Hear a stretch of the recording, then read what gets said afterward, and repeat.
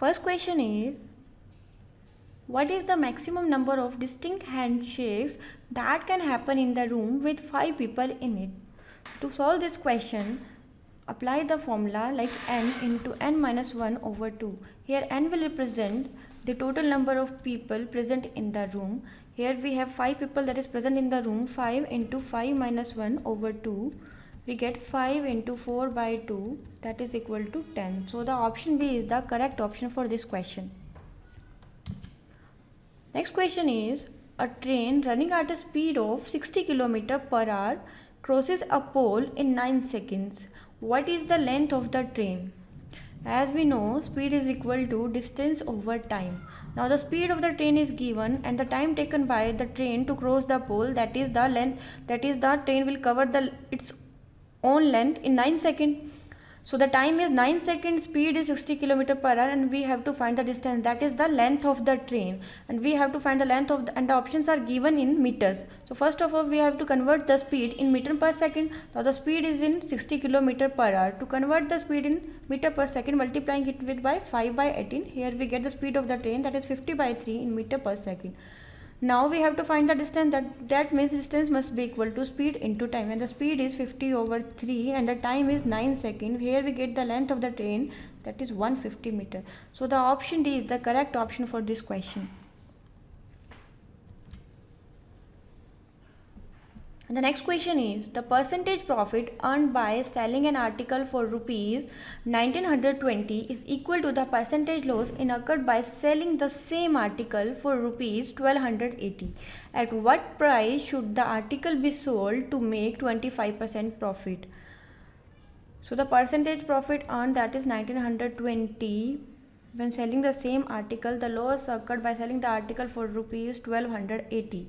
To find the CP, what you have to do, you have to add these prices, that is 1920 plus 1280, and divided it by 2, we get CP, and the CP is equal to rupees 1600. And what we have to find, we have to find at what price should the article be sold to make a profit of 25%. Now the CP is rupees 1600 and we have to sold the article to make a profit of 25%. So the CP is 1600 and the profit percentage is 25%. So multiplying it with 125 over 100, we get the SP, that is equal to rupees 2000. So the option A is the correct option for this question. Next question is, a boatman goes 2 km against the current of the stream in 1 hour and goes 1 km along the current in 10 minutes. How long will it take to go 5 km in stationary water? Let us take the speed of stationary water, that is equal to x. Speed in stationary water, that is equal to x km per hour, and the speed of current, that is equal to y km per hour. The first statement says boatman goes 2 km against the current of the stream in 1 hour, that is x minus y is equal to, this is the speed in stationary water, speed of the current is equal to 2 km, that is distance, and time is 1 hour, or you can say 2 km per hour. This is the upstream speed. Now downstream speed is, that is x plus y is equal to, the boatman goes 1 km along the current in 10 minutes. The distance is 1 km and the time is 10 minutes. To convert it into hour, that is 1 by 6 hour, or you can say 10 by 60. The speed is equal to, downstream speed is equal to 6 km per hour. And we have to find the speed, and we have to find how long will it take to go 5 km in stationary water. Now first of all we have to find the speed in stationary water, that is x km. We have to find the value of x.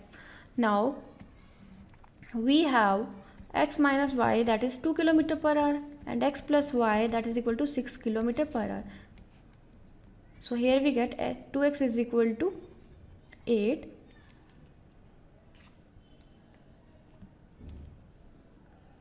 X is equal to 8 and x is equal to 8 by 2, or you can say 4 km per hour.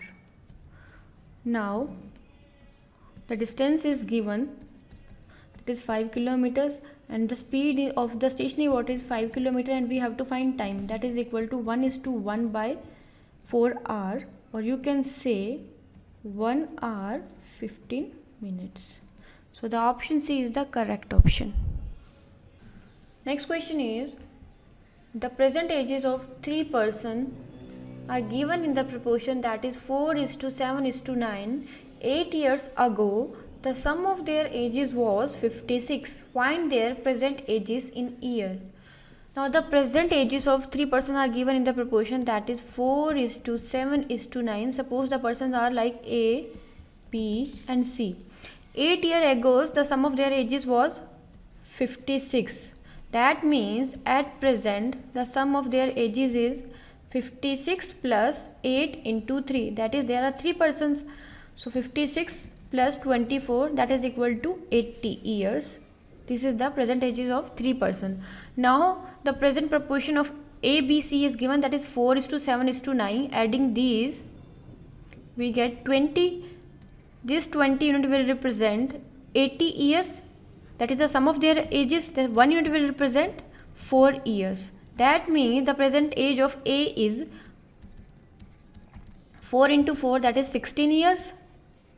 The present age of B, that is 7 into 4, that is 28 years.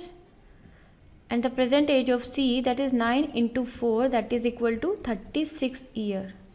That means option B is the correct option. Next question is, a tank is filled by 3 pipes with uniform flow. The first 2 pipes operating simultaneously fill the tank in the same time, during which the tank is filled by the third pipe alone. The second pipe fills the tanks in 5 hours faster than the first pipe and the 4 hours slower than the third pipe. The time required by the first pipe is. The options are 6 hours, 10 hours, 15 hours and 30 hours. Suppose there are 3 pipes, pipe A, B and C, and the first 2 pipes are operating simultaneously, fill the tank in the same time, during which the tank is filled by the third pipe alone. That means if first 2 pipes are A and B, from this statement it is clear that A plus B is equal to C. That means the efficiency of A plus B together is equal to the efficiency of C alone. Now, if C is taking X hours to fill the tank, that means B is taking X plus 4 hours, because the second pipe fills the tank 5 hours faster than the first and 4 hours slower than the third pipe. That means if C is taking X hours, that B will fill the tank in X plus 4 hours, and A and the second pipe fills the tank 5 hours faster. That means A will take X plus 5 plus 4. That is, A will take X plus 9 hours to fill the tank, because if C is taking X hour and B is taking X plus 4 hour and B fills the tank 5 hours faster than A, that means A is taking X plus 9 hours. To solve this question, apply a short trick. The extra hours taken by A and B together, that is 9 and 4, multiplying this 9 and 4 and take their square root, that is 36, and the hours are, that is 6 hours. This will give you the value of X. Now, if C is taking 6 hours to fill the tank, that means B will take 6 plus 4, that is 10 hours, and A will take 6 plus 9, that is 15 hours. And what you have to find, the time required by the first pipe is, that is 6 plus 9, 15 hours. So the option C is the correct option. Now the next question is, a rectangular field is to be fenced on the 3 sides, leaving a side of 20 feet uncovered. If the area of the field is 680 square feet, how many feet of fencing will be required? Suppose this is a rectangular field this side is uncovered.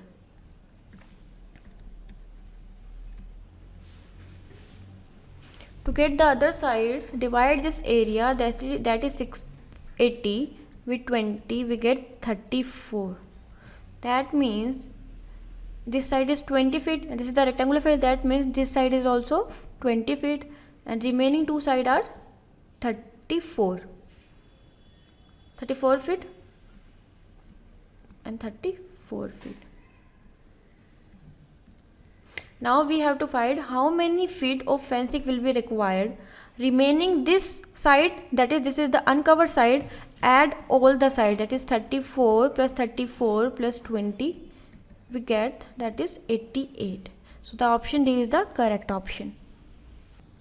The next question is, seats for mathematics, physics and biology in a school are in the ratio that is 5:7:8.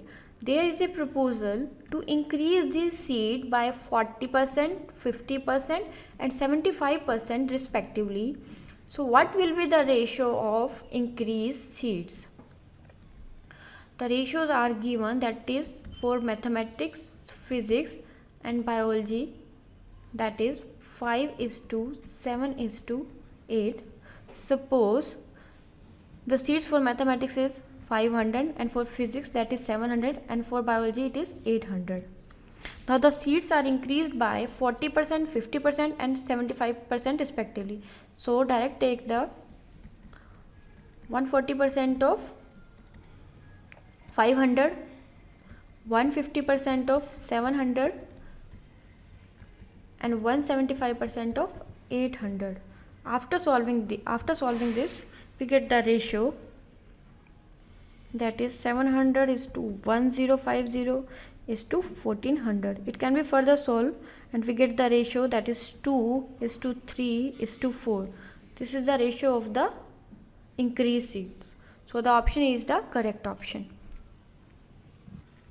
The next question is, a flagstaff 17.5 meter high casts a shadow of length 40.25 meter.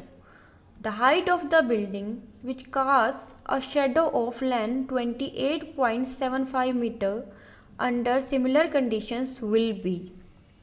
So the height of the flagstaff, that is 17.5 and cast a shadow of length, that is 40.25. That must be equal to the height of the building.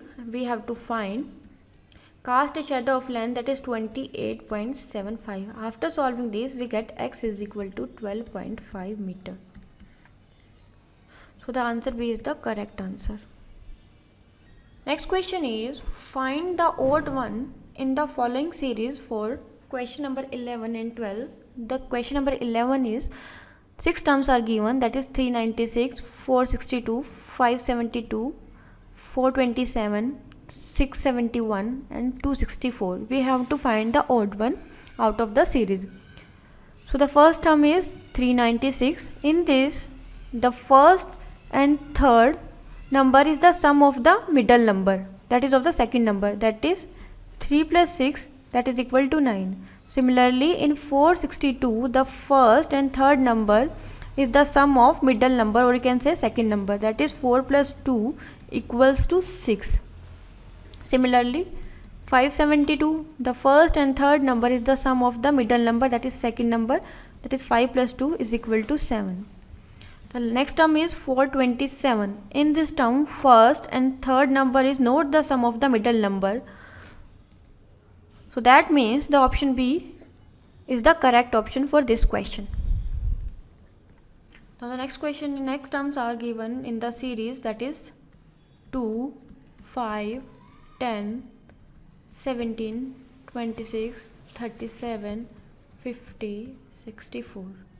The gap between first two term is 3. The gap between the next two term is, that is 5. The gap between 10 and 70, that is 7. The gap between 17 and 26, that is 9. The gap between 26 and 37, that is 11. The gap between 37 and 50, that is 13. The gap between 50 and 64, that is 14. So here you can see the gap between the term is a series of odd numbers in increasing order, except the gap between 50 and 64. That means the number 64 is not suitable here. So the odd one from the series is the option D, that is 64. The next question is the difference between simple and compound interest compounded annually on a certain sum of money for 2 years at 4% per annum is rupee 1. The sum that is in rupees is, the options are 625, 630, 640 and 650. For this type of question, apply the direct formula, that is the difference between SI and CI must be equal to the principal into R, that is the rate per annum, taking the square of R and dividing it by taking the square of 100. So the difference is rupee 1. We have to find the principal, and the rate is, that is 4% per annum, taking the square of 4, dividing it by 100. After solving this, we get P is equal to 4 into 4 over 100 into 100, that is P is equal to rupees 625. So the option A is the correct option. Now the next question is, complete the missing element of the following series. So the option for this question is the option C. Next question is, 4 terms are given in the series and we have to find the next term. The first term is J, A, K. Next is K, B, L. Next one is L, C, M. Next one is M, D, N. We have to find the next term in the series. So the first alphabet in the first term, that is J, and the first alphabet in the second term, that is L. First alphabet in the third term, that is L. First alphabet in the fourth term, that is M. So here you can see the alphabet is increasing by 1. So the next alphabet in the next term will be N. Second alphabet in the first term is A. In the second term it is B. In the third it is C. In the fourth it is D. So these alphabet, that is the middle alphabet of the first, second, third and fourth term are increasing by 1. So the next alphabet in the next term of the series, that is E. And the third alphabet in the first term is K. The third alphabet in the second term is L. And in the third it is M. And it is in the fourth it is N. So that is, it is also following the same pattern as that of the previous one, that is increasing by 1. That means the last alphabet in the last term, that should be O. So the correct option for this type of series is, that is NEO, that is option B. Next question is, the 4 terms in the series is given and we have to find the next term, that is F a G, G a F, H a I a H, and we have to find the next term in the series. So the first alphabet in the first term is, that is F, second is A and third is G. From all the terms of the series, you can say middle term is constant. So the middle alphabet is constant, that is A. The first term you can say the next alphabet to F, that is G in the alphabetical series, and next second term is the reverse order of first term, and in the third term the next alphabet to G, that is H, and the next term to H is, that is I, and the fourth term is the reverse of the third term. So the next alphabet that should come in the series, that should be J, and A is constant in all the terms. Now the next alphabet in the series, that should be K. Because in the series, the next alphabet to F is G, the next alphabet to H, that is I, the next alphabet to J, that is K. So the correct option for this series is, that is option A, that is JAK.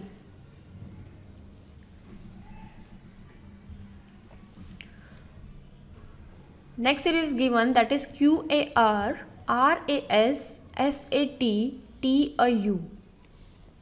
You can see the alphabet A is constant in all the terms.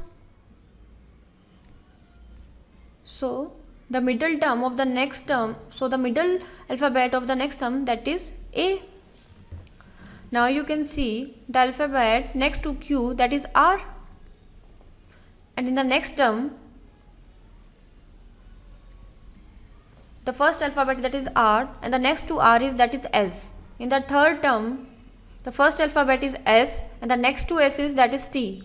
In the fourth term, the first alphabet is T and next to T, that is U. So in the next term, that is first alphabet, there should be U, and next to U, that is V.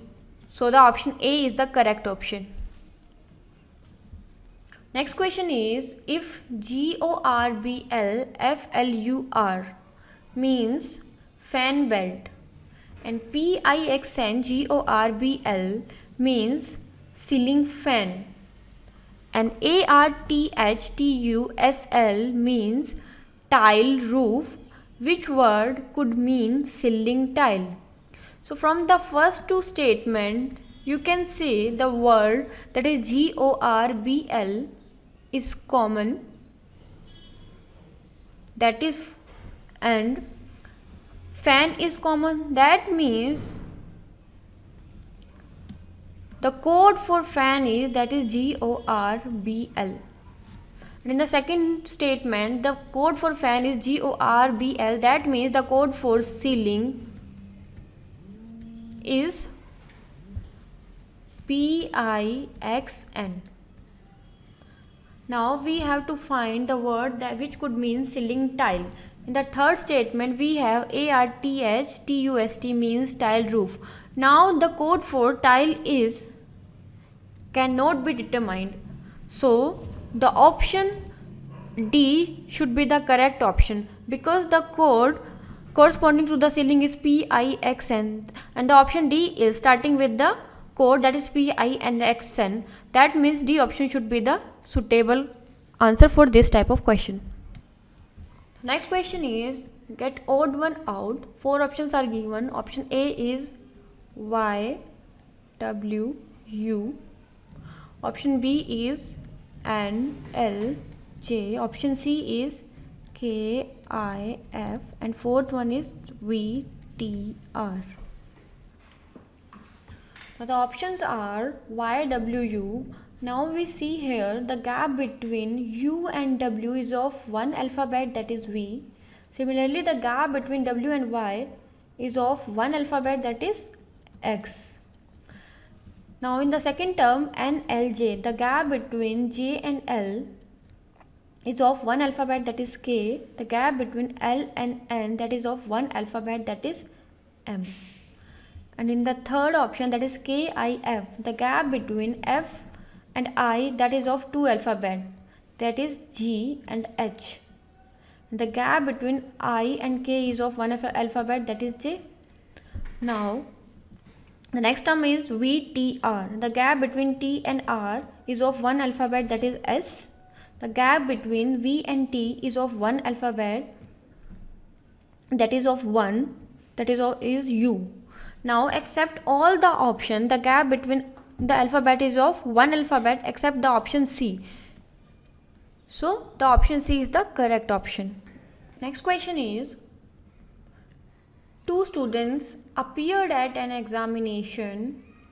One of them secured 9 marks more than the other, and his marks were 56% of the sum of their marks.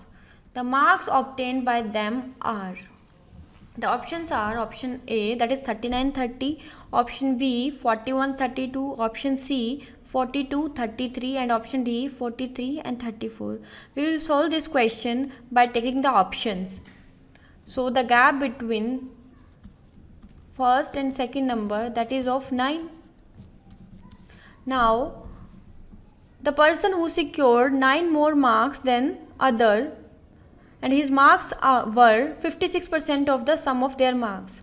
So the total of sum of 39 plus 30, that is 69, that is equal to the, by taking 56% of 69, that should be equal to 39, but the number is not equal to 39, so the option A is not the correct option. So we'll go for the option B.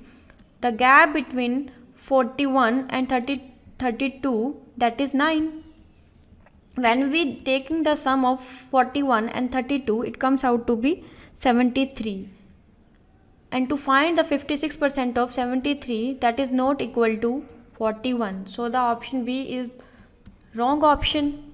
When we go for option C, that is 42 and 33, the gap between the two numbers, that is 9. When we take the sum of these two numbers, that is 42 plus 33, it gives you 75. When we take the 56% of 75, that is equal to 42. And we have given the statement his marks were 56% of the sum of their marks. Sum of their marks is 75 and 56% of the marks, that is 42. That means the option C is the correct option.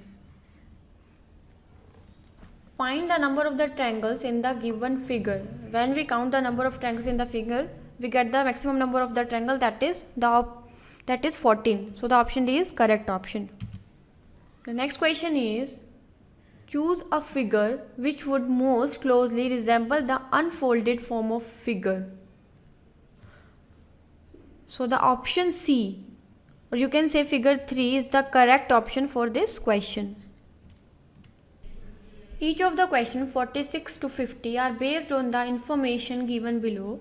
8 persons E, F, G, H, I, J, K and L are seated around a square table, 2 on each side.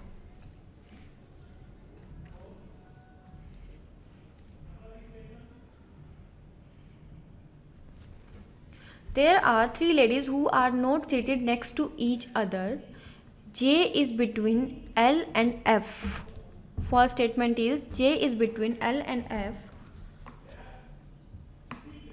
If I placed F here, then J is between F and L. G is between I and F. G is between I and F. H, a lady member, is second to the left of J. H, a lady member, is second to the left of A. First left of J is L and the second left of J is H. That is a lady member.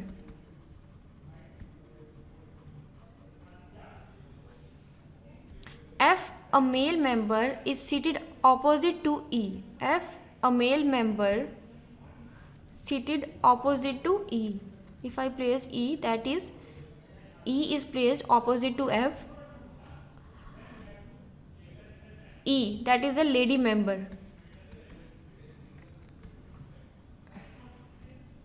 There is a lady member between F and I.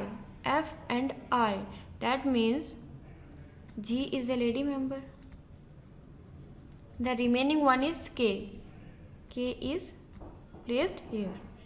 Now the question is, who among the following is to the immediate left of F? Immediate left of F, that is J. So the option C is the correct option. Next question is, what is true about J and K? J and K as lady members are H, E and G. Lady members are H, E and G. That means J and K both are male. The option D is correct option. Next question is, how many persons are seated between K and F? That is How many persons are seated between K and F? That is 3 persons are seated between K and F. So the option is C. Who among the following are 3 ladies? The 3 ladies are E, H and G. So the option C is the correct option. Who among the following is seated between E and H? E and H. So K is seated between E and H. So the option C is the correct option. Next question is 3 ladies X, Y and Z marry 3 men A, B and C. 3 ladies, that is X,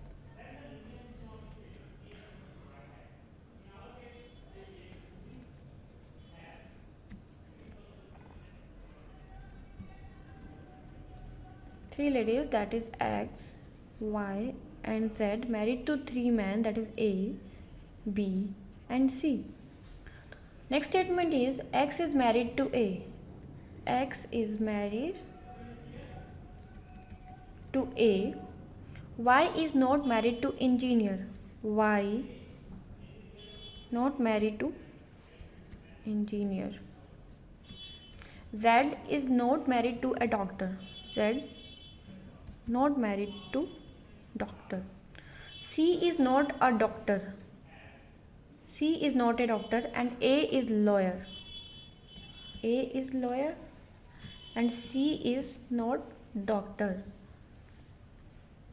Only monogamous relationships are permitted. Then which of the following statement is correct?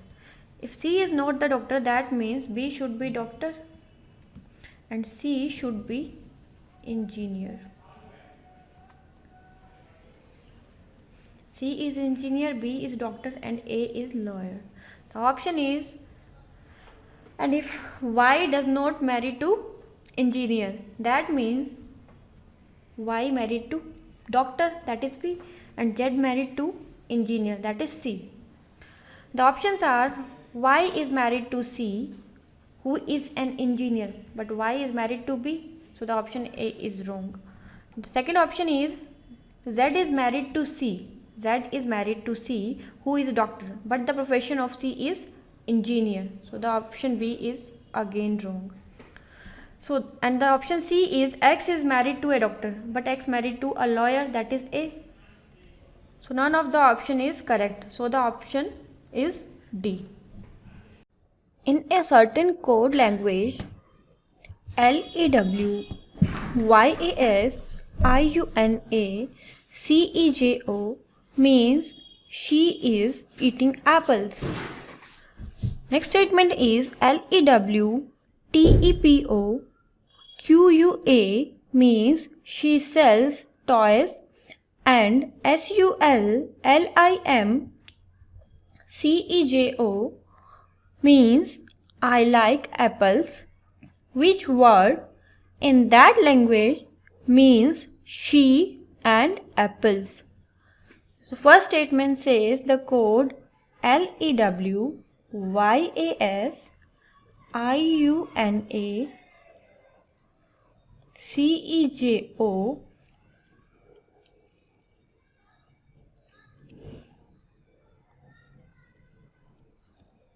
means she is eating apples.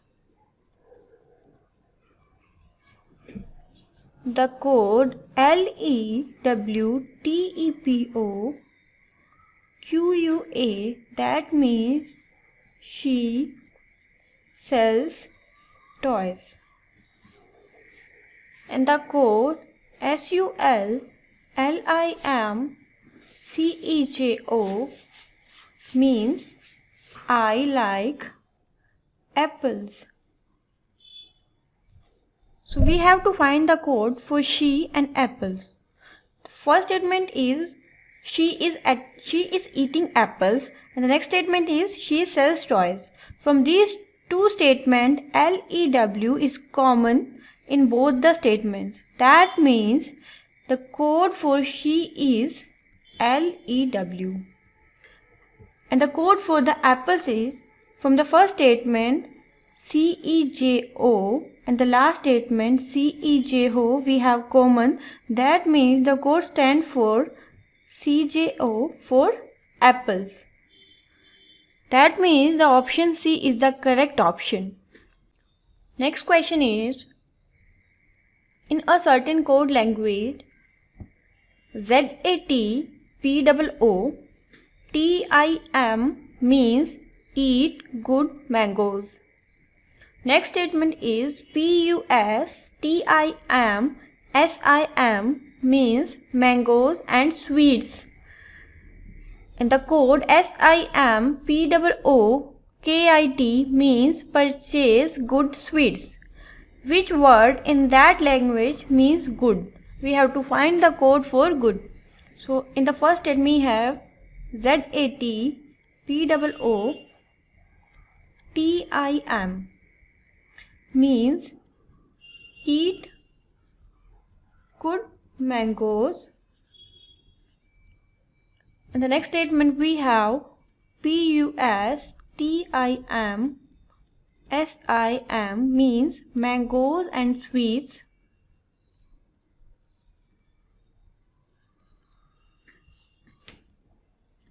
And the code SIMPOOKIT means purchase good sweets. And we have to find the code for good. So from the first and third statement we have POO is common. That means the code for good is POO. That means the option A is the correct option. The government recently started a special train to connect the remote areas with main cities. The basic one-way fare for a child between 3 and 10 years costs half the regular fare for an adult plus a reservation charge. That is the same on the child's ticket as on the adult's ticket. One reserved ticket for an adult costs $216 and cost of a reserved ticket for an adult and a child that is aged between 3 and 10 years costs $327. What is the basic fare for the journey for an adult? So we have adult plus reservation charges that is equal to $216, and we have adult plus reservation charge plus child fare plus reservation charge that is equal to $327. When we subtract adult plus reservation charges from adult plus child plus their reservation charges, that is $327 minus 216, we have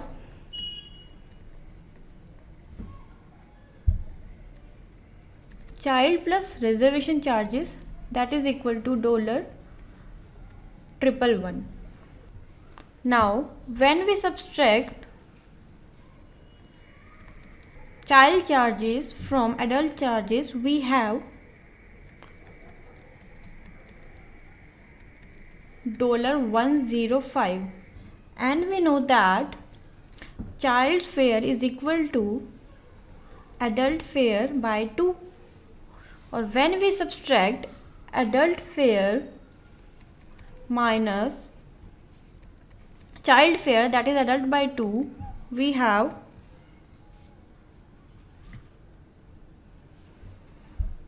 $105. That means adult by 2 is equal to $105, and the adult fare that is equal to 105 into 2 that is equal to $210. So the option C is the correct option. Next question is, A task can be completed in 20 days if Rose and Ryan work together. However, if Rose worked alone and completed half the task and the Ryan takes over and completes the second half, the task will be completed in 45 days. How long will Rose take to complete the task if she worked alone? Assume that Ryan is more efficient than Rose. So in the first statement we have Rose and Ryan can complete a work in 20 days. Now, if Rose worked alone and completed half the task and the Ryan takes over. So in this question we don't know the efficiency of Rose and Ryan, and we don't know in how much time Rose and Ryan can complete the task.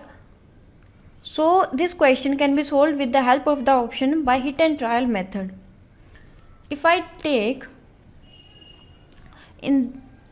Rose can complete a work in 60 days, that is I am taking the option C, and Ryan will complete a task that is in 30 days. That means the total work, taking the LCM from these two numbers, we take the LCM. This LCM will represent the total unit of work. When we divide this 60 by 60, we get the efficiency of Rose, or you can say 1 day work of Rose. Here we get the 1 day work of Ryan, that is 2 unit. Now Rose plus Ryan together can complete this work in how many days? Dividing the total unit of work with their efficiency, that is 1 plus 2, that is 3, that is equal to 20 days. That means it is already given in the question, that is Rose and Ryan can complete a piece of work in 20 days, or they can complete a task in 20 days. The next statement says if Rose worked alone and completed half the task. So half of the task is, that is total unit of work is 60 unit, and the half of the task is, that is 30 unit. That means Rose will complete this task in 30 days, as the efficiency of Rose is 1 unit. So Rose can complete the half work in 30 days, and Ryan will complete this work, that is the remaining work, 60 minus 30, that is the remaining half of the work is completed by Ryan in how many days? As the efficiency of Ryan is 2 unit and Ryan have to complete the 30 unit of task, we have the efficiency of Ryan is, that is 2 unit, that means Ryan will complete half of the work in 15 days. So both will complete the work in Rose plus Ryan, that is in 45 days. So this also satisfies the second situation. That means, and here it is also clear that the efficiency of Ryan is more than the efficiency of Rose, as Ryan's efficiency is 2 unit and the Rose efficiency is 1 unit. That means the option C is the suitable answer for this question. What is the measure of the radius of the circle that circumscribes a triangle whose sides measures 9, 40 and 41? So 9, 40 and 41 are the triplet of the right angle triangle.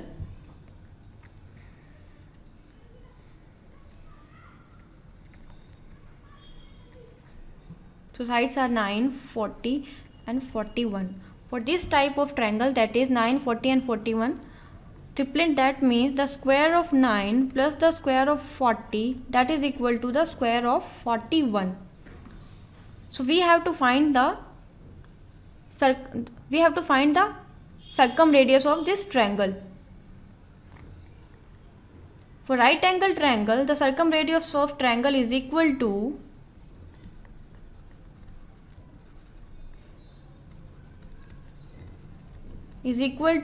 hypotenuse over 2. Here hypotenuse is 41 units over 2, that is equal to 20.5 units. That is the option D is the correct option. Next question is, Deepika had 4 papers in her matriculation examination, that is English, Hindi, Social Studies and Science, each carrying a maximum of 100 marks. Her uncle offered her a Polo Colo book as a present if she got 60% or more in both English and Social Studies. provided she got an aggregate of at least 200. He also offered her a Harry Potter book as a present if she got 60% or more in both Hindi and social studies, provided she got an aggregate of at least 200. Deepika was eligible for both the presents. As it turned out, Deepika got the Polo Collar book but not the Harry Potter book. If she scored 64 in both English and social studies, the minimum that she got in science was. So she got an aggregate of 200 marks and she get 64 marks both in English and social studies. That is the total of English marks and social studies marks, that is equal to 64 into 2, or you can say 128. Now we have to find the minimum marks that she got in science. If she got 60% marks in Hindi, so she is presented with a book that is Harry Potter. But that means she doesn't get 60% marks in Hindi. If I assume she got 59 marks in Hindi, and how much she got in science, that is out of 200 she got 128 in English and social studies, and Hindi she got 59 marks. If I add to 128 plus 59 and subtracted it from 200, we get the minimum marks she got in science, that is equal to 13. So the option D is the correct option. Next question is, there is a class of 120 students in St. Paul's College. All the students are numbered from 1 to 20. Wherein all even number students opt for history, those numbered are divisible by 5 opt for geography, and those numbers who are divisible by 7 opt for political science. How many opt for none of the three subjects? The student who are even number opt history as a subject. The numbers which are divisible by 5 opt geography, divisible by 5 opt geography, and even numbered opt history, and those whose numbers are divisible by 7 opt political science, divisible by 7.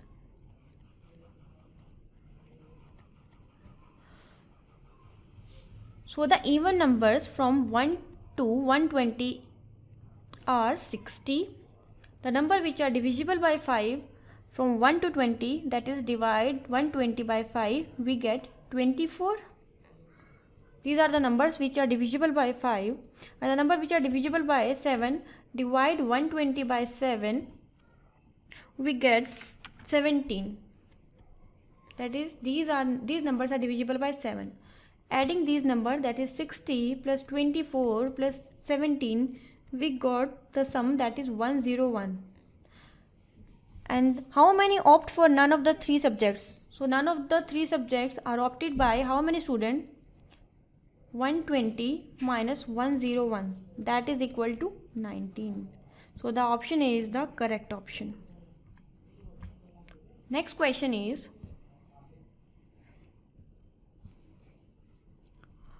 Arun and Varun are both athletes. However, Arun runs 25% faster than Varun, and he is able to allow Varun a lead of 7 meters to end a race in scorching heat. So what is the length of the race? And the options are 10 meters, 25 meters, 15 meters and 35 meters. As Arun is able to give a lead to Varun by 7 meters and Arun runs 25% faster than Varun, that means this 25% will represent the 7 meter of race, and Arun is 25% faster than. Assume that the Varun efficiency is 100%. That means the Arun efficiency that must be equal to 125%. That means 25% means 7. That means 125% means is this 25, 125 is 5 times of 25. That means 5 times of 7 is 35. So the length of the race is 35 meters. So the option D is the correct option. Next question is, in a big farm in Wisconsin, there are only hens and cows. When the owner counted the heads of the stock in the farm, the number summed up to 200. While counting the number of legs, the number summed up to 540. How many more hens were there in the farm? Assume each cow had 4 legs and each had 2 legs.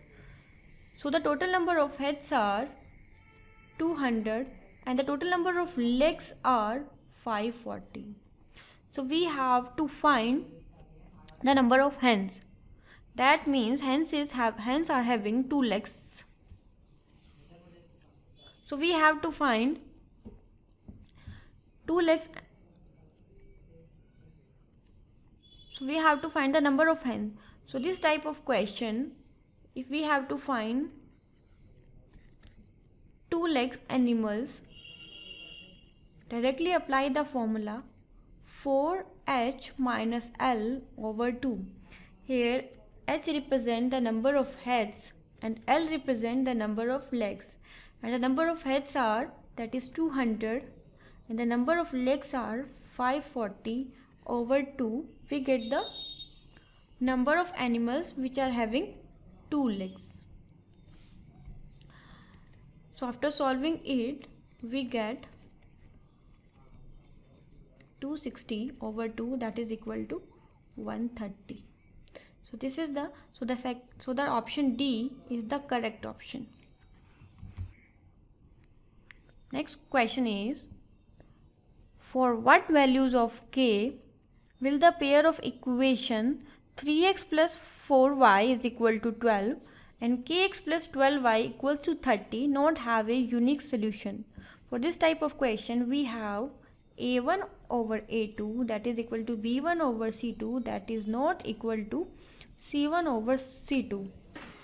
So a1 in the first equation is 3, a2 in the second equation is k, b1 in the, this is b2, and the b1 in the first equation is 4 and b2 in the second equation is 12. After solving it, we get k is equal to 9. So the option A is the correct option. Next question is, the length of a rope to which a cow is tied is increased from 19 meter to 30 meter. How much additional ground will it be able to graze? Assume that the cow is able to move on all the sides with equal ease. Use pi is equal to 22 by 7 in your calculation. So the options are 1696 square meter, 1694 square meter, option C is 1594 square meter, and option D is 1756 square meter. So in this type of question, just apply the formula of circle like pi into capital R square minus small r square. Now in this case, pi is given, that is 22 by 7. Capital R is, that is 30 meter. The square of 30 is, that is 900, and the small r is 19 meter. The square of 19 is, that is 361. After solving this,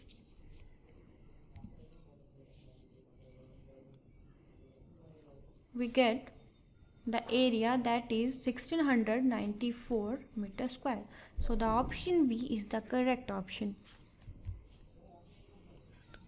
Next question is, if 10, 12 and x are the sides of an acute angle triangle, how many integer value of x are possible? The options are 7, 12, 9 and 13.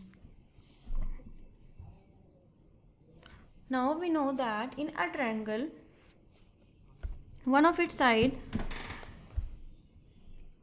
is less than the sum of two sides and greater than the difference of two sides. That means x is greater than 2 and x is smaller than 22.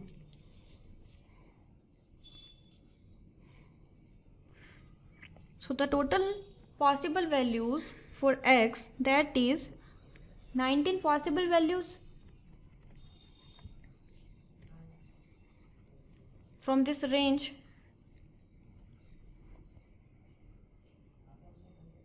as this is acute angle triangle, so the x must be larger than 12 and x must be smaller than 22.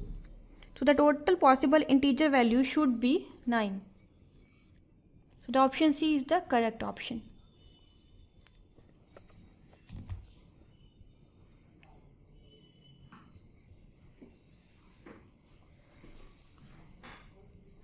Next question is,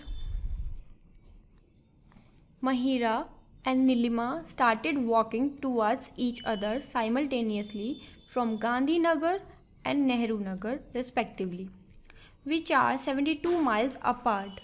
They met after 6 hours. After their meeting, Mahira reduced her speed by 1 mile per hour and Nilima increased by 1 mile per hour.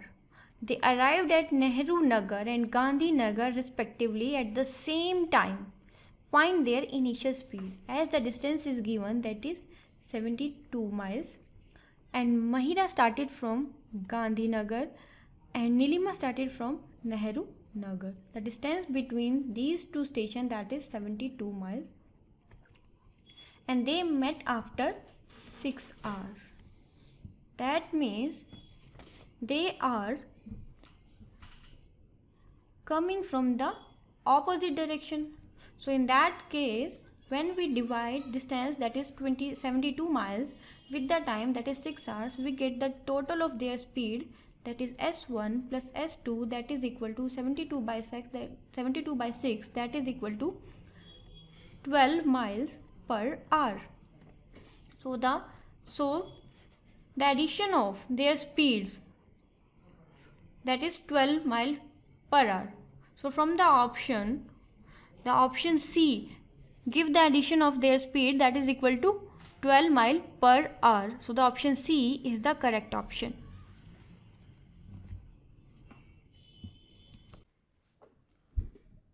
Next question is, if I sell a computer at 80% of its marked price, I make a loss of 12%. So what percent profit will I make if the computer is sold at 95% of its marked price? Options are 5% profit, 1% profit, 5.5% profit, and 4.5% profit. Suppose the marked price is rupees 100. And if I sell computer at 80% of the marked price, now in that case, SP is rupees 80, because the 80% of 100 is rupees 80, and I make a loss of 12%. So first of all, we'll find CP, that is cost price, 80 into 100 over loss of 12%, that is 88. Here we get CP is equal to 1000 over 11. Now, if the computer is sold at 95% of its marked price, if I sell the computer 95% of the MP, that is, now my selling price is rupees 95, and I have CP, that is rupees 1000 over 11. Now what is my profit? Profit is equal to 95 minus 1000 over 11, that is 1045 minus 1000 over 11, that is equal to 45 over 11 rupees. Now the profit percentage can be calculated. Profit, that is 45 over 11 over CP, that is 1000 over 11 into 100. After solving this, we get profit percent, that is equal to 4.5%. So the option D is the correct option. Question is, study the following information carefully and answer the question 51 to 55. 7 back travelers are traveling in a train compartment with 3-tier sleeper berth. Bob, Mop, Tom, Roy, Cos, Hog and Don. Each of them has a different profession of architect, doctor, engineer, journalist, lawyer, pathologist and pharmacist. They occupy 2 lower berths and 3 middle berths and 2 upper berths. Bob, the engineer, is not on the upper berth. The architect is the only person who occupies the same type of berth as that of Bob. Mop and Hog are not on the middle berth and their profession are pathologist and lawyer respectively. Tom is a pharmacist. Don is neither a journalist nor an architect. Cos occupies the same type of berth as that of doctor. So first of all, we will make a table. From this table, we have 7 persons: Bob, Mop, Tom, Roy, Cos, Hog and Don. Each of them having different profession like architect, doctor, engineer, journalist, lawyer, pathologist and pharmacist. And the person are occupying the 3 type of berth, that is upper berth, middle berth and lower berth. Each person is occupying one kind of berth. So from the statement, we have Bob, the engineer, is not on the upper berth and the architect is the only other person who occupies the same type of berth.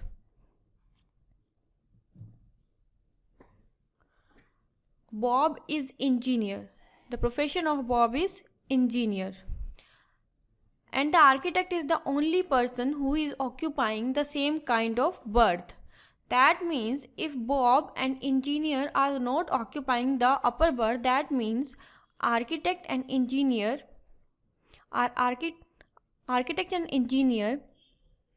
occupying the same kind of berth, that is lower berth. Because the architect is only the person who is occupying the same kind of berth as that of Bob. The second statement is Mop and Hog are not on the middle berth and their profession are pathologist and lawyer respectively. Mop and Hog are pathologist and Hog is lawyer. They are not occupying the middle berth. That means Mop and Hog will occupy the upper berth because lower berth is occupied by architect and engineer and middle berth is not occupied by Hog and Mop. That means they people will occupy the upper berth, that is upper berth is occupied by Hog and Mop. And Tom is a pharmacist. Tom is a pharmacist. Don is neither a journalist nor an architect. Don is neither a journalist nor architect. That means the profession of Don is doctor.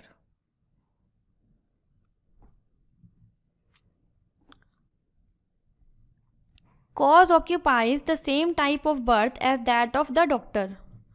Cos occupies the same type of berth as that of doctor. Now doctor is Don. And Cos and Don are occupying the same type of berth.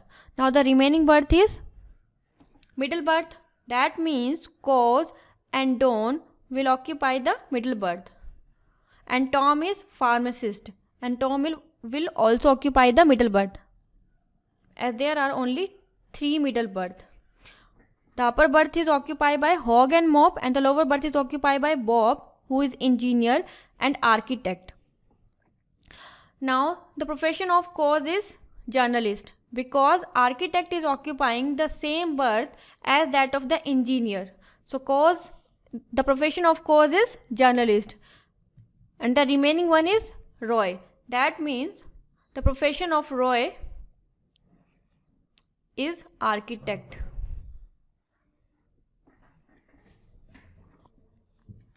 Now the question is, who is architect? So Roy is architect. Next question is, what is Don's profession? As from the table, the profession of Don is doctor. So the option is the correct option. Next question is, which of the following pair occupy the lower berth? Lower berth is occupied by Bob and Roy. Bob and Roy. So none of these.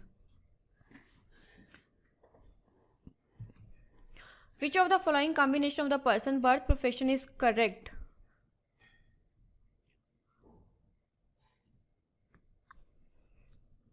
Roy, lower journalist.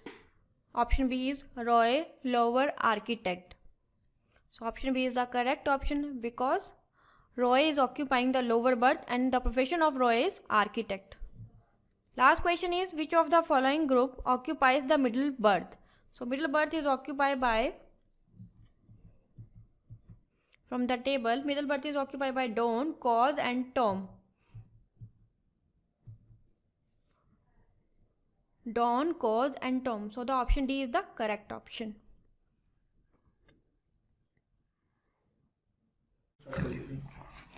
So the question is, the study of fossils is known as. Here we are talking about the study of the fossils. So the study of the fossils is known as paleontology. This is the answer, and this is of two types, like one is a vertebrate and one is invertebrate. So the study of the animals like mammals and all those comes into vertebrates, and plants and all these comes into invertebrate paleontology. The next question is, who has been elected as the president of the Cricket Association of Bengal, that's CAP, in 2015? So if you look into this, like Sunil Gavaskar is not from Bengal, Muhammad Azharuddin is from Hyderabad, Anil Kumble is from Bangalore. So the answer is Saurav Ganguly, because he is only the Bengali out of all of them. The next question is, which company committed to invest $150 million for the Indian startups during the Indian Prime Minister's September 2015 US trip? We know that America is popular for its software professionals and companies. So here we have a list of many software companies like Microsoft, Google, Yahoo, and Qualcomm. So the answer for this is Qualcomm. Qualcomm has promised to invest $150 million for the Indian startups in the visit of the Prime Minister to America in 2015. The next is, what is the name of the second guided missile destroyer which has been commissioned into INA, that's Indian Navy, recently? So here the options are INS Vajram, INS Kochi, INS Kolkata, and INS Mumbai. So if you talk about many, like the first one was INS Kolkata, and the third one is Mumbai. So the answer is INS Kochi. INS Kochi, it was commissioned in this Indian Navy on 30th September 2015. The next question is, which cities hosted the South Asian Games in January 2016? So this, last year it was organized, it was held, and it was held in India. So out of these, all the cities like Bhopal and Jaipur, Mumbai and Kolkata, New Delhi and Pune, the answer is Guwahati and Shillong. So the January 2016 South Asian Games were held in India, and that too in Guwahati and Shillong. And the next one we will have in Kathmandu. The next question is, which country is poised to become the third largest buyer of commercial passenger planes in the world, with only US and China ahead of it. So that means we are talking about the third one, the first being the US and the second being the China. So which will be the largest buyer of commercial passenger planes, commercial, right? We are not talking about any other fighter planes or something. We are talking about the commercial planes. And the options given are France, India, Germany, and none of the above ones. So answer here is India. India is believed to have around over 1,000 aircrafts by the coming few years. Question is, which city is being developed as a new capital of the current state of Andhra Pradesh? We know that the capital of Andhra Pradesh is Hyderabad as of now, but after the division of Andhra Pradesh into Telangana and Andhra Pradesh, Andhra Pradesh has got a new capital and they are developing it. It's not officially working so far, but they are developing it. And now if we look into this, Hyderabad is current. So we are not talking about this one. Visakhapatnam is a port city, so it cannot be the capital here. The answer is Amravati. They are developing Amravati as the new capital for Andhra Pradesh. So they have left over their stake over Hyderabad. So Hyderabad will be the capital of Telangana in the near future. Next question is, Garampani Sanctuary is located at. We are looking for Garampani Sanctuary. It is located at Junagadh, Gujarat, Dipu, Assam, Kohima, Nagaland, or Gangtok in Sikkim. So the answer here is, it is in the Dipu area, which comes under the Golaghat district of Assam. So it is Garampani Sanctuary is located in Dipu in Assam. Next question is Ashoka's Dhamma or the law of piety. We know that Ashoka is very popular for his Dhamma. After the Kalinga war, he turned himself from a cruel ruler to a very soft-hearted ruler. So we are talking about Ashoka's Dhamma. What does it has? It had the essence of all religions. Or the option is the other one, was a revolt against the insufficiency of the Buddhist Sanghas. Third option is, was a new religion which he founded after the Kalinga War. And the last is, he laid emphasis on founding a strict set of rituals. The answer is A. Ashoka's Dhamma had the essence of all religions. He never went against the Buddhist Sangha, or he did not found a new religion. But the thing is, in the present Hindu religion, he inculcated some policies or some good things from the Buddhist Sanghas also. So it had the essence of all the religions, the combination of all the religions, good points of all the religions in Ashoka's Dhamma. The next question is, which two countries have voted against a February 2017 UN resolution to impose sanctions against Syria over its alleged use of chemical weapons? So here we are talking about which two countries were against the UN resolution. UN passed a resolution in February 2017 to impose sanctions against Syria against its use of chemical weapons. But out of these, two countries went against it. So which were the two countries? So the two countries were Russia and China. We know that in UNO we have 5 permanent members which can go against the resolution, and thus the resolution could not be passed because of that. So, and those 5 countries are US, Russia, England, France and China. So if you see here, these are the only options mentioned here. So the answer is Russia and China. They went against this UN resolution.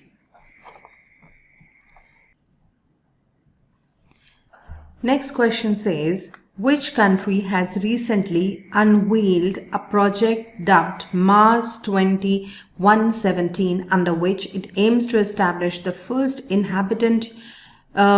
inhabitable human settlements on the planet Mars by the year 2117 or 2117. So here we are talking about which country has already made a plan that they want to have a settlement and on the Mars by 2117. So the option here is UAE, that's United Arab Emirates. They have already made a plan to do that. Next question says, Daniel Ortega has been sworn in for the third consecutive term as the president of which Central American country? The Central American countries, like we know that America is in North America and Latin America, and in Latin America we have these Central American countries which comes in the center. So Daniel Ortega has been elected, or he has been sworn for the third consecutive terms, means continuously he has been elected as a president for the third term, in which Central American country? And the option is Nicaragua. Right, so he has been appointed as elected as the president again for the third time in Nicaragua.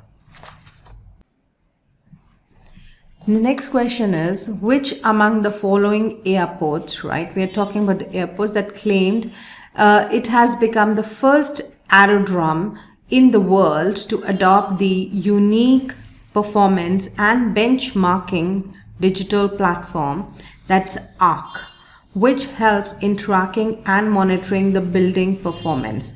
So here it has adopted the building performance system. So which is the first aerodrome, in the world, we can say, which has adopted this policy? And the answer is A, that's Indira Gandhi International Airport, very commonly known as IGI at Delhi. So this is the first airport to adopt this technology in India. Next question is that socialist, secular unity and integrity of the nation.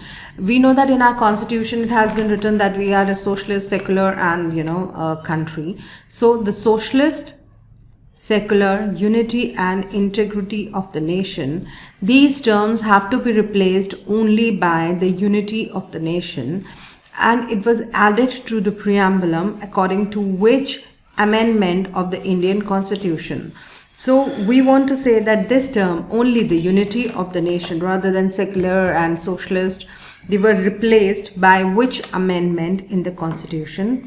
And the answer is B, that is 42nd Amendment, which was held in 1976. By this constitution, we replace this word only by unity of the nation.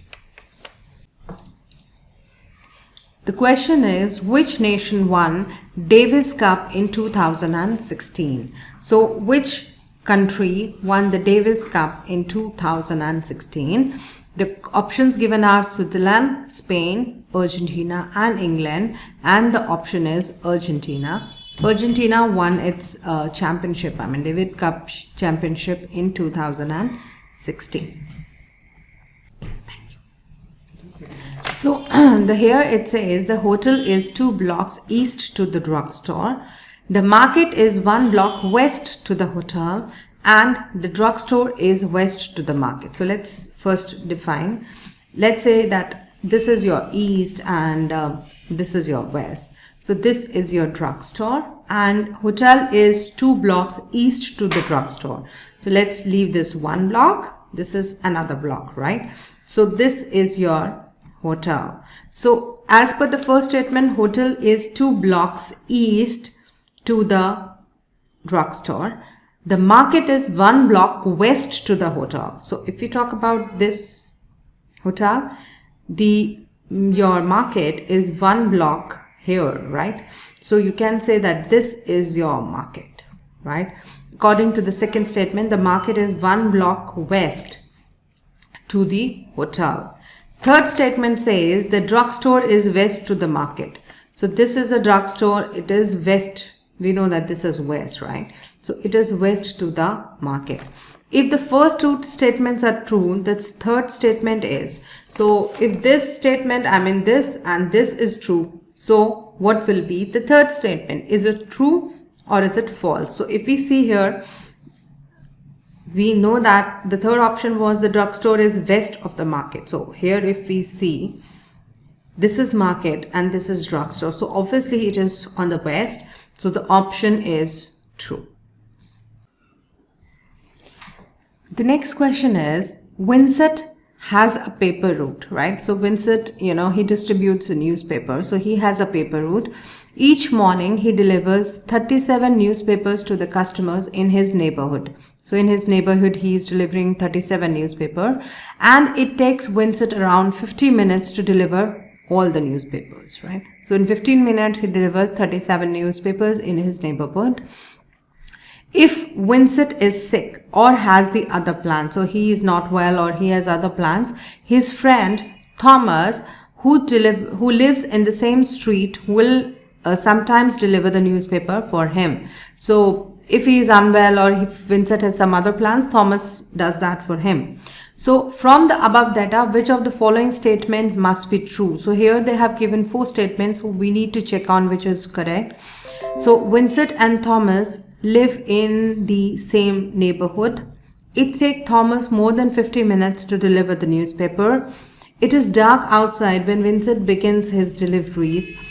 And the last is, Thomas would like to have his own paper route. So here in this paragraph, it is written, different statements suggest that they live in the neighborhood, same neighborhood, because it's clearly mentioned that they live in the same street, means they are neighbors. So they have the same neighborhood. Question is, which word does not belong with the others? So here we have some list of words. So we are going to check which one is a mismatch out here. The first is cornea. Second is retina, vision and pupil. So if we look into that, cornea is a part of an eye, retina is also a part of an eye, and pupil is also a part of an eye, except vision. This is not a part of an eye. So the option is C, which is a mismatch out here. Next question is, choose the most appropriate words from the options given below to complete the following statements. So there are some statements given here and some blanks here, so we have to fulfill out here. Female sparrows and immatures are, here we have to find out, while the typically adult male sparrow is dash by its marking, a black bib, a grey cap and the white lines trailing down from the mouth. Here they have given some kind of description about the sparrows, female and immature, and the adult sparrows. So if you here they have told that the male sparrows, they have some kind of markings, a black bib or a grey cap, and some kind of lines that trail down from their mouths. But the female sparrows and immatures are, so let's look into the options. Somewhat nondescript, okay, differ to spot, better, camouflaged, considered to be endangered, characterized. Out of these, the option will be A, that is the female sparrows and the immatures are somewhat nondescript. They don't have different descriptions about them. While the typically adult male sparrow is easily recognized. You can easily recognize them because by their markings, I mean they have given the description how you can recognize them by their markings, a black bib or a grey cap or white lines that trail down their mouth. So the option is A for this. So the next question says, find the best correction for the underlined sentences from the 4 options given below. Here we have underlined some statements and they have 4 options we have here. So let's find out which will be the best correction for that. So let's start with the paragraph from here.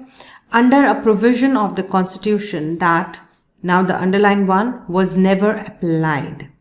We are talking about some kind of provision which was never applied. Congress has been required to call a convention for considering possible amendments to the documents when formally asked to do it by the legislature of the 2/3 of the states.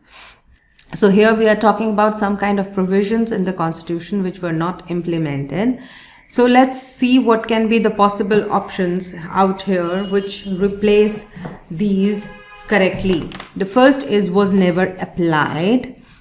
Congress has been required to call a convention for considering possible amendments to the document when formally asked to do it. This is the first one. The next is was never applied. There has been a requirement that Congress call a convention for consideration of possible amendments of the documents when asked to do it formally. The others is it has never been applied, whereby Congress is required to call a convention to consider possible amendments to the document when formally asked to do so. The last says it has never been applied. Congress is required to call a convention to consider possible amendments to the documents when formally asked to do so. So that option is D, that it has never been applied so far. The next question says, there is a statement and there are some arguments. So we have to choose which is the correct one or which is the stronger one. Statement says, should all the drug patented and manufactured in the Western countries be first tried out on sample basis before giving licenses for sale to the general public in India? Here we are only talking about the drugs which have been patented or manufactured in the Western countries, because in the last few years we have seen that some medicines which were banned there or not allowed or dangerous, found dangerous, were thrown in the Indian markets or for the general public in India. So this was a statement, and the argument says, yes, many such drugs require different doses and durations for Indian population, and hence it is necessary because the climate, the weather, the physical structures, everything is different from east to west. So they say that yes, many such drugs require different doses and duration for the Indian population, and hence it is necessary. The first one. The second says, argument says, no, this is just not feasible and hence cannot be implemented. So these are the two arguments that were given, one in favor and the second against the statement. So let's choose, like, only argument 1 is strong, only argument 2 is strong, either 1 or 2 is strong, neither 1 nor 2 is strong. So either means it can be any of them, and neither means none of them.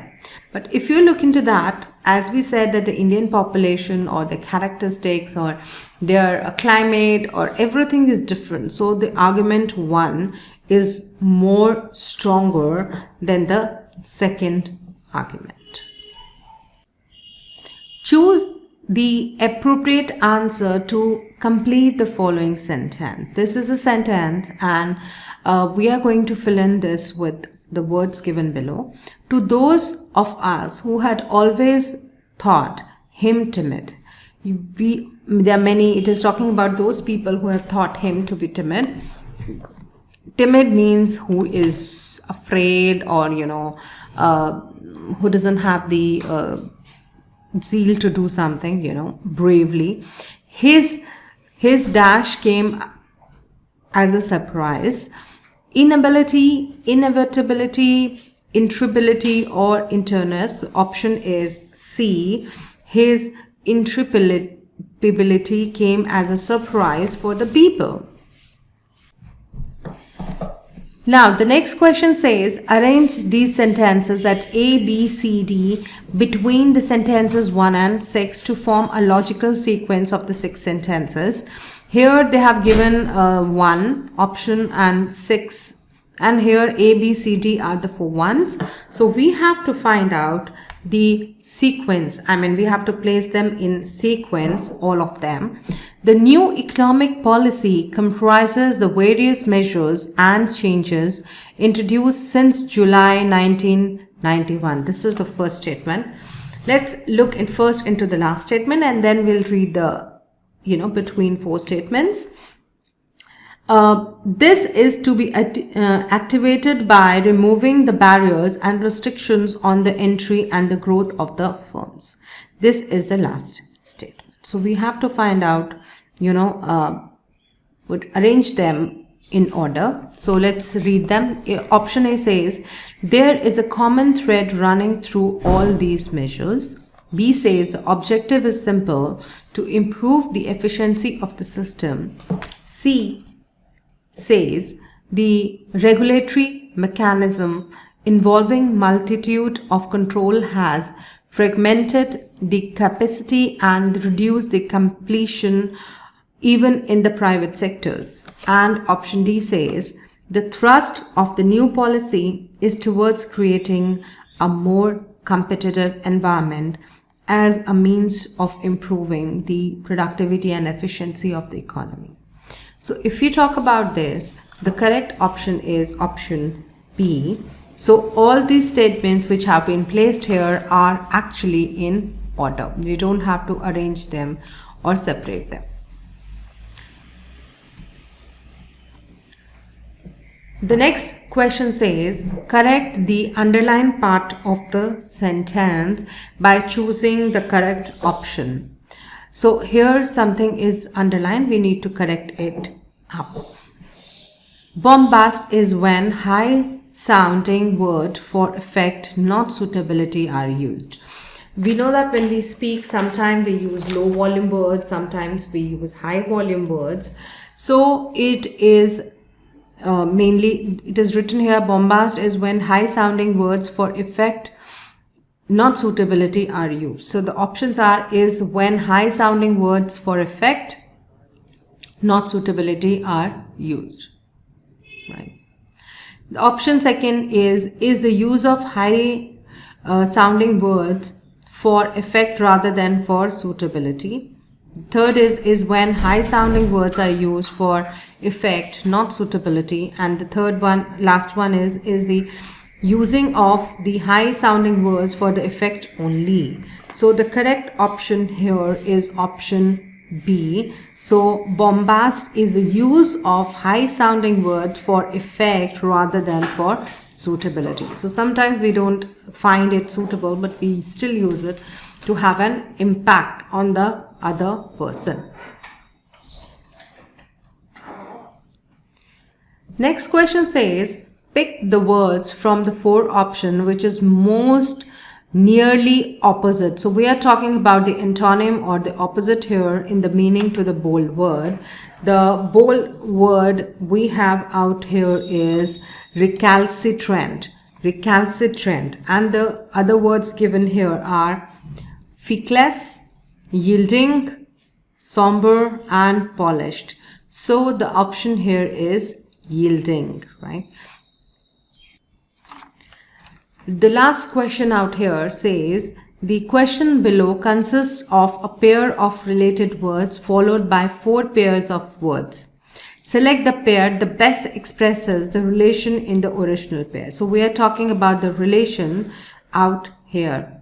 So the options are, the first we'll read the bold words, that's quisling and betray. So these are the options. So the correct option here is juggernaut, that's crush, that basically we crush it up.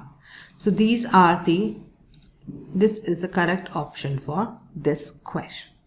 Today we are going to discuss NIELIT CS 2017 question paper, and this paper was held in 2017 for the post of Scientist B in the NIELIT.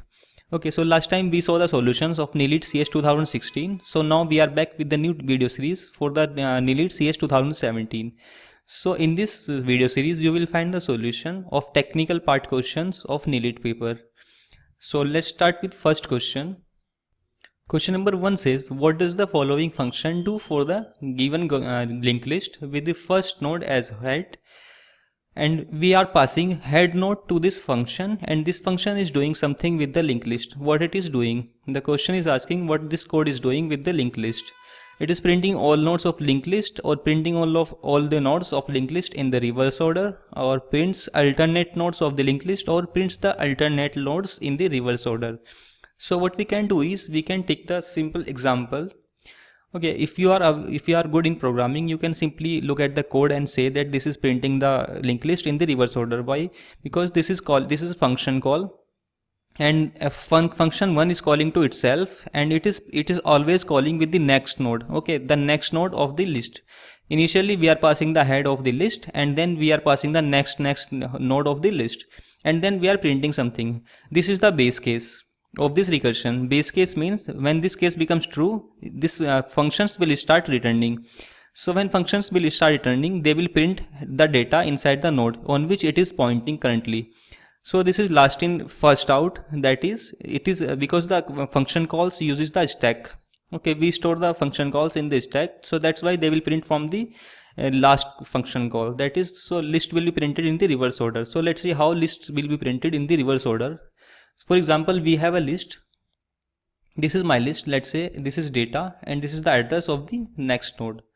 Okay, then I have new node, that is Y, and the address of this node is 2000. Then I have a new node, that is Z, and the address of next node is, let's say this is 3000 and this is 4000, and this is holding the address of new node, that is W, and W is holding null because this is the last node of the list. So let's say address of this node is 1000, address of this node is 2000, 3000 and 4000. So 2k is nothing but 2000 because the address of next node is 2000. This address is held by this node. Okay, so in linked list always a node keeps the data and keeps the address of the next node. That's why we call it linked list. So now what we are doing is we are passing the head. Okay, head is keeping the address of the initial node, first node. So head is pointing to 1000. So we have 1000 inside the head. So every time what we are doing is we are updating, we are calling the function with the next node. Okay, so initially head will be passed here, then it will check if head equals to null. No, head is having 1000, so it is null, so this will be ignored. Now we will come to function 1. So initially function 1 is called with the head address. So head is holding 1000. Okay, initially we are calling the function with 1000. Now function 1000 is calling will execute all this code. Okay, finally it will come to this line because this line will be ignored because head is not null. So this function will call the next we are passing the next part of the head. The next part of head is 2000. So now function will be called with 2000. Again what we are doing is this function will call itself. Now this code again, now from this it will jump here, and in this place it will pass head next. Okay, so we will check this condition. This condition is false, then we will come again here. So now this function 1 will call the next part of this. Okay, now currently we are here, and the next part of this node is 3000. So fun function will call 3000. Then 3000 will call again this is non-null, so we will call function 1 again, function 1 with 4000.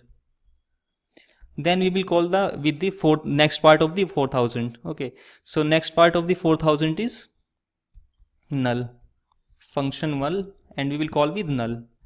Now we have passed null to this function. Now we will come here and we will check head equals to null. Yes, condition is true. So we will start returning. So this function call will complete, and then this function call will complete. When this function call completes, we will execute this instruction. Okay, this instruction will be executed in the last. If this instruction was before the function call, then this will print the linked list in the correct order, in the serial order. But because we are printing the data after the function call, so this data will be printed in the reverse order because we will print the data of the last function call. So we have at the location 4000 we have W. This function will return function 4000 will return, and after returning we will execute this inside the function 1 3000. So this will print z, then this will print y, and this will print x. So data will be printed like this: wz yx. Okay, this is nothing but the reverse printing of the linked list. We are printing the linked list in the reverse order. So the correct answer for this question is B. Print all nodes of the list in the reverse order. So B is the right answer for this question. So question number 62 says, which of the following statement is true for an undirected graph? P is saying number of odd degree vertices is even, sum of degrees of all vertices is even. Okay, for this purpose we have a handshaking theorem. So handshaking theorem says, we have a handshaking theorem, and this theorem says the sum of degree of all vertices in a graph is equals to twice of the number of edges. Okay, 2e.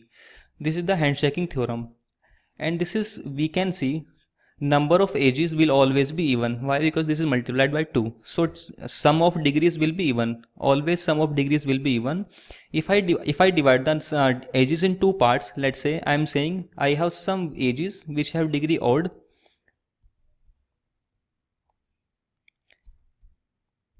We have some vertices of degree odd in this set, and we have some vertices in this set which are degree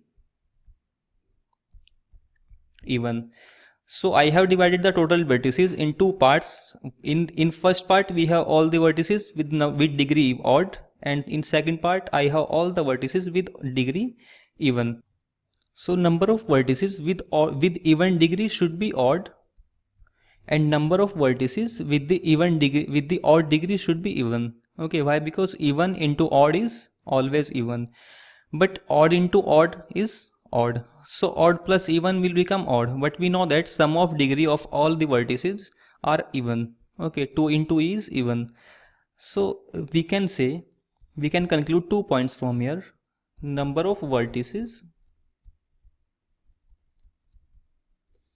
with degree even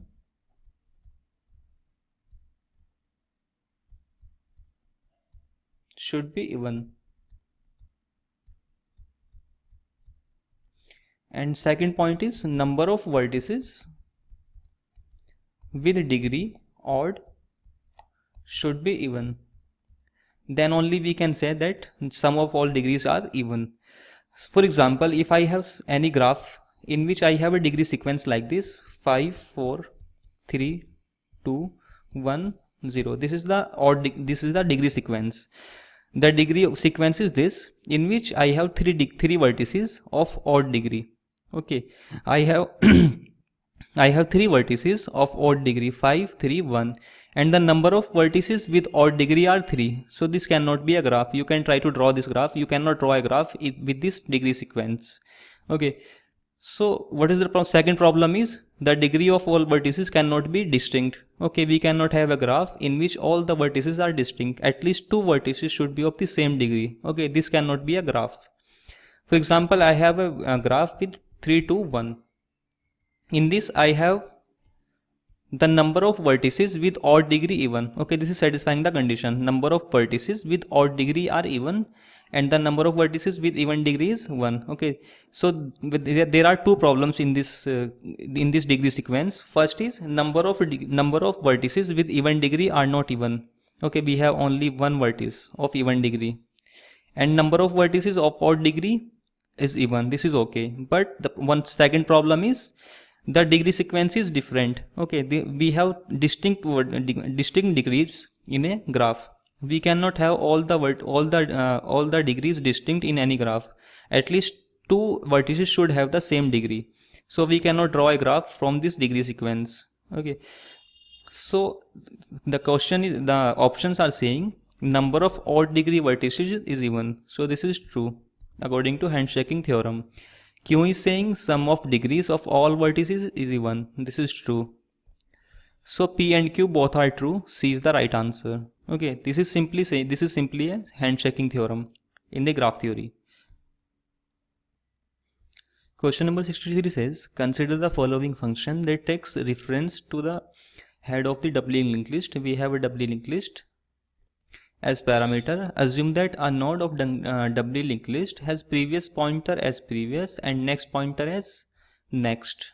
So we have a doubly linked list in which we have next pointer and previous pointer. Now we have this code, and this code continues in this next slide. So this function is taking the head reference and double pointer. Why we are passing the double pointer? Because head is a double pointer. Head reference is a double pointer. Head reference is keeping the address of the head pointer, which is head pointer is keeping the address of first node. So this should be a double pointer because it is keeping the address of the head, because head is like this. For example, we have a head pointer in a linked list which actually points to the first node of the linked list. Points means it keeps the address of the first node. And we have address of this head because head is also a variable, pointer type of variable. So what we are doing is in this function we are passing this address 2000. So this is double pointer. Head reference has to be double pointer because the variable to which it is pointing is also a pointer. Then we have struct node start temp. We have a temporary node which is holding null, and then we have a current node which is holding the reference, okay, which is actually holding the head node, okay. Then we are running a while loop. Current is not equals to null. While current is not equals to null, then what we need to do is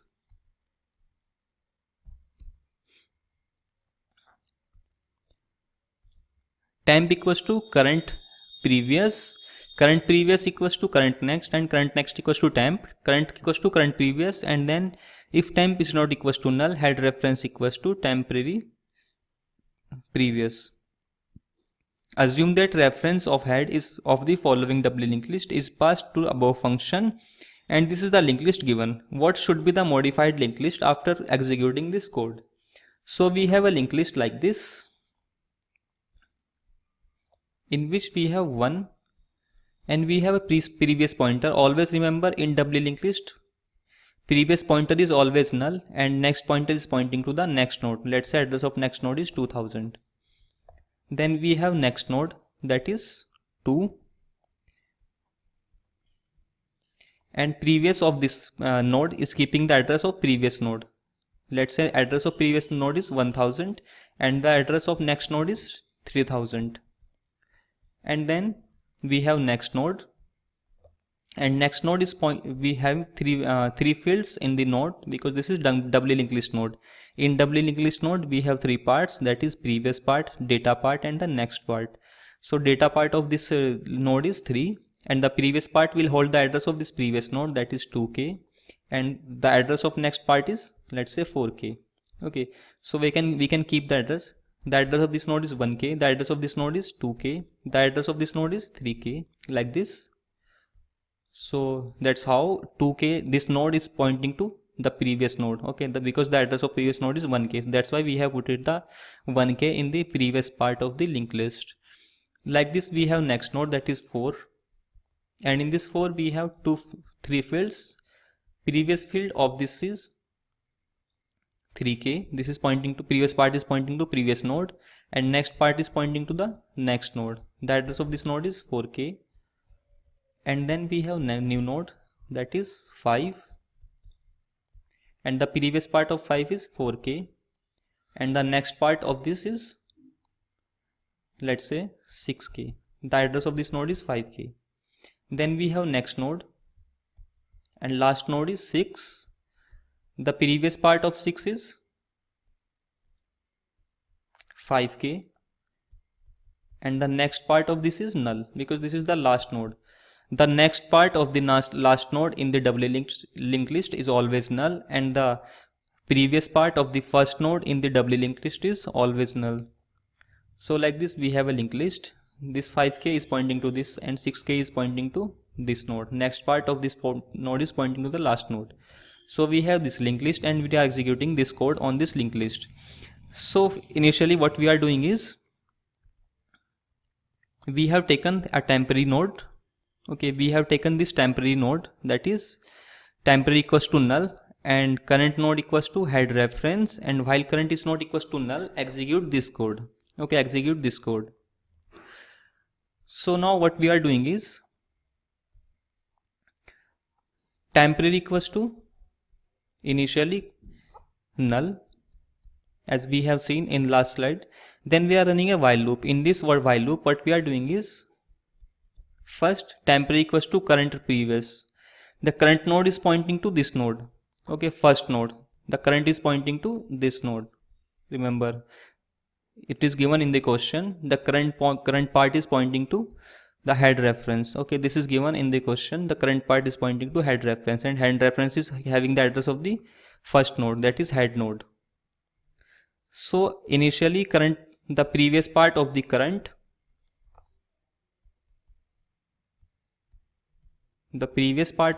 is current next. Current next means 2000.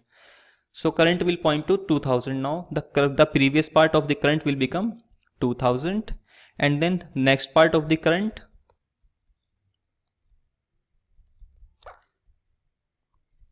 this is the current node. Okay, in the current node, the previous part is replaced with 2000, and next part, that is this part, is replaced with the temp. Okay, current next equals to temp, that is temp is null initially. As we have seen, temp is null.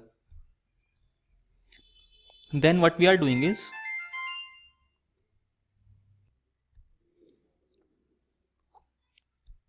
third part, that is current equals to, now we are changing the current pointer. Okay, current equals to current previous.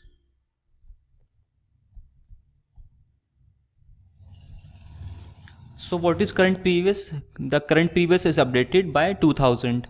So previous is now, the previous part of current is updated to 2000. Initially the previous part of the current was null, but it is updated in this line. The previous part of the current node has become the 2000. Okay, so now this will become the previous part. Now current will point to the previous part of the current, that is 2000. Okay, now current previous will become, this whole become 2000. Okay, so now current is equals to 2000, which means current is advanced to this. Okay, this is 2000. So now current is pointing to this, and in this case first iteration of the while loop completes. So what changes we have made in first iteration? What we have done is, look at the current node. So current node was this has been changed like this. Data is not touched. We are not touching the data, we are simply changing the pointers. Current previous has become 2000, and the next part of the current has become null, and then we have advanced to next part. Same process will happen with the second part. In the second part, what we'll do is, okay, if you notice this, we have just reversed the pointers. Now in this previous pointer is being replaced with next pointer, and next pointer is being replaced by the previous pointer, as you can see from here. Same thing will happen with the second node. Second node will become, after the second iteration of while loop, second node will become like this. Data is same, 2. 3k will come to the previous part, and 1k will go to the next part. In third iteration, what will happen is, current will advance to this node. Okay, now current will point to this through this instruction, current equals to current next previous. Okay, current previous is 3k, and 3k is this. So now this node will become like this. 3 is the data, 4k is the previous part, and 2k is the next part. Then next node, that is 4k. Okay, we will update to 4k. Current will now go to the 4k address due to this line, current equals to current previous. Current previous is 4k, and now we will point to this next node, and this next node will become like this, 4, and then previous part will become 5k, because we are just exchanging the pointers, previous pointer to next and next to previous. We are just swapping these two pointers in these 3 lines. And then 3k. In next iteration, that is last iteration, what will happen is, okay, after this we have this node. In 5th iteration, what will happen is, current will point to this node, 5k, and the pointers will be replaced like this. Data will remain same, and pointers will be replaced like this, 6k and 4k. And then last node, in last node what will happen is, data will be replaced like this. Previous part will become null, data will remain same, and the previous part will become next part, that is 5k. If you connect all these lists, if you connect all these nodes, what will happen is, you will find a list like this. Okay, start with the null. It start with this node. Okay, because the, as we know, in doubly linked list, the previous part of a node is null. So this node is having the null part as previous. So this will be the first node of the linked list, like this. Null 6 and 5k. Now 5k, now we have a node which is 5k, that is this node, and this node is like this. The previous part of this node is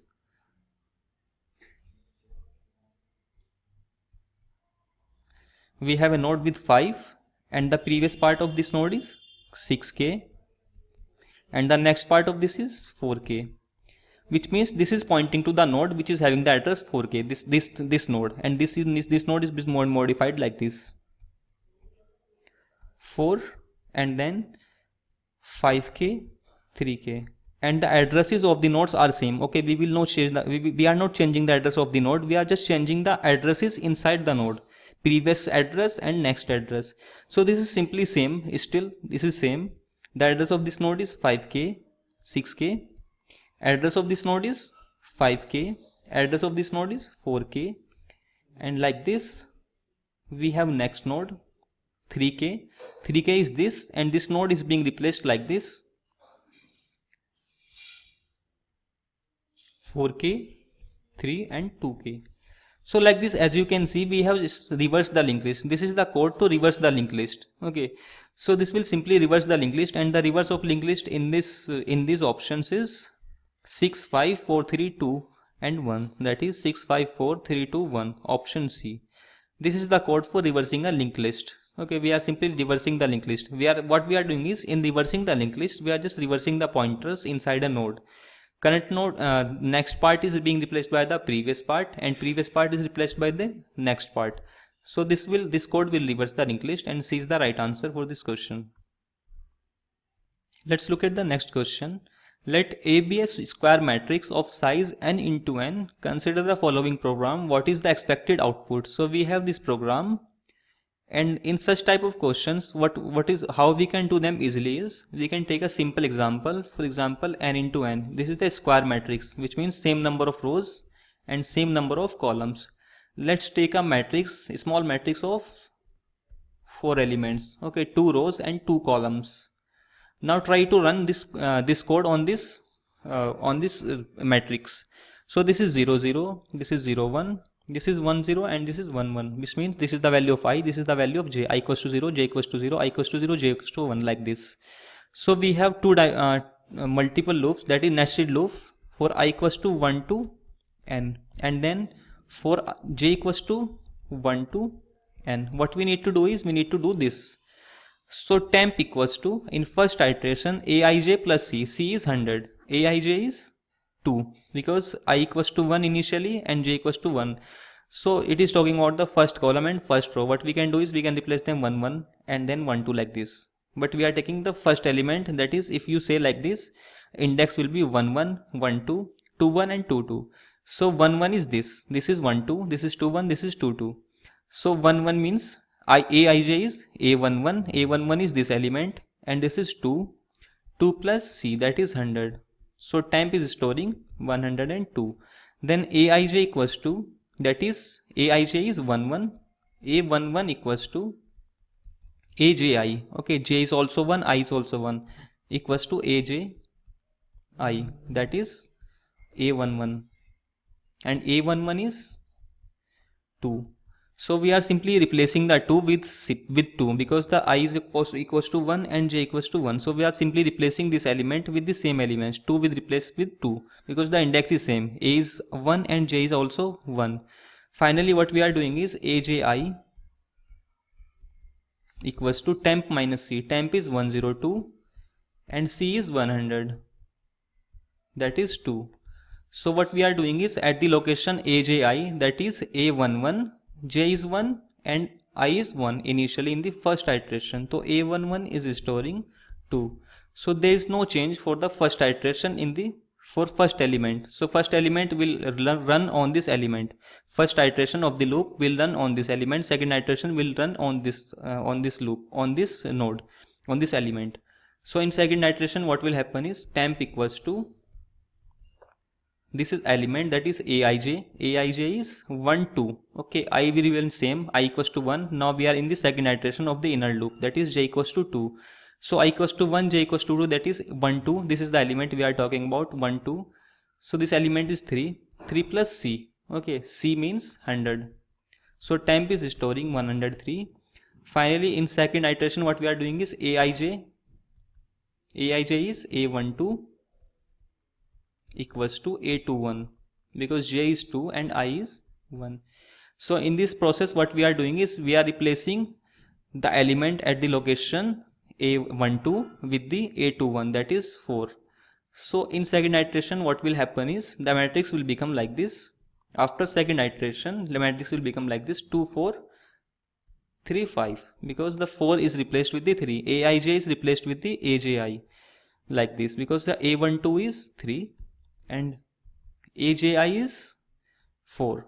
So we are assigning 4 to this location. Okay, so that's why these are replaced. Now we will come to the third line, that is aji equals to temp minus c. aji is a21. a21 equals to temp minus c. Temp is 103 and c is 100. That is, we are storing at the location a21, we are storing 3. Okay, which we have already done. So after executing these 3 lines on this element of the array will become like this. Then after the third iteration, what will happen is we will run the loop for this element, and this element will do the same thing. What it will do? Temp equals to aij. Okay, now aij I completes, because we have only 2 columns in a row. So for first row it completes. Okay, for the first row it completes. Now we will come to the second row, that is I equals to 2. I equals to 2, j equals to 1, that is we are talking about this element, that is a21.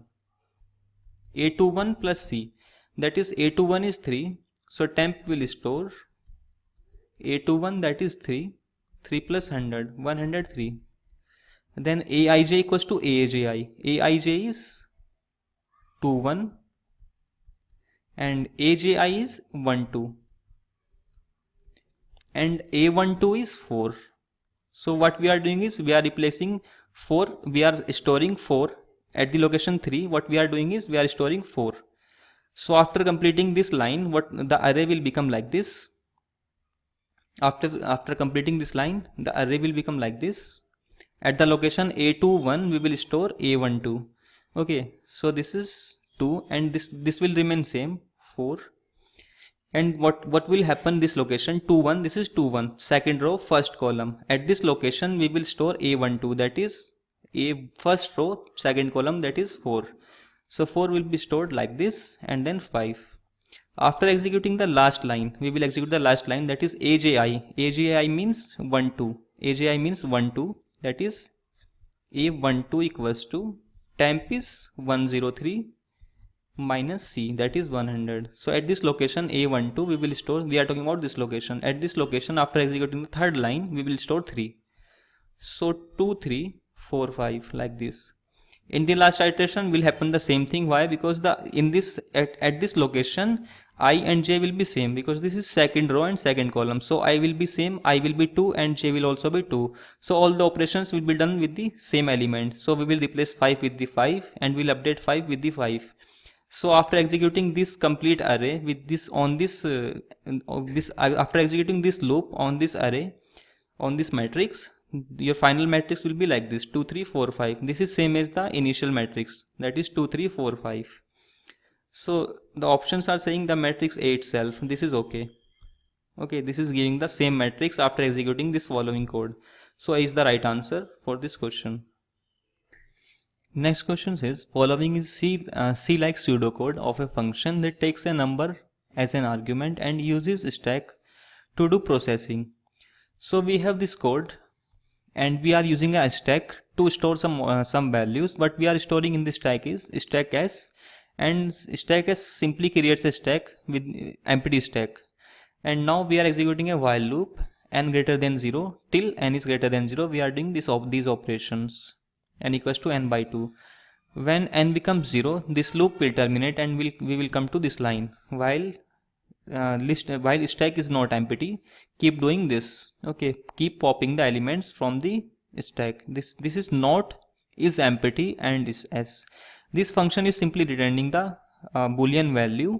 If this is true, then we will execute this, which means if the list is if the stack is non-empty, then keep popping the elements from the stack and keep printing them. So let's try with one value. Let's say I'm taking the value n equals to 100. So 100 is being passed to this function. Will call like this, void fun 100. And now what will happen is this line will create a stack, and stack will be like this. Stack s will create a stack, empty stack. Okay, this is empty stack. While n greater than 0. Okay, obviously n is greater than 0. Second line is saying while n greater than 0, 100 is greater than 0. This is true. Then we are pushing n%2 inside this stack. Okay, so we are pushing n%2. n%2 is, second line is saying push n%2. n% is modulus operation, which will give the remainder after dividing the 100 with 2. So after dividing 100 with 2, we will have 0. So push 0 to the stack. We are pushing 0 to the stack, and in fourth operation what we are doing is we are dividing the n by 2. Okay, this will make n to 50. 100 by 2, that is 50. So n will become 50, and again while loop will run. Okay, then while loop will run, in second iteration what will happen? Again we will push the modulus with 50. Now n has become 50. So what will happen is next time we will push in the stack, that is 50% 2. Okay, now 50% 2, that is 0. So we will push 0 to stack, and then again we will divide n by 2. So n will become now let's say 25. 50 by 2. Again we will come to this we will check the condition, n is greater than 0, yes. Then we will again execute this, push n%2, that is 25% 2 is 1. So now we will push in this stack 1. So 1 will be pushed to the stack. Again we will divide n by 2. So n will become 12. Okay, n divided by 2 will become 12. So now we will again execute the while loop, and n is greater than 0, yes. Then we will push n%2, that is 12% 2. So 12% 2 is 0. So we will push 0, and then we will divide n by 2. Okay, push in stack, that is 0, and n will become 6. Again while loop will run, and now 6% 2 will be 0. So we will insert 0 in this stack. Okay, this will push when n equals to 0, n equals to 6, we will push 0. Then again we will execute the while loop. We will come to next iteration, and then we will do n%2. So n is now 6, n has become 3. Okay, and divided by 2, that is n equals to 3, and 3% n has become 3. This line will execute push and s n%2. So 3% 2 is 1. So we will push in this stack 1. So 1 will be pushed to the stack. Then n will be divided by 2. So n will become 3 divided by 2 will become 1 in the integer value. So again we will execute the while loop. 1 is greater than 0, yes. Then we will do the n%2. 1% 2 is 1, and we will push 1 to the stack. Okay, finally we will divide n by 2, and n by 2 now we will push. We have pushed 1 into the stack. Now n will become 0. Okay, so we will come to the while loop, and condition is false. N is not greater than 0 anymore, n has become 0. So we will come to this part. Okay, we will come out of the loop, and we will execute this part. While stack is not empty, keep popping the values and print them. Okay, this will pop the element and print, pop, print like this. Okay, this is running inside the while loop. While loop is checking the stack. When stack becomes empty, we will come out of this while loop. So we will pop elements from here, from the top. Okay, stack works on the last in first out policy. So we will print from here, that is we will print initially 1, then stack is empty, no, so we will print again next element, that is 1, 1 1, then 0 0, then 1, and then 0 0. This complete code is not doing anything. This complete code is doing nothing but simply changing the value which we are passing to this function into the binary. Okay, it is simply changing the decimal value to binary. As you can see, this is the binary representation of the 100 which I passed to the function. 1 2 4 8 16 32 and 64. 64 plus 32 is 96, 96 plus 4 is 100. So this is simply 100 in the decimal. Okay, and this is the binary of 100. So this code is simply converting the decimal number into binary number. So let's look at the options. Options for this questions is, these are the options, and option 1 says prints binary representation of n in reverse order. No, it is actually printing the binary representation in the correct order. Print binary representation of n, this is true. Print the value of log n, no. Print the value of log n in reverse order, this is also false. So B is the right answer for this question. Question number 66. Assume that the operators plus, minus, multiplication are left associative. Okay, plus, minus and multiplication are left associative.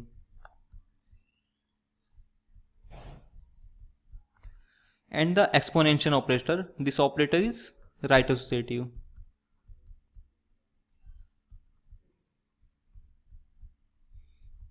Order of precedence, that is from highest to lower, that highest to lowest order, is like this. Exponential is having the highest priority, then multiplication, after that plus, and minus is having the least precedence or least priority. So now we have this expression, the postfix expression corresponding to the infix expression a plus b into c minus d exponential e exponential f. What is the postfix expression corresponding to this infix expression? So we have expression a plus b into c minus d exponential e exponential f. So what we can do is we can simply bracket them according to their precedence and associativity. So if I bracket them, what will happen is, this is because the exponential operation is the right associative operation. So first we will execute this one. This is the rightmost operation of exponential. Then we will execute this one. Okay. After that multiplication comes. Okay. After that multiplication is having the second precedence. So we will execute this one. We will convert this one. After that plus. So we will execute this one. Then minus. So we will convert like this. This will become, according to postfix expression, EF exponential. Then this will come and this will make it DEF exponential. All the operators will go to the right side in the postfix expression. Now we will evaluate this one. This will become BC star, and then we will add A. So this will make A BC star plus, and finally we have minus. Minus will be executed in the last. Okay, minus will be evaluated in the last. So minus will come. Minus is between these two expressions. Okay, so we have like this ABC into plus minus DEF exponential. So final expression corresponding to this will be ABC into plus DEF exponential minus. This will be the final answer, final postfix expression corresponding to this infix expression.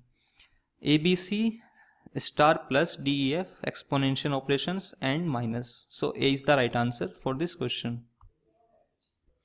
Question number 67. A balance factor in AVL tree is used to check what? Okay, we have a balancing factor in any AVL tree. So AVL tree is balanced binary search tree, and balanced binary search tree means we have a tree like this. And what is the balancing, what we mean by balancing factor? So let's say we have a tree like this.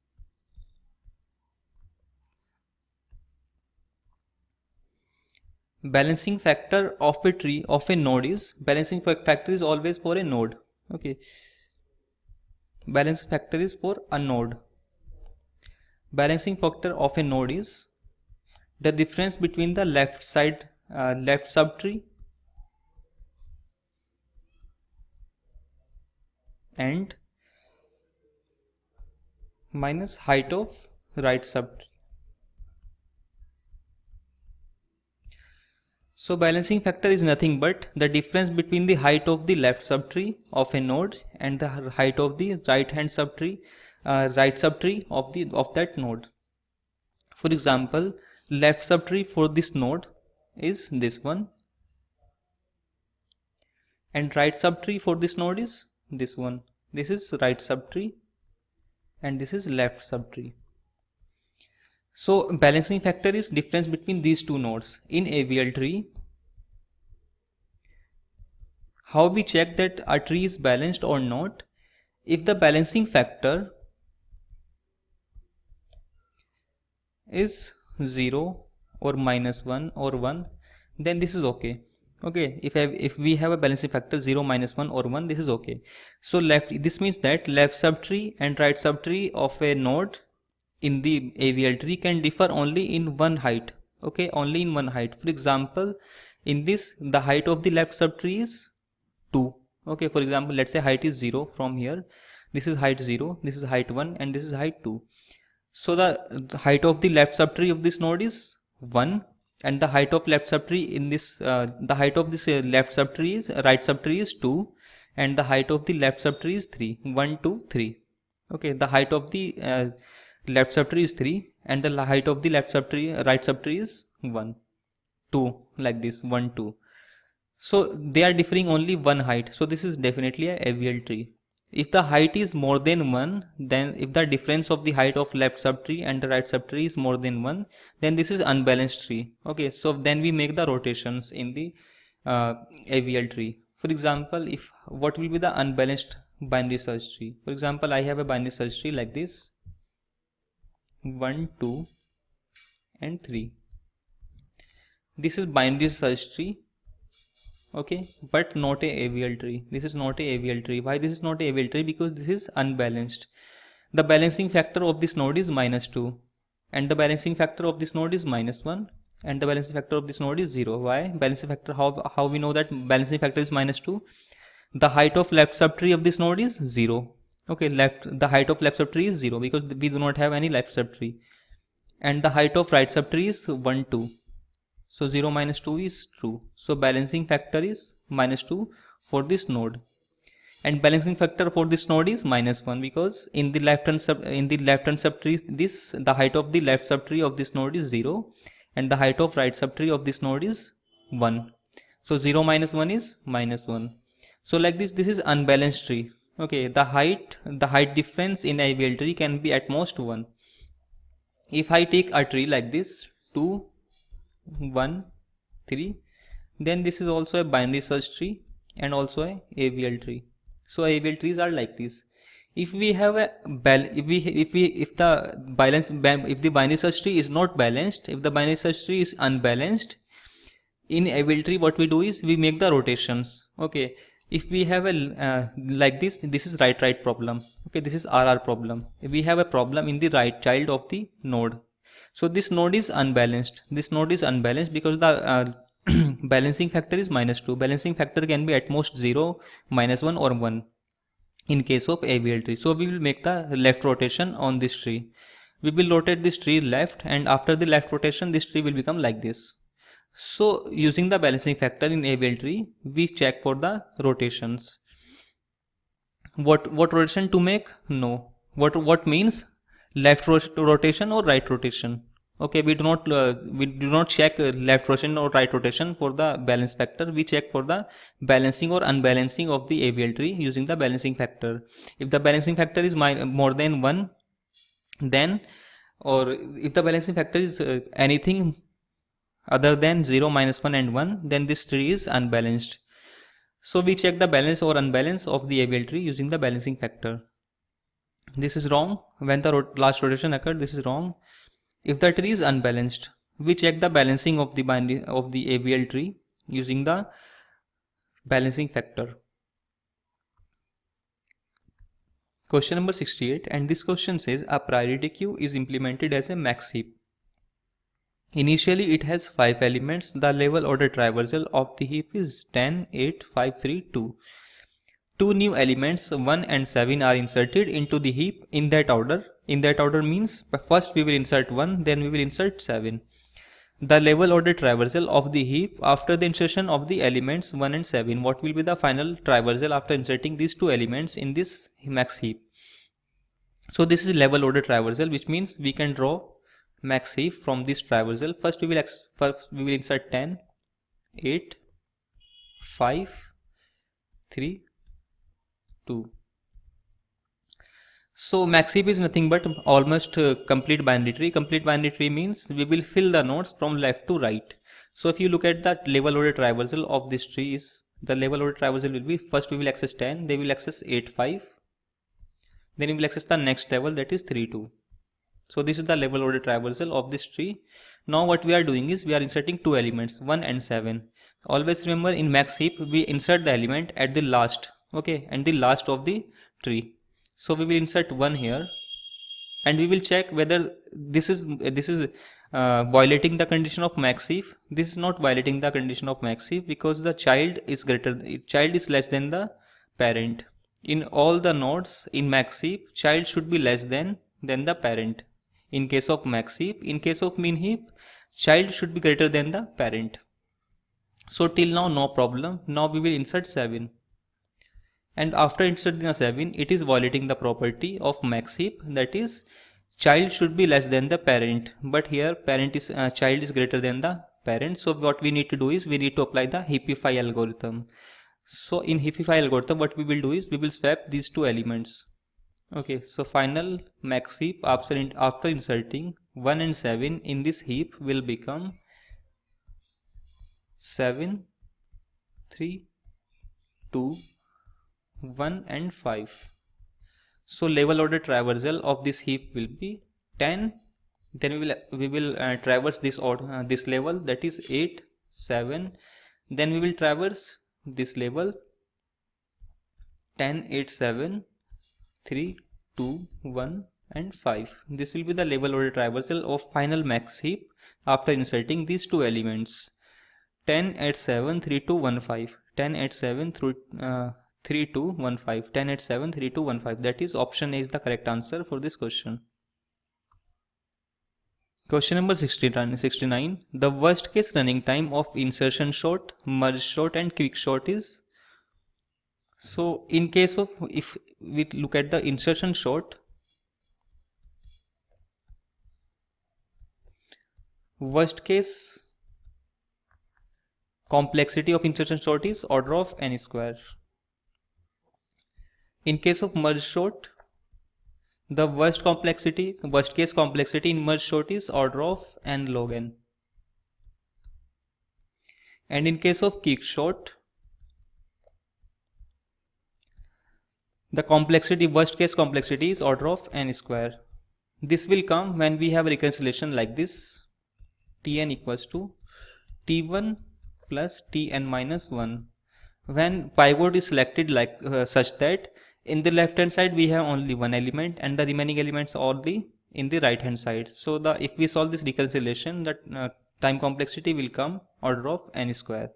Okay, the worst case of quick sort will be when the array is already sorted. If array is already sorted, then always for the pivot left hand side is only one element and right hand side we have all the elements. So n square, n log n and n square. So n square, n log n and n square. D is the right answer for this question. Question number 71 says, consider the following graph L and find the bridge of, if any.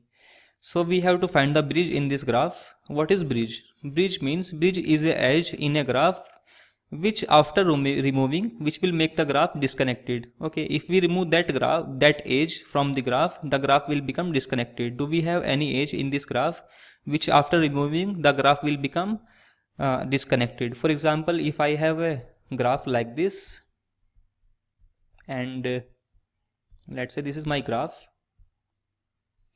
these are the vertices,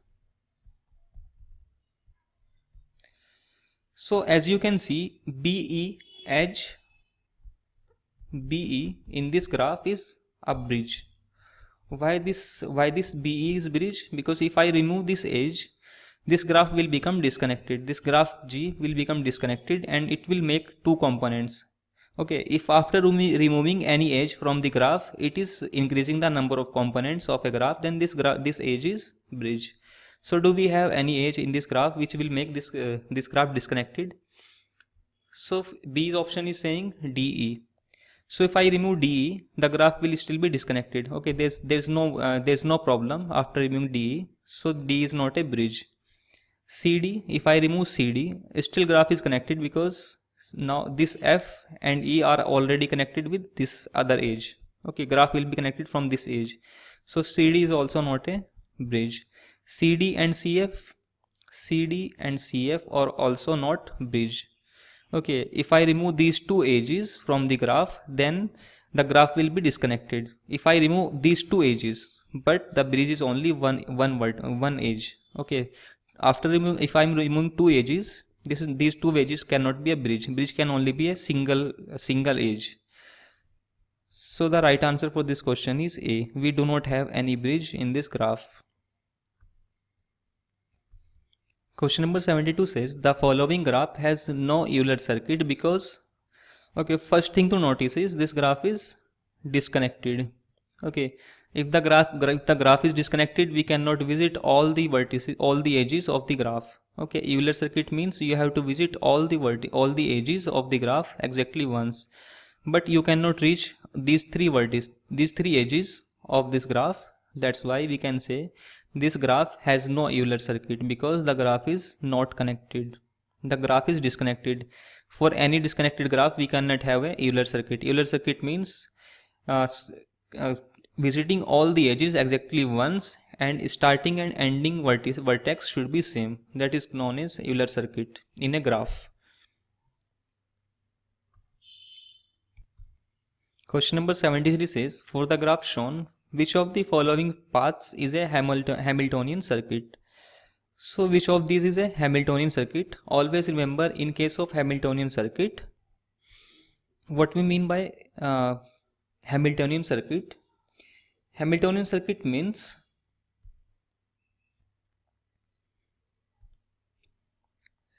in Hamiltonian circuit, every vertex is visited exactly once. Every vertex is visited exactly once. Okay, and remember, second point is neither edge nor vertex is repeated. We do not repeat vertex or edge in the Hamiltonian circuit. But we have only one case in which vertex is visited, only starting vertex is repeated, because Hamiltonian circuit means we will start with the same vertex and we will end the circuit on the same vertex. So starting vertex will be repeated twice. Except this vertex, none of the vertices or edges should be repeated in the Hamiltonian circuit. Then we can say a circuit is Hamiltonian circuit.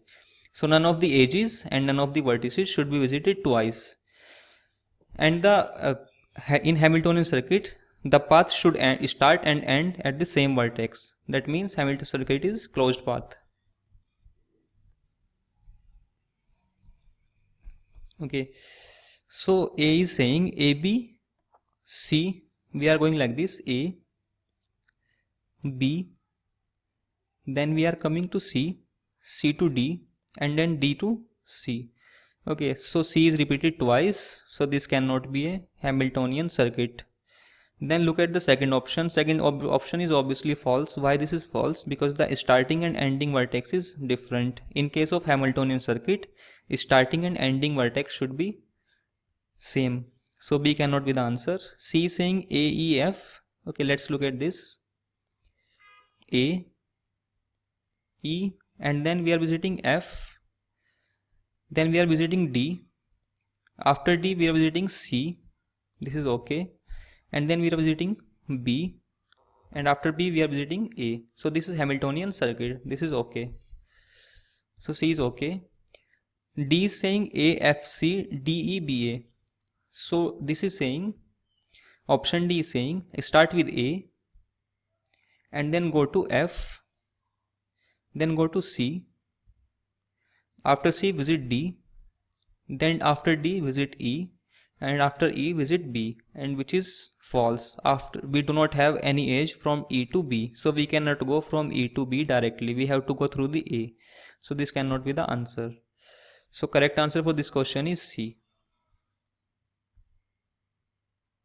Question number 74. If G is an undirected planar graph on n vertices with e edges, then what we can say about number of edges in this graph? So we are talking about the planar graph. In case of planar graph, we have two theorems. First theorem says number of edges cannot exceed 3n minus 6. Okay, number of edges should be less than or equals to 3n minus 6 in case of planar graph. Second theorem says E should be less than 2n minus 4. Okay, and both of these theorems are one-way theorem, which means they are sufficient. These two theorems are sufficient to prove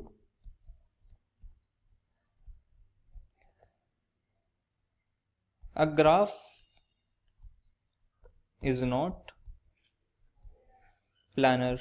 So we can prove a graph is not planar using these two theorems, but we cannot prove a graph is planar or not. We can only say if the condition is not satisfied, then we can say the graph is not planar. But if the condition is satisfied, then maybe graph is planar or maybe graph is not planar. For example, if I write this in the form of logic, I can say if number of edges are exceeding 2n minus 4, then graph is not planar. But I cannot say like this. If E is less than equals to 3n minus 6, then the graph is planar. Okay, I can use these two theorems only in the negative sense, just like the pumping lemma. Pumping lemma is used to prove a grammar is not regular or is not a CFL. Same thing is happening here. These two theorems are one-way theorems in which we are saying if this condition is satisfied, then maybe the graph is planar or maybe graph is not planar. But if this condition is violated, then graph is not definitely a planar graph. Okay, so this is saying E cannot exceed 3n minus 6. E cannot exceed this according to this theorem. So if I write this in the form of logic, let's say this is P and this is Q. So P implies Q. This sentence is saying P implies Q. Okay, if I write the contrapositive is same as the proposition, that is contrapositive is not of Q implies not of P. So not of Q will be graph is planar if graph is planar. Okay, Q is graph is not planar. Not of Q will become if graph is planar, then I am writing for this one. Then not of P. Okay, P is E greater than 2n minus 4. Not of P will be not of P will be opposite of this. That means E should be less than equals to 2n minus 4. So I can say like this. These two things are same. This is simple proposition and this is the contrapositive of this proposition. So according to this contrapositive of this theorem, I can say A should be less than equals to 2n. So B is the right answer for this question. So next question is, which of the following is a tautology? Tautology means which of the following is always true. Always true. Tautology means always true. So let's see. P or Q implies Q. So if P is true and let's say P is true and Q is false. So what will happen is this will become true and true implies false. This cannot be a tautology. Why? Take the value of P equals to true and Q equals to false. This will give true or false implies false, and true or false is always true and true implies false is invalid. True does not imply false, this is invalid, so this is tautology. This is not tautology. P or Q implies P. The other way to check this one is to solve this using the Boolean algebra. You can say P or Q implies Q, or you can say P plus Q. This is representing OR implies Q, or you can say P plus Q complement implies or Q, or you can say P complement Q complement or Q. So if Q is true, then Q bar is false, then this will become false and this will become true. But when Q is false then and P is true, what will happen is this will become false. Okay, this will become false. For the value of Q, this will become false. So in all the cases this is not true, but we want tautology. Tautology means always true. Second is P or Q implies P. If P is true, then Q implies P will be true. Okay, whatever the value of Q, true or false, can imply true. If we look at the valid expressions, true implies true is valid, true implies false is invalid, false implies true is valid, and false implied false is invalid. Okay, valid. So P or Q implies P. P is true, then Q implies P is definitely true. Why? Because P is true, and Q can be anything, true or false, because true implies true is also valid and false implies true is also valid. Whatever the value of Q, it will be true. If I take the value of P false, then false or take the value of Q true, false or true implies false, this will become false. Okay, in what case? B option. If we take P or Q implies P, if you find even a single combination of P and Q which makes this whole expression false, you can say this is not a tautology. If I take P equals to false and Q equals to true, this will become false or true implies false. This is false and true implies false is invalid. So this is also false. False or false is false. So this is also not a tautology. C is saying P or P implies Q. So let's look at this. If P is true, then P implies Q is, let's say P is true and Q is false, then true or whatever it is, it will always be true. So if the value of P is true, this is always true.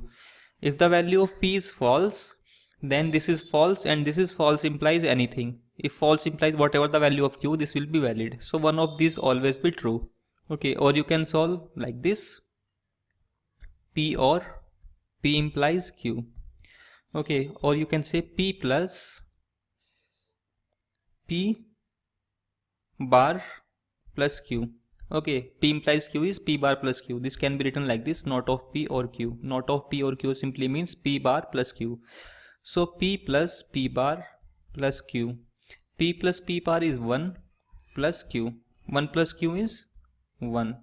So always true. 1 means true, and this will always be true. So C is a tautology. Right answer of this question is C. Question number 77 is saying that digital multiplexer is basically a combination logic circuit to perform the operation what? AND, or, AND or AND. We know that in multiplexer we represent the terms in terms of sum of product. Okay, that is sum of product. Sum of product means terms like this, PQ plus RP. So this is AND and this is OR. So first we apply the AND operation, then we apply the OR operation to find the complete term in a multiplexer.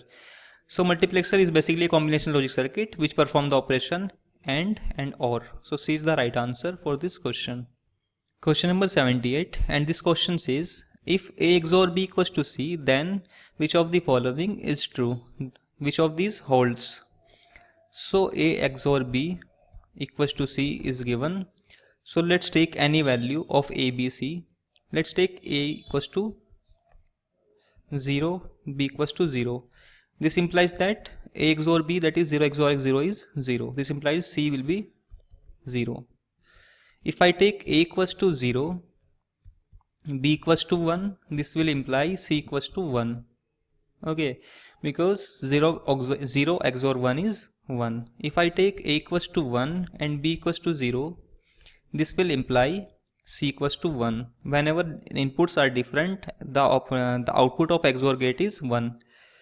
When we have A equals to 1 and B equals to 1, the output XOR will be 0 because the inputs are same. So first option is saying A XOR C is equals to B, which means 0 XOR 0 is 0. So in this case it is true. 0 XOR 0 is 0. A XOR C is B. 0 XOR 0 is 0. Yes, B is 0. 0 XOR 1 is 1. Then B is 1. Yes, B is 1. This is also okay. A XOR C. 1 XOR 1 is 0. Yes, B is 0. So this is also okay.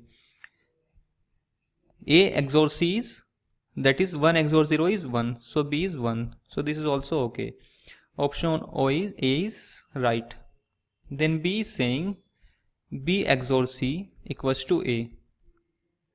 B XOR C equals to A, which means 0 XOR 0 is 0. This is okay. Okay, 0 XOR 0 is 0. B XOR C is A. This is saying B XOR C is A. So yes, B XOR B, that is 0 XOR 0 is 0. Then 1 XOR 1 is 0. This is also okay. We know that 1 XOR 1 is 0. So this is also okay. 0 XOR 1 is 1. This is also okay. 1 XOR 0 is 1. This is also okay. So option B is also correct. Option C is saying A XOR B XOR C equals to 0. Okay, you can calculate in any way. Either you can calculate like this, A XOR B XOR C, or you can say B XOR C XOR B XOR C. So if I take like this, A XOR B XOR C, 0 XOR 0 XOR 0 is 0. Okay. Let's look at this. 0 XOR 1 is 1 and 1 XOR 1 is 0. So this is also okay. 1 XOR 0 is 1 and 1 XOR 0 is 1 and 1 XOR 1 is 0. This is also okay. This is saying A XOR B XOR C equals to 0. A XOR B, that is 0. 0 XOR 0 is 0. This is also okay. So option C is also correct. So in this case we have 3 options correct. So this question is ambiguous. There is a problem in this question. We have 3 options correct in this question, A, B and C. In the following gate network, which gate is redundant, which means if we remove any gate from this gate network, it will not affect anyway. So which of these gate is gate 1, 2, 3, 4, 5 is redundant from this circuit. So let's look at the expression. This is W and this will become W bar. This is NOT gate and W bar is going as an input to this and Z is also coming to input to this. And this is AND gate. This will give the output as W bar Z. And this input is going to this, that is W bar Z is going and W bar is also going to this. Then third input is coming from here. Z is being supplied as Z bar to this gate and this is AND gate, which means this will give output as Z bar X Y. This is coming as an input to this gate, final gate, and this will give the output. This is your NOR gate. Okay, this is NOR gate due to this. So this will give W bar plus W bar Z plus Z bar XY. This is OR and the NOT of OR is NAND. This will be the expression from this final output. So let's try to minimize this expression to find the redundant gate. W bar plus W bar Z plus Z bar XY and then NOT. As we know that W bar plus W bar Z will become what? W bar common 1 plus Z, that is 1, and Z bar XY and NOT. So this 1 plus Z will become 1, so it will become W bar plus Z bar XY whole bar, or you can say W bar bar into Z bar XY bar, or you can say W and Z bar bar plus X bar plus Y bar, that is W into or W and Z plus X bar Y bar, X bar plus Y bar. So we can see we do not have any W bar in here and we do not need this gate anymore. We simply need this input and we can work with W. So W bar is not needed in the minimized expression for this expression. So W bar is not required, which means gate 1 is redundant. Other gates like Z, X, Y are required. Okay, W bar Z is not required because we are supplying W.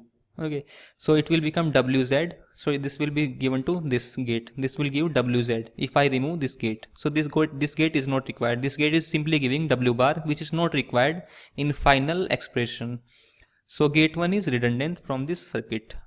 Option A is correct for this question. Question number 81 says the combinational circuit given below is implemented with two NAND gates. We have these two NAND gates. To which of the following individual gates is it equivalent to? Okay, this gate is equivalent to which of these gates? So this will give output as AB bar, and this is applied as an input to this NAND gate, and this will make AB bar, and which is simply AB. So this is AND between A and B. So this complete circuit is equivalent to AND gate, that is option C. Question number 82 says, what is the average access time for drum rotating at 4000 revolutions per minute? So access time is directly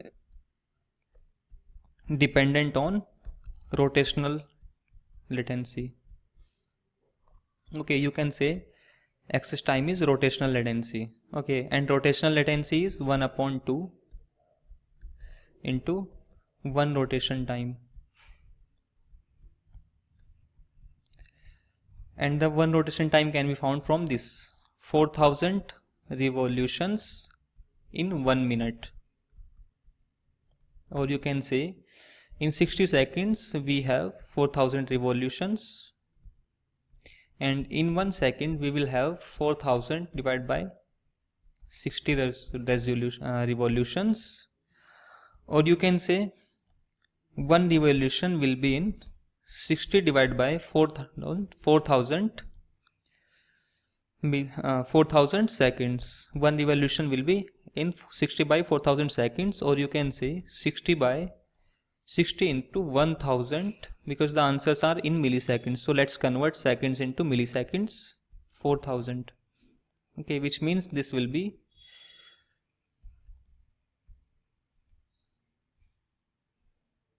15 millisecond. 1 rotation time is 15 millisecond. Okay, so as we found out, 1 rotation time is 15 millisecond, and the access time is nothing but rotational latency, that is 1/2 into 1 rotation time, that is 15 ms. Finally access time will be 7.5 ms. That is option C is correct. Question number 83 says, comparing the time t1 taken for a single instruction, okay, single instruction on a pipeline CPU with time t2 taken on non-pipeline. So time taken in non-pipeline is t2 and time taken in pipeline is t1. So what we can say about these t2 and t1 on the identical CPU, which means cycle time will be same. We say that t1 is equals to t2, or t1 is greater than t2, or t1 is less than t2. So for pipelining we have a formula to calculate the time, that is k plus n minus 1 into time taken in pipelining. Okay, cycle time. Okay, this is cycle time. Or you can say this much of cycle will be taken and 1 cycle time is this. So this will be time taken by the pipelining CPU. So k is number of stages and n is the number of instructions. K is number of stages and n equals to number of instructions, which means in this question it is given single instruction, which means n equals to 1. For this case this will become k plus 1 minus 1 into cycle time, that is k into cycle time. Okay, and in non-pipeline what will be the time taken? number of stages into number of instructions and or time taken by a single instruction. Okay, because the every instruction will go through the instruction fetch stage, either it is pipelining or non-pipelining, it will go through the all 5 stages: instruction fetch, instruction decode, operand fetch, execute and write back. All these stages will be executed for an instruction. So in non-pipelining it will take k into tc, and in pipelining it will take k into tc. So either option A is correct, option B is false. That is time taken in time. Okay, this cannot be false. This is pipeline time. T1 is pipeline time. So time taken in pipeline cannot be less than time taken for non-pipeline in case of a single instruction, and this is also false. Answer is from A or B. So if I take closer answer, in pipelining we use the buffers after every stage like this. If I have instruction fetch stage, this will give output to the buffer, and next stage will pick the input from this buffer like this. We will have a buffer after every stage. Operand fetch, then we will have a buffer, and there will be buffer delay after every stage. Okay, there will be buffer delay after every stage, but in case of non-pipeline there will not be any buffer. So buffer delay will also be included in the time. Okay, in this time buffer delay will also be included. So time taken for pipelining for a single instruction will be greater than time taken for non-pipelining. T1 greater than T2. Okay, so the closest answer from T1 and T2 is B. T1 is greater than T2 due to these buffer delays. In pipelining we have buffers in between two stages, but in non-pipelining we do not have any buffers. So the right answer for this question is B. Question number 85. Which access method is used for obtaining a record from a cassette tape? Okay, as you can see on your screen, this is cassette tape which was used in old days.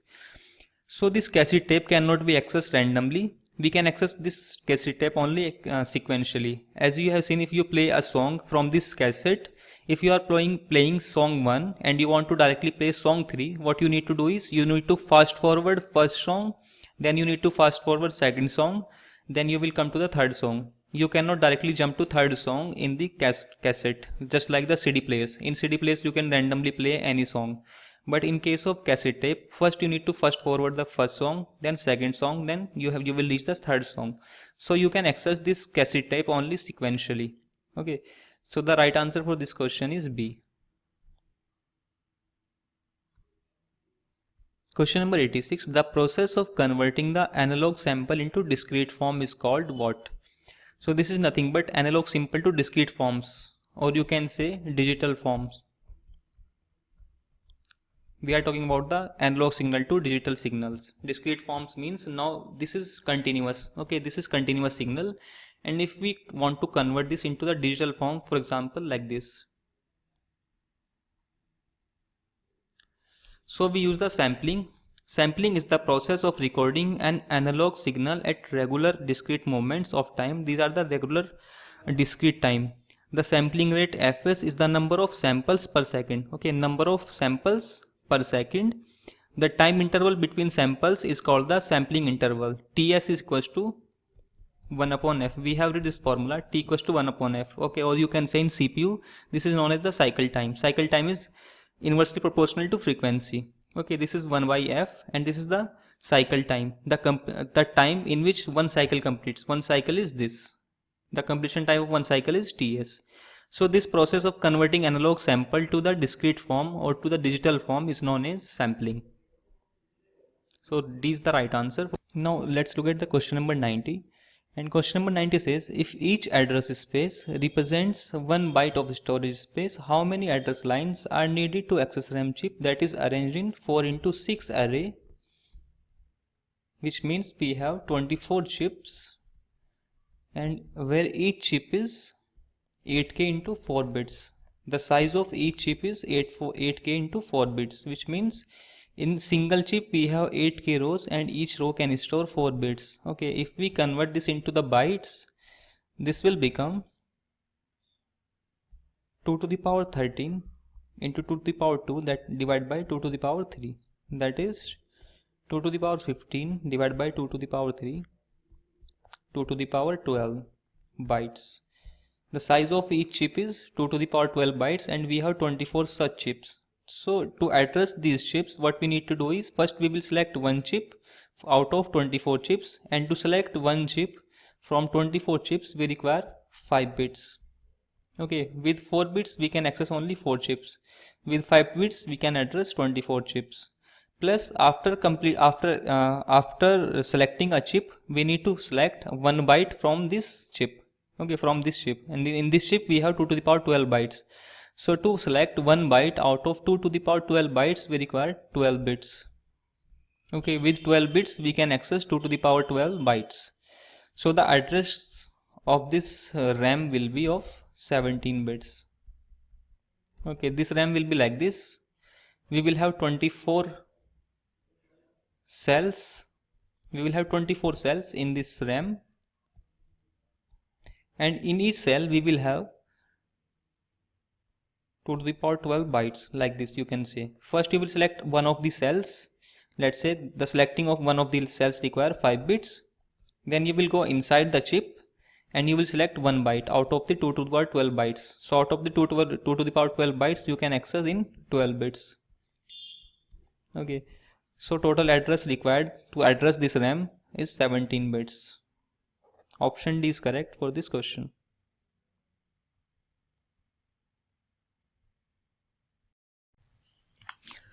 Question number 82 says a stack organized computer has which of the following instructions? So we have types of instructions: 0 address, 1 address, 2 address, and 3 address instructions. So like this we have the type of instructions, and on the basis of these we have machines. Okay, CPU organizations. So we can organize the CPU in 3 ways. Okay, this is known as CPU organization. So we can organize the CPU in 3 ways. First is stack organization. In stack organization, we have a memory stack which is the part of memory, and the instructions are like this: push, pop, and add. So if you want to perform any arithmetic operation, this arithmetic operation will pop 2 top operands from the stack and will perform the operation. So you do not need to specify any operand in the stack organization. That's why if you do not have any operand, the instruction will be 0 address instruction. Okay, 0 address means and without any operand. Okay, you do not need to specify any operand because add instruction will work on the stack. So you will pop top 2 elements from the stack and will perform the arithmetic operation on them. So on like this we have accumulator organization, in which all the data is available in the accumulator. And then we have general register organization. Okay, so general register organization can have any kind of instruction. For example, we can have 1 address instructions in this. For example, add R1. So add R1 will add the anything value of R1 in the accumulator. For example, we can have 2 address instructions, add R1, R2. So like this we can have any type of instructions in the general register. For example, add R1, R2, and add R1, R2, R3. So 3 address instructions, 2 address instructions, and 1 address instructions are allowed in general purpose general register organizations. In accumulator organizations, all the operations are done on accumulator. So instructions in this are of 1 address. In accumulator we have 1 address instructions. In general registers we can have any type of instructions like 1, 2, or 3 addresses. But in stack organization we have only 0 address instructions. Okay, 0 address. So this question is asking about the stack organization. So stack organizations is of the 0 address type of instructions. Okay, we do not need to specify any operand in these instructions. That's why they are 0 address instructions.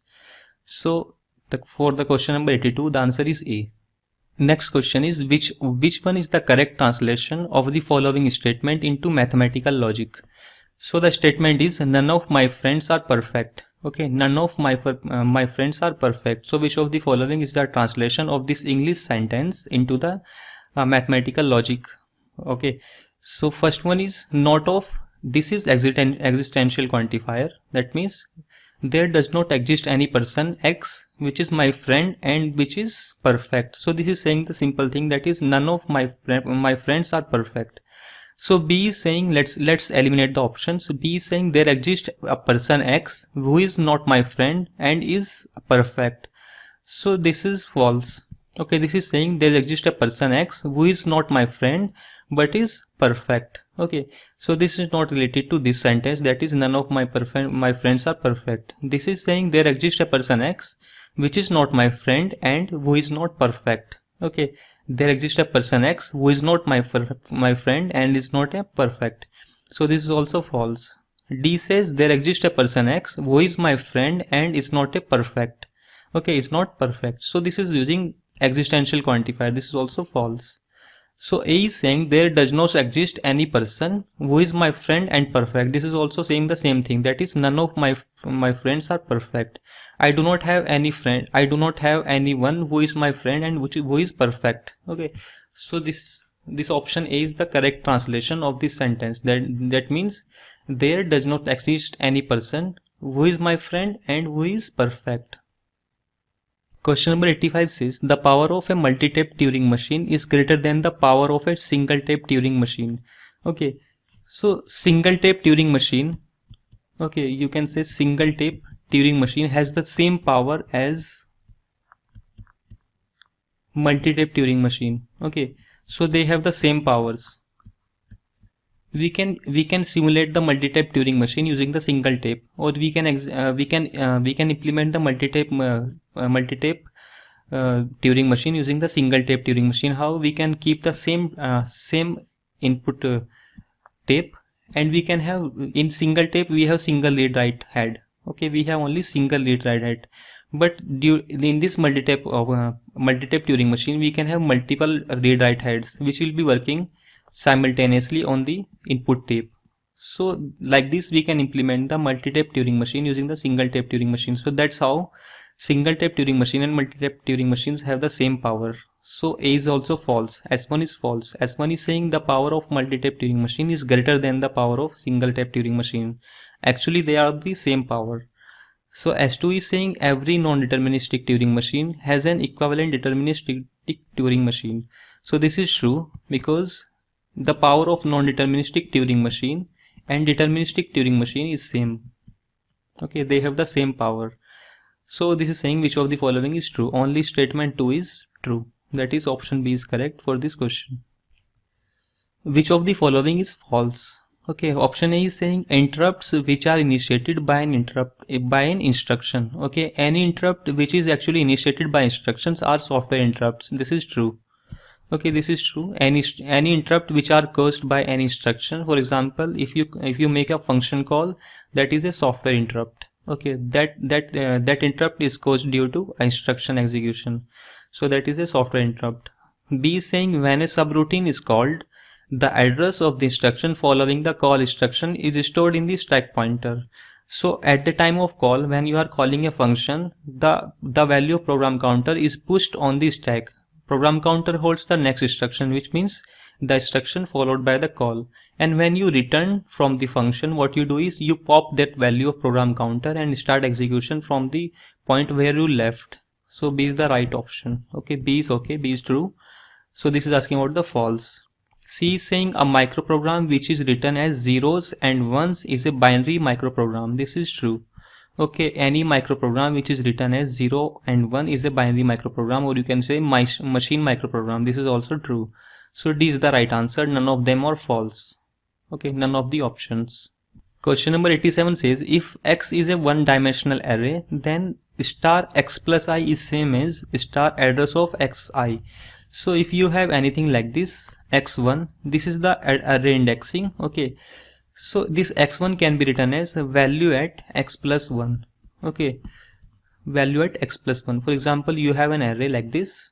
The name of the array is X. Okay, so the name of the array is X, which means X is pointing to the base address of this array, and then X plus is pointing to the next element, and the X plus 2 is pointing to next element, like this. So we have these memory locations. These are the memory locations: X plus 1, X plus 2, X.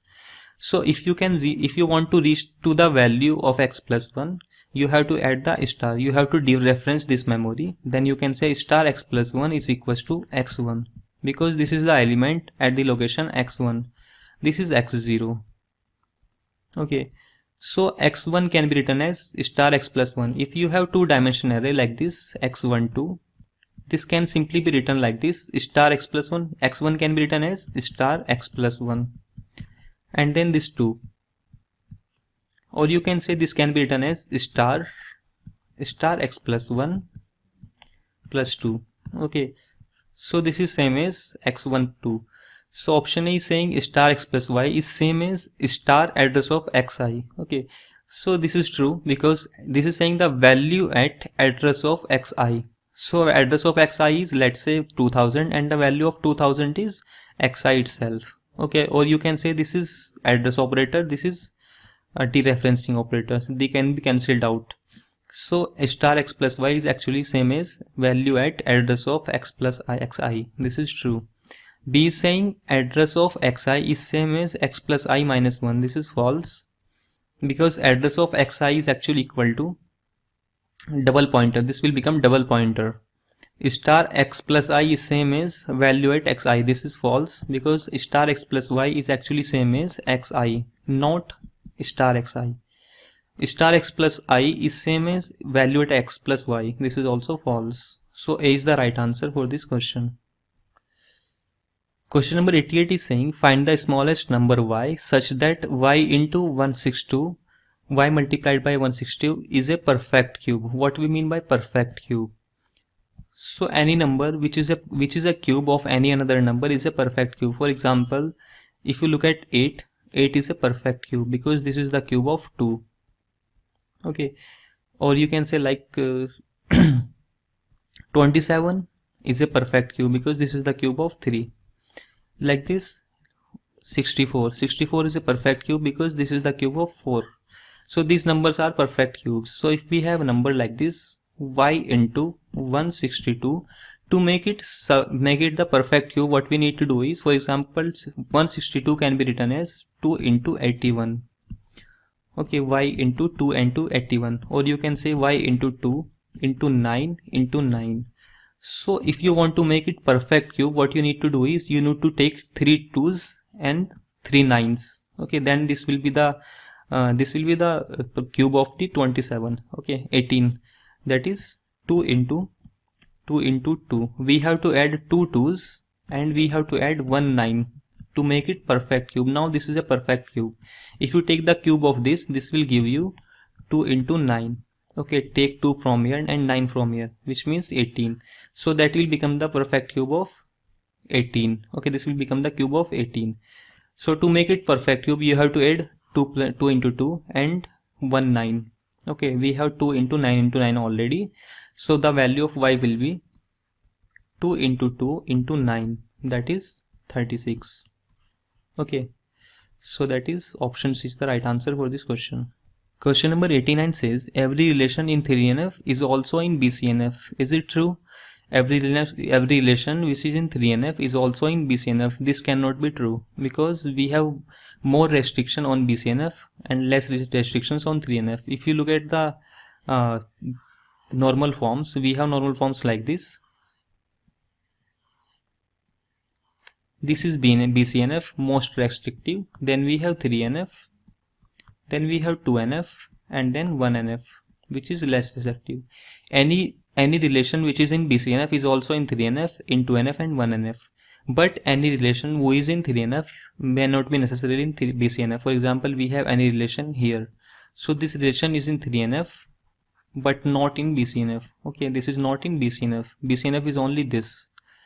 So this is false. B is saying a relation R is in 3NF if every non-prime attribute of R is functionally dependent on every key of R. This is the definition of partial dependency.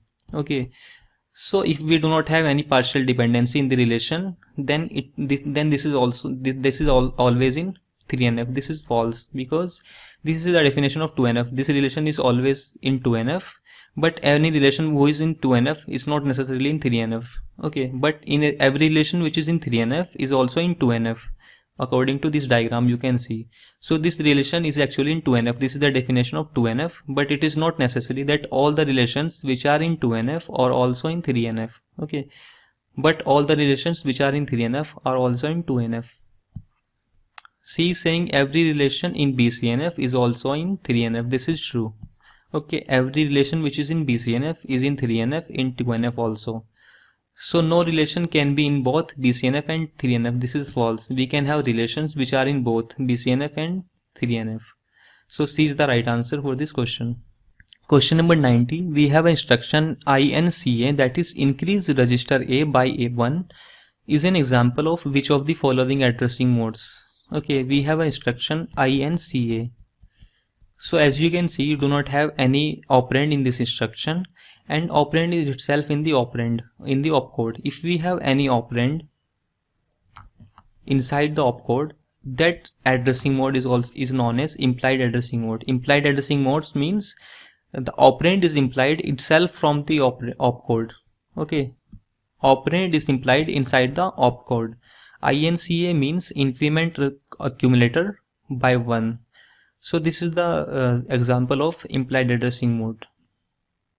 Question number 91 says, which of the following is a correct hierarchical relationship of the following, where L1 is set of languages accepted by NFA, L2 is set of languages accepted by DFA. We know that L1 is equals to L2 because all the languages which can be accepted by NFA can also be accepted by DFA, because we can convert NFA to DFA.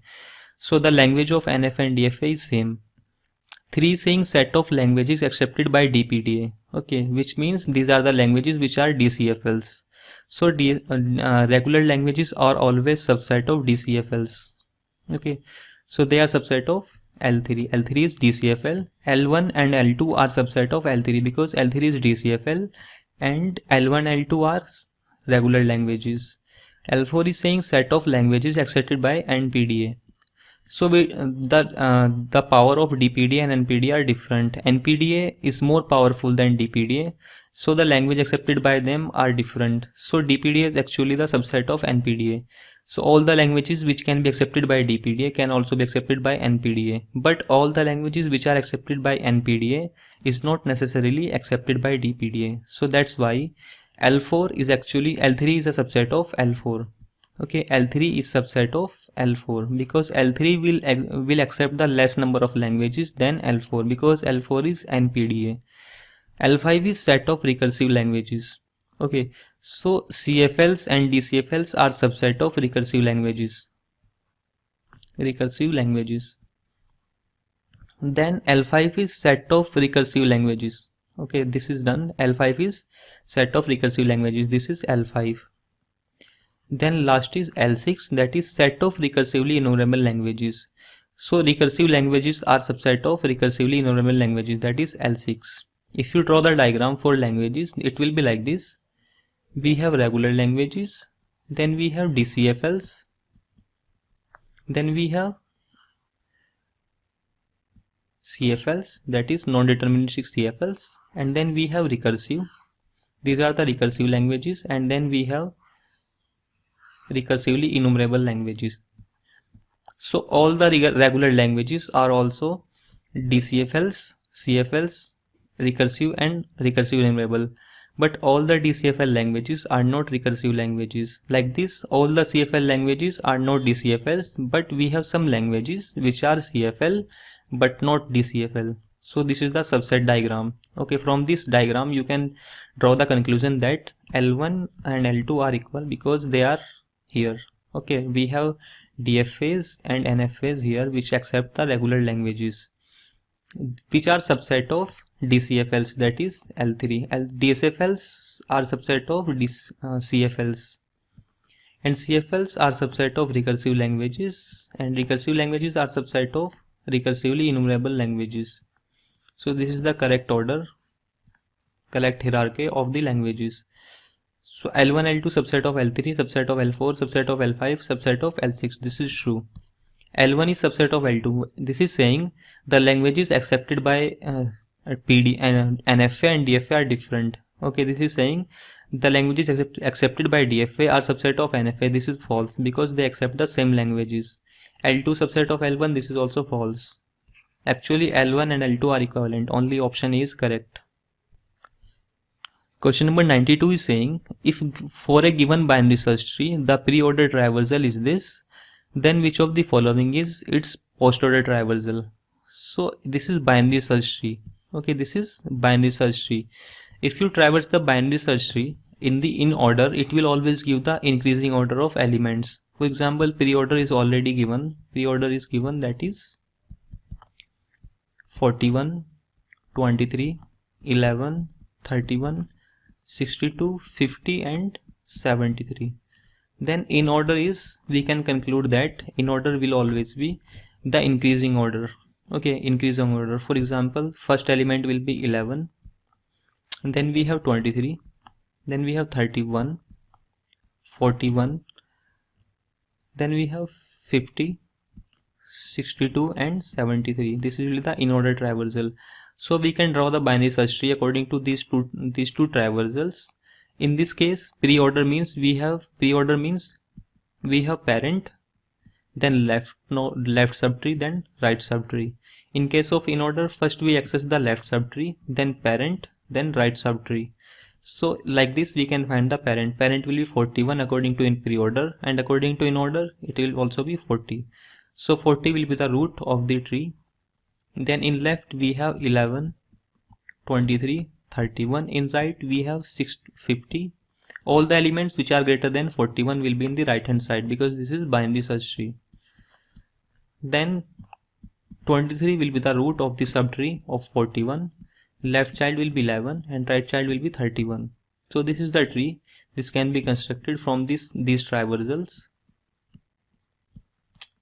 So we can find the post order traversal of this tree. We have final tree, and this will be the unique binary search tree. Okay, so this is unique binary search tree because pre-order and in-order traversals are given. So if you traverse this tree in the post order means, what will be the post order traversal? Post order means first you will access the left subtree, then right subtree, and then child, and then parent. So first access the left subtree. In left we have subtree, that is first we will access 11, then we will access right subtree, that is 31, then parent 23. This subtree is finished, then we will go to the right child of the 41, that is 62. So this will also be a subtree. In this subtree we will apply the post order traversal. That means first we will access the left child, that is 50, then we will access the right child, then we will access the parent, that is 62, and the parent of the complete tree, that is 41. So this will be the post order traversal for this tree, that is 11, 31, 23, 50, 73, 62, 41. So option A is the matching option for this question. Question number 93 says the total number of page faults for the reference string 1, 2, 3, 4, 5, 6, 7, 8, 9, 10 using FIFO page replacement policy for a process if 3 frames are allocated to it. So you do not need to solve this question. By directly looking at the reference string, you can say all of them will be a page fault. So all of these accesses will result in page fault. Why? Because all the values are different. We do not have any string which is accessed twice. So that's why number of page faults will be 10.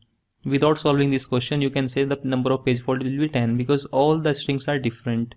Or if you want to look at the solution, you can say like this. We have 3 frames.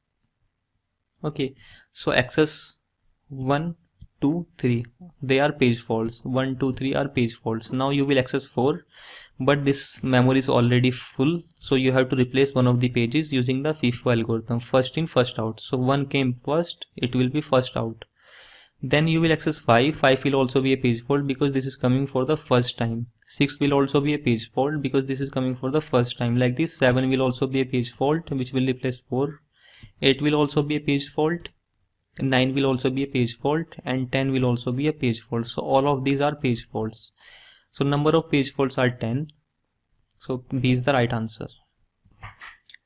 Question number 94. This question says in conservative two-phase locking protocol, a transaction. Okay, what is conservative two-phase locking protocol? Conservative two-phase locking protocol says that this is the modification in the two-phase locking protocol to prevent the deadlock. Okay, so this scheme is, first thing is deadlock free. How we make it deadlock free is we put a restriction and we says that restriction is this, like any transaction which want to execute will lock all the items before starting the execution. Okay, so whenever any transaction want to execute, it will actually lock all the items. It will acquire all the locks, acquire all locks before execution. All locks means read lock as well as write lock. Okay, exclusive lock as well as shared lock. So you have to acquire all the locks before starting the execution of the instruction. This is the restriction put in the conservative two-phase locking to prevent the deadlock. So A is saying should release all the locks only at the beginning of transaction. This is false. You cannot release any lock in the beginning, because in two-phase locking protocol, first you lock all the values, then you release all the values. B is saying should release exclusive locks only after the commit operation. Okay, this is the definition of strict two-phase locking protocol, not conservative. C is saying should acquire all the exclusive locks at beginning of the transaction. Okay, this is not true. Actually, this is true. Should acquire all the locks. What is the difference between C and D? Should acquire all the exclusive locks. Okay, we are saying actually in conservative two-phase locking protocol, you have to lock all kind of locks. It may be shared, it may be exclusive. So the appropriate option for this question is D. Question number 95 says, if the number of networks and the number of hosts in class B are 2 to the power m and 2 to the power n minus 2 respectively, then the relation between m and n is what? So if you look at the class B, so the architecture of class B is like this. First 2 bits are reserved and we have given 16 bits to net ID. Okay, 16 bit to the net ID and 16 bit to the host ID. So IP address is of 32 bits. We know that IPv4 is of 32 bits and they are divided into two parts, that is net ID and host ID. Because these 2 bits are reserved in the class B, so you do not have any choice for these 2 bits. So number of networks allowed in class B is, we can form the networks from 14 bits because 2 bits are already taken, they are reserved. The total are 16 bits, 2 bits are reserved, so you can form the networks from 14 bits. So number of networks are possible is 2 to the power 14 and number of hosts possible is always 2 to the power 16, and you have to separate minus 2. For first address in any network is used for the net ID, and last IP address within the any network is used for broadcast. That's why we subtract 2. So in this question, number of hosts in class B are 2 to the power m and number of networks are 2 to the power m and number of hosts are 2 to the power n minus 2. So you can put number of networks are 2 to the power 14 equals to given is 2 to the power m. So the value of m is 14 from this equation. Okay, number of hosts are given 2 to the power n minus 2. So the value of 2 to the power n minus 2 is actually 2 to the power 16 minus 2. Or you can say 2 to the power n equals to 2 to the power 16, which means n equals to 16. So what is the relation between n and m? So option A says 3m equals to 2n. If you say 3m is 14 equals to 2 into 16. Okay, this will be 42 and this will be 32. They are not equal. So this is false. If you take B is saying 7m, 7 into 14 equals to 8 into 16, because the value of n is 16 we have found out. So this will be 118 and this will be 98 and this will be 128. So they are not equal. So B is also a false. So C is saying 8m equals to 7n, which means the value of m is 14, that is 8 into 14 equals to 7 into 16. Let's look at this one. This will be 1112 and this will be 1112. So they are equal. Okay, they are equal. 112 equals to 112. So this is the right relation between m and n. 8m equals to 7n. 2m equals to 3n. This will give 2 into 14 equals to 3 into 16, which means 28, and this will give 48. They are not equal, so this relation is also false. Question number 96 says, which of the following is equivalent regular expressions? Okay, equivalent regular expressions. One is 0 1 star, 1 0 star, the whole star, and second is 1 0 plus 0 1 star. If you look at this is 0 1, this is 1 0 and this is 0 1, this is 1 0. So this simply, if you can say like this, P star, this can be written, let's say this is P and this is Q.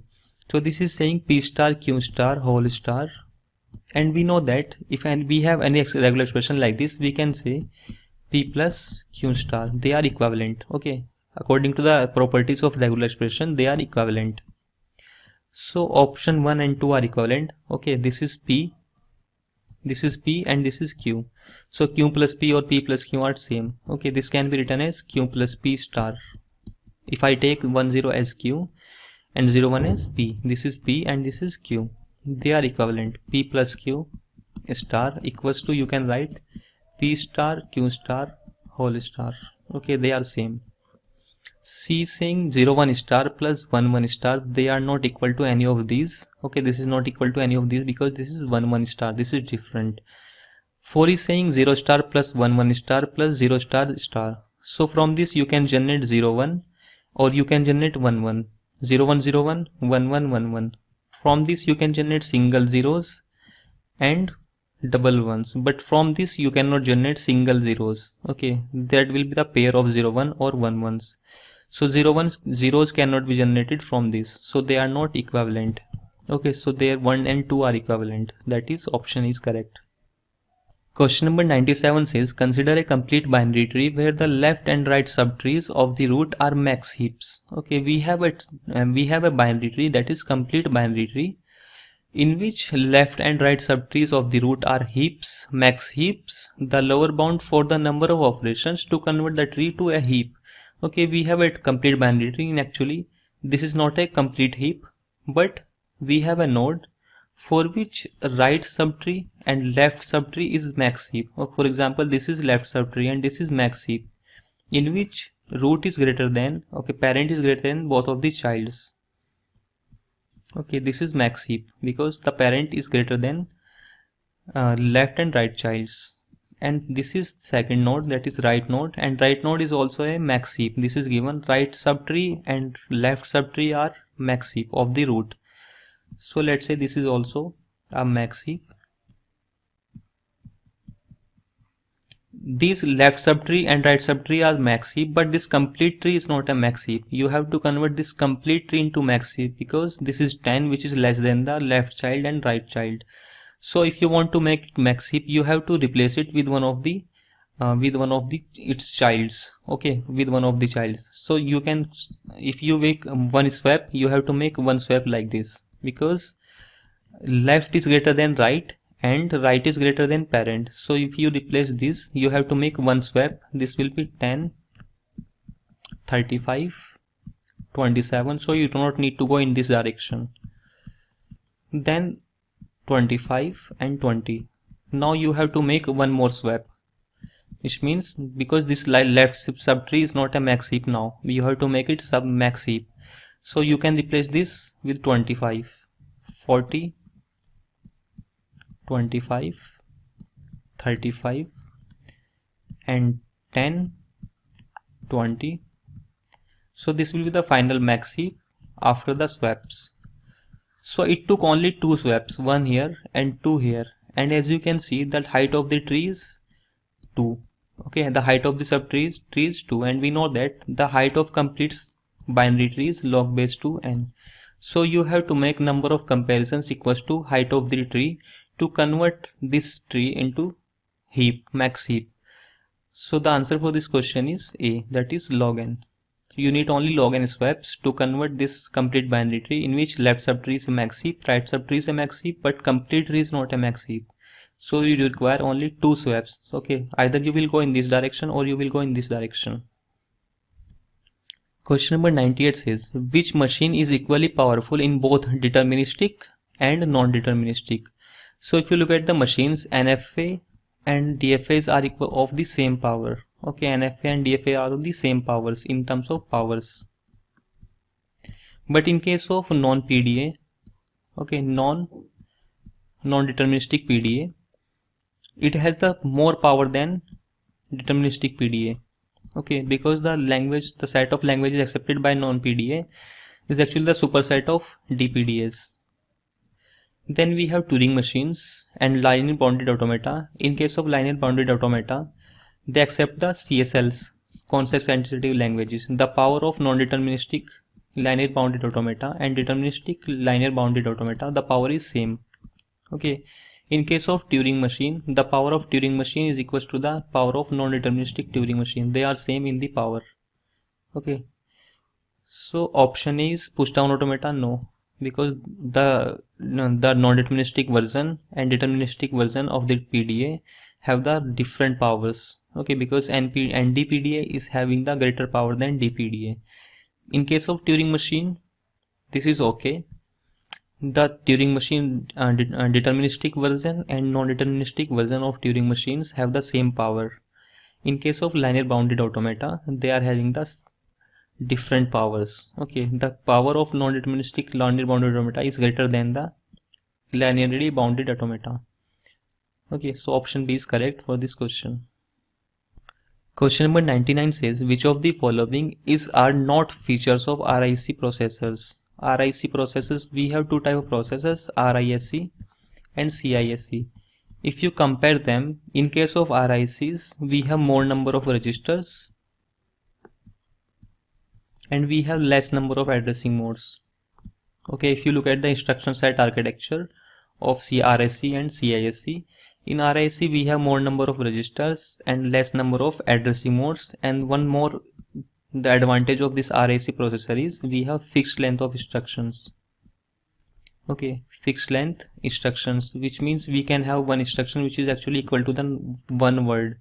So you do not need to access multiple words of memory to access an instruction. And one more advantage is that you can increment the program counter with a fixed value, because the instructions are of fixed length. So you can increment the program counter with a fixed value. Okay. Then CPI of RISC processors are 1, which means cycles per instruction for each instruction is 1. Each instruction is taking on average 1 cycle. And in CISC we have all the characteristics opposite to RISC, which means we have less number of registers in the CISC processor. We have more number of addressing modes. We have variable length instruction in CISC.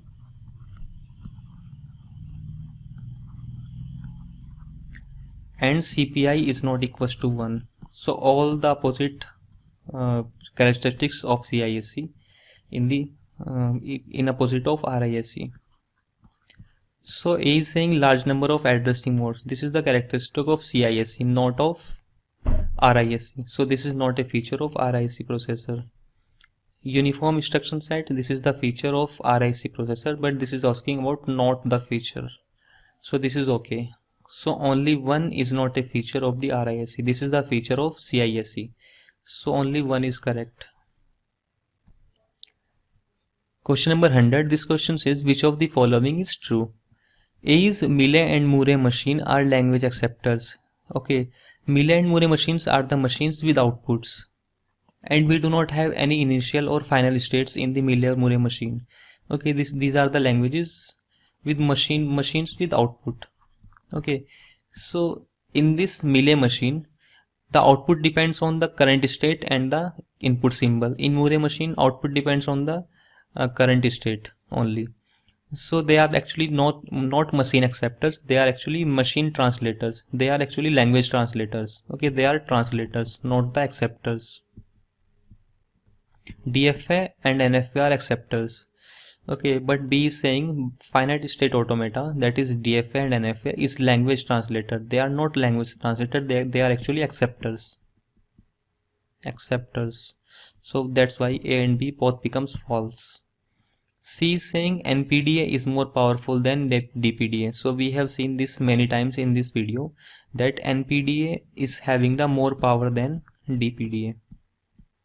They accept CFLs and they accept DCFLs, and the closure properties of DCFL and CFLs are different. So this is true. NPDA is more powerful than DPDA. D is saying Mealy machine is more powerful than Murray machine. This is false, because we can convert any Mealy machine to Murray machine and Murray machine to Mealy machine. So that's why Mealy machine and Murray machines are of same power, not of different powers. So C is the right answer for this question. Next we have this question of NIELIT 2017 CS, and this question says computer uses 46 bits virtual address and 32-bit virtual physical address and a 3-level page table organization. Okay, we know that what is the definition of 3-level page table. It is given in the question. The complete definition of a 3-level page table is given in the question itself. It is saying the page table uses base register to store the base address of the first level page table. Okay, first level which occupies exactly one page. This sentence is very important, which occupies exactly one page. This will help us to solve the question. Each entry of T1 stores the base address of a page table of the second level table. Okay, there is no actual page table entries in this page table. It is actually storing the addresses of the page tables itself. Each entry of T2 stores the base address of a page table of the third level page table. So on the third level we have many page tables, and this page table 2. In this page table 2, in level 2 page table, what we are doing is each entry in level 2 page table stores the base address of each page table in the level 3. Each entry of T3 stores a page table entry. The page table entry is of 32 bits. Okay, 32 bits, that is 4 bytes. The processor used in this computer has a 1 MB 16-way set associative virtually indexed and physically tagged cache. This is the logic in this question. Virtually indexed and physically tagged cache. Okay, so we are using virtually indexed and physically tagged cache. The block size of this cache is 64 bytes. So this question is asking what is the size of a page in this system. Okay, what is the size of the page in KB in this computer? So this question is actually taken from the 2013 GATE CS paper, and we have two questions in this part. Okay, 93 is a question. We have this data. On this data we have two questions, 93 and question number 94. So let's see how we will solve this question. There is a new concept which was introduced in the GATE 2017 paper, that is virtually indexed physically tagged cache. So first we will see what is virtually indexed and physically tagged cache, then we will try to solve the question, because without knowing this concept you will not be able to solve this question. So we have 4 kind of caches. First is, okay, maybe some of these cache cannot be implemented, but we have concepts like virtually indexed and virtually tagged cache. Then we have virtually indexed,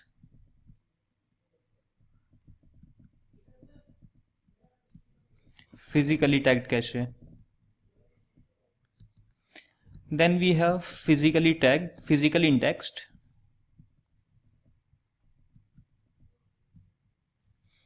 and virtually tagged.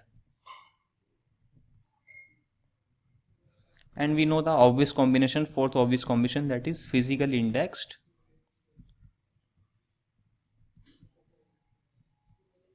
and physically tagged cache. So we have these 4 kind of caches. Some of them are not implemented actually in real life, but we have these 4 concepts. These are some of these are only concepts. So we will see what is virtually indexed. We are concerned only with virtually indexed and physically tagged cache. Okay, so I have recorded one lecture on these 4 types of caches. You can watch that lecture. But now I will be explaining this concept, virtually indexed, physically tagged cache. This question is simply the combination of operating system and computer architecture. Okay, these two subjects are combined, and this question is being designed. This is a very beautiful question. We will see how we will solve this question. So let's start from the zero, from where story starts.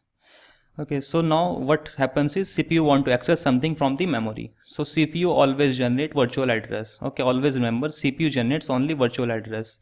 In computer architecture we only talk about the physical address, but now we are on the operating system. Okay, now we are only talking about the operating system. So in operating system we divide the address in 2 parts, that is page number and page offset. Okay, that is P part and offset part, D part.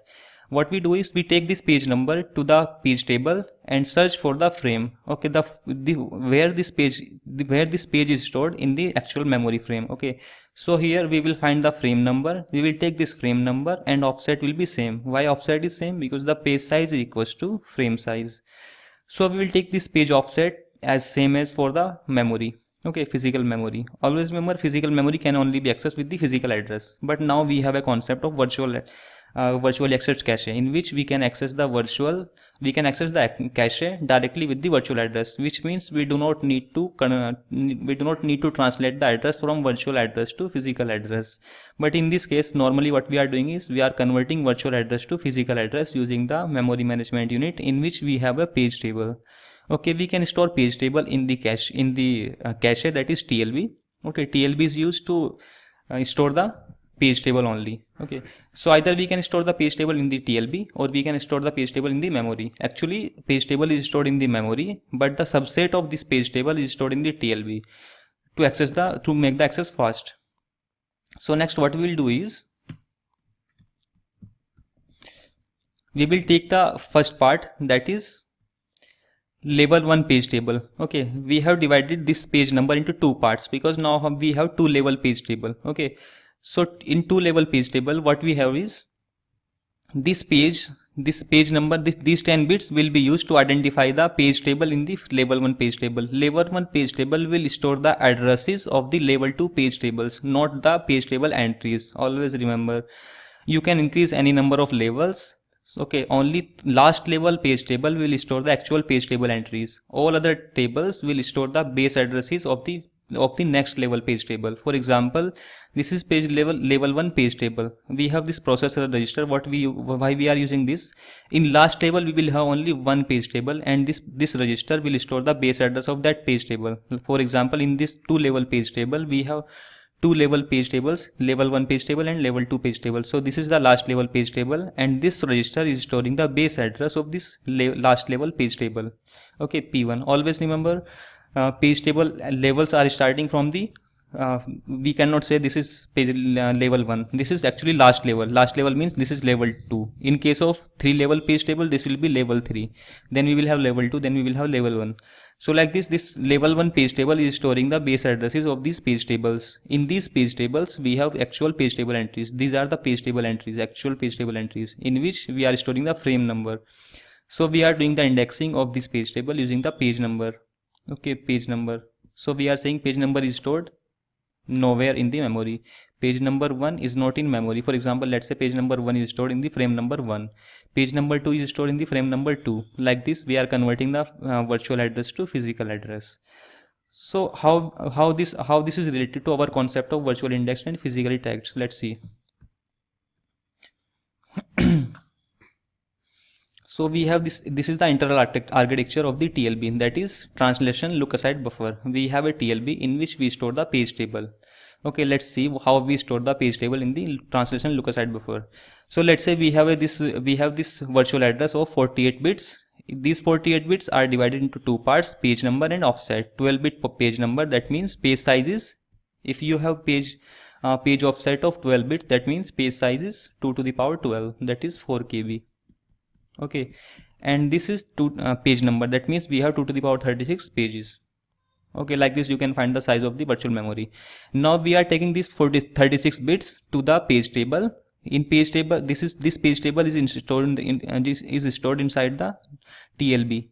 Okay, in TLB, except frame number, physical address, we have many things like read write bits, valid bits, invalid bits, tag bits. All these bits are stored in the TLB, because TLB is a cache. In cache we have a tag, index and maybe offset. And then because this is a TLB, so when we replace any page from the cache, we need the valid or invalid bit, because before replacing the cache we will check the valid or invalid bit. So like this, these are the bits, these are the extra bit in the address. So finally what we will do is we will take these 36 bits to the TLB, and then TLB will be accessed using these 36 bits. These 36 bits will be used as an index to the TLB cache. Always remember, this is cache. TLB is a cache. These 36 bits will be used as an index to the cache. Then we will match the tag, and then we will find the physical address, that is frame number from the, what is the frame number? Okay, in TLB we have only frame numbers, not the data. Data is actually stored in the cache, data cache, or you can say in memory. If data is not found in data cache, we will search for the data in the main memory. So data is stored in the cache or main memory.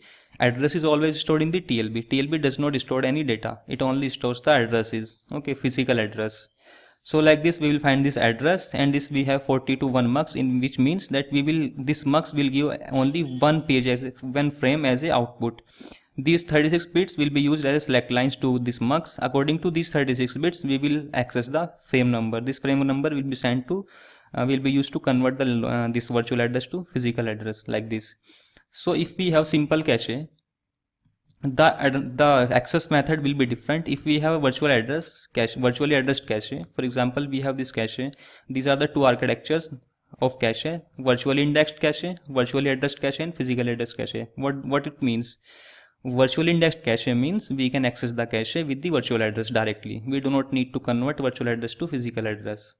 Physically addressed cache means we can access the cache only with the physical address. So we have to convert virtual address to physical address to access the data from the physically addressed cache. Okay, so let's look at this first one. This is physically addressed cache. Okay, you can see this is physically addressed cache. Why? How can you say this is physically addressed cache? Because CPU is giving virtual address, and this virtual address is converted using the page table which is stored in the TLB. Only after converting the after converting the virtual address to physical address, we will access the cache. If there is a cache hit, then we will access the data from cache. If there is a miss, okay, this is miss and this is hit.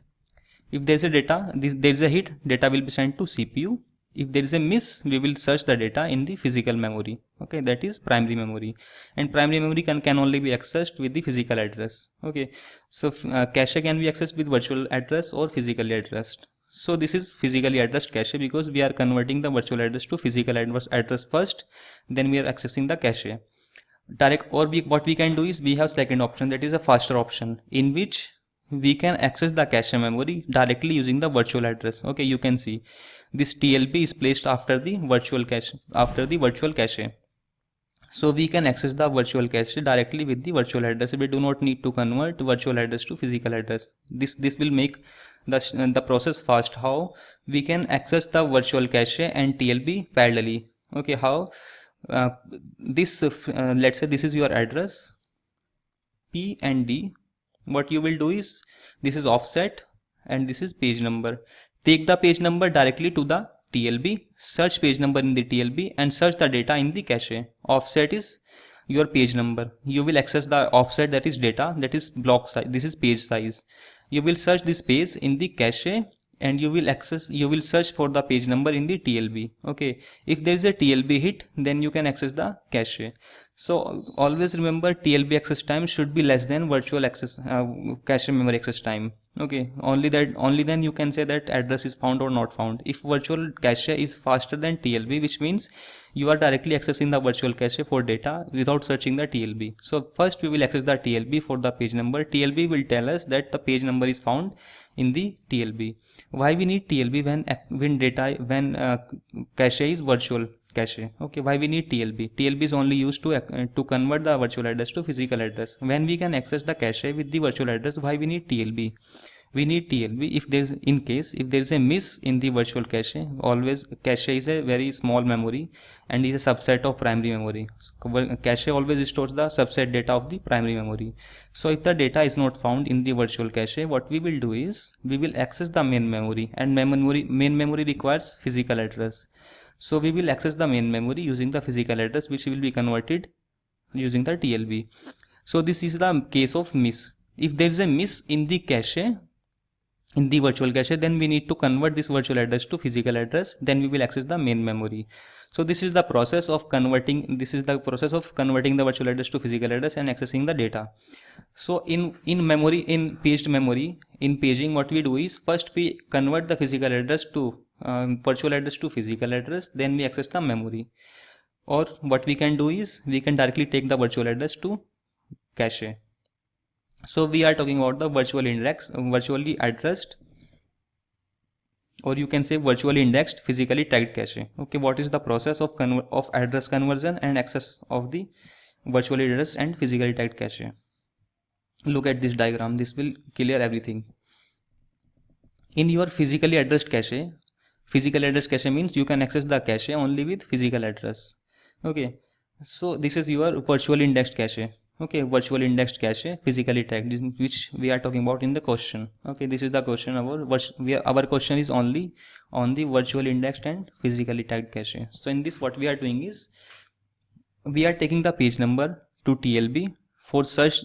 For the search, if there is a miss in the cache, what we need to do is we need to convert the virtual address to physical address. That's why we are converting, and these two processes are parallel. As you can see, these two processes are parallel. Parallelly we are searching the data in the cache memory, and parallelly we are converting the virtual address to the physical address. In case if there is a miss in the cache, we have to convert virtual address to physical address.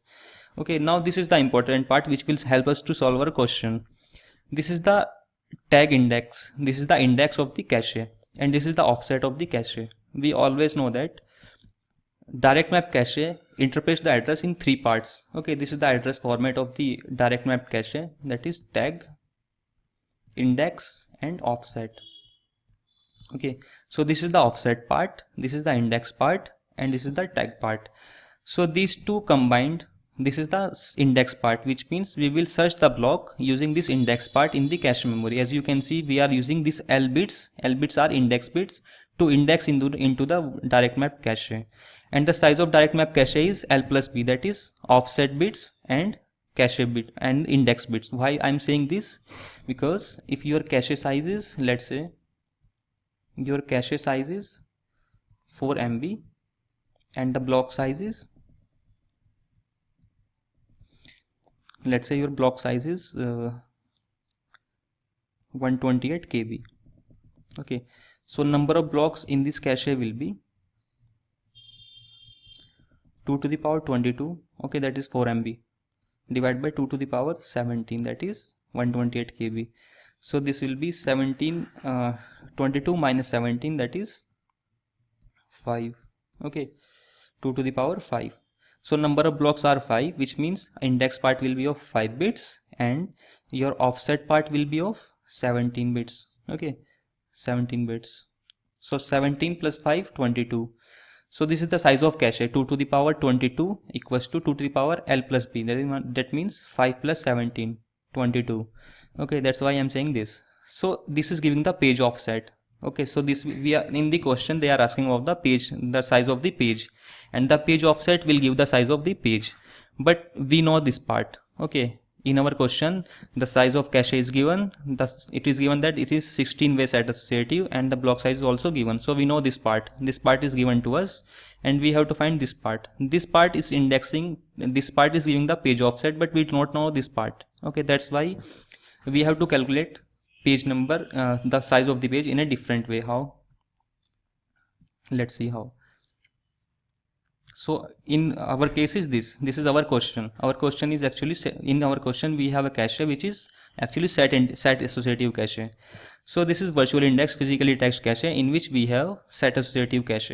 Okay, this is the exact question which is our question, in which in our question we have a 16-way set associative cache and virtual index physically tagged cache. In this what we have is this my page number, which is being taken to TLB to search for the frame number and convert it to the frame number. This will work as a tag in the physical memory, and this is my set number, and this is my offset. Okay, this is my offset. Set number plus offset is giving the page size. Okay, this is not always true. I cannot say that page size is, the size of the page is equals to 2 to the power L plus B. I cannot say that. This is actually cache size. Okay, look at this. The size of the cache, that means 2 to the power C, should always be less than equals to 2 to the power P plus A. Okay, A is this bit, A is this bit.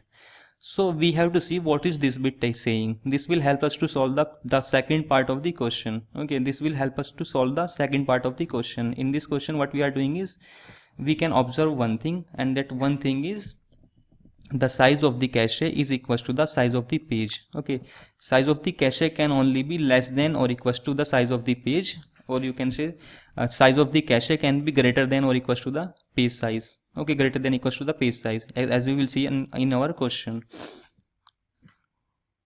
So according to that diagram, we have a virtual address given in this question of 46 bits. Virtual address is of 46 bits. And in that question you have seen we have divided the virtual address in two parts in paging, that is page number and offset. Okay, by taking this offset, what we are doing is we are finding the offset, page offset,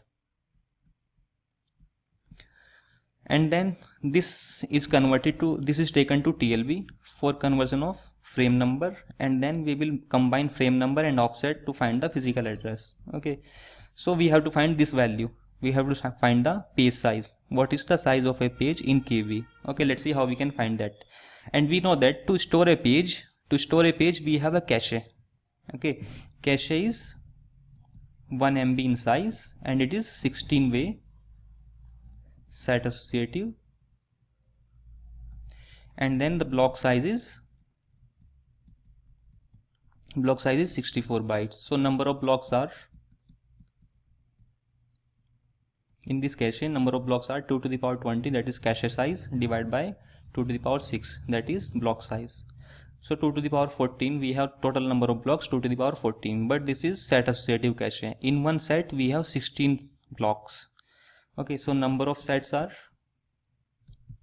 2 to the power 14 divided by 2 to the power 4, that is 2 to the power 10 sets, which means, okay, as we have seen, we have divided this part in three parts. Okay, as we saw in last diagram, that is A, set number, and offset, that is, let's say offset O part. So offset part is of 6 bits.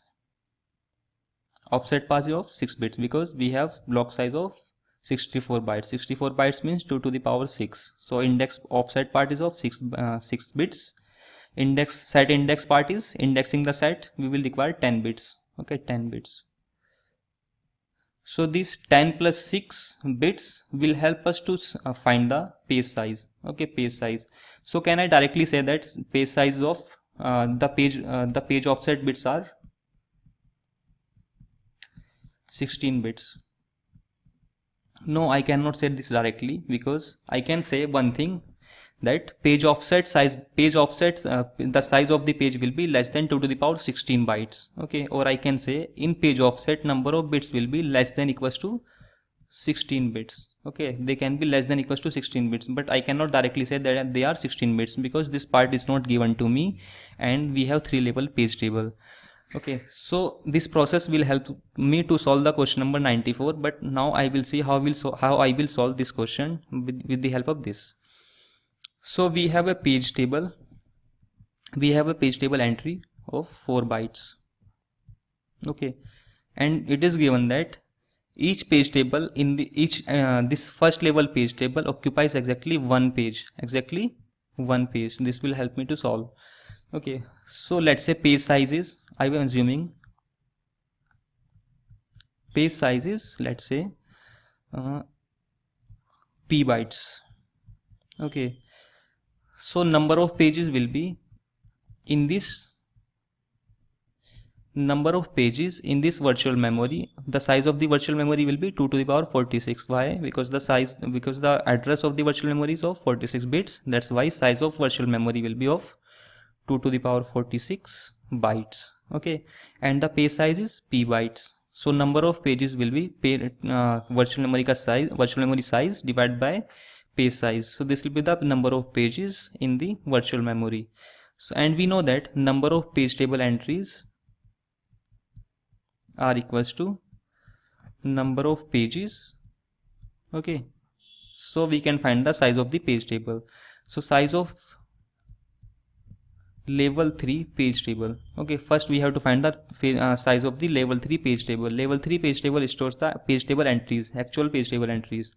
So size of level 3 page table will be, the number of entries are 2 to the power 46 divided by p, and the size of each entry is 4 bytes. Okay, so this will be the size of level 3 page table. Okay, so size of level 3 page table is 2 to the power 46 by p into 4 bytes, or you can say size of level 3 page table is 2 to the power 48 divided by p bytes. Okay, this is the size of the level 3 page table. Okay, 2 to the power 46 into 2 to the power 2, that is 2 to the power 48 divided by p size. So now what we will do is we will divide the level 3 page table into pages. Again, now we are not dividing the virtual memory into pages, we are dividing the page table into pages. So number of pages in level 3 page table. Okay, in level 3 page table. So we are dividing this page table, which is of 2 to the power 48 divided by p bytes, into pages. So we have a page table of this size, and we have to divide this into pages, and the size of each page is p. So this will be 2 to the power 48 divided by p square. Okay, p square. This is the number of pages in the level 3 page table. So now this we will store the base addresses of these page tables. We will store the number of base addresses of these page tables into the level 2 page table. So now what will happen is, level 2 page table, we will have number of page table entries in level 2 page table will be equals to number of pages in the level 3 page table, that is 2 to the power 48 divided by p square. So size of the level 2 page table will be what? Number of entries are these, and the size of each entry is 4 bytes into 4 bytes, that is 2 to the power 50 divided by p square. Next, what we will do is, we will again divide this page table into pages, because we are using 3 level page table. Now again this page table will be divided into pages. So number of pages in level 2 page table. Okay, level 2 page table equals to 2 to the power 50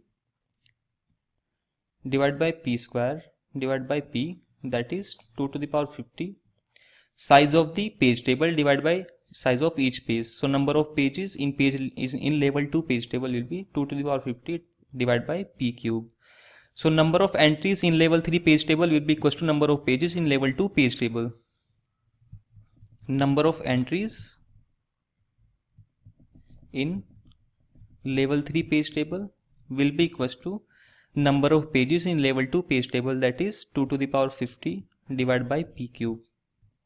Okay, so the size of level 3 page table will be 2 to the power 50 divided by p cube into size of each entry, that is 4 bytes, or you can say 2 to the power 50 divided by p cube into 2 to the power 2, or you can say 2 to the power 52 divided by p cube.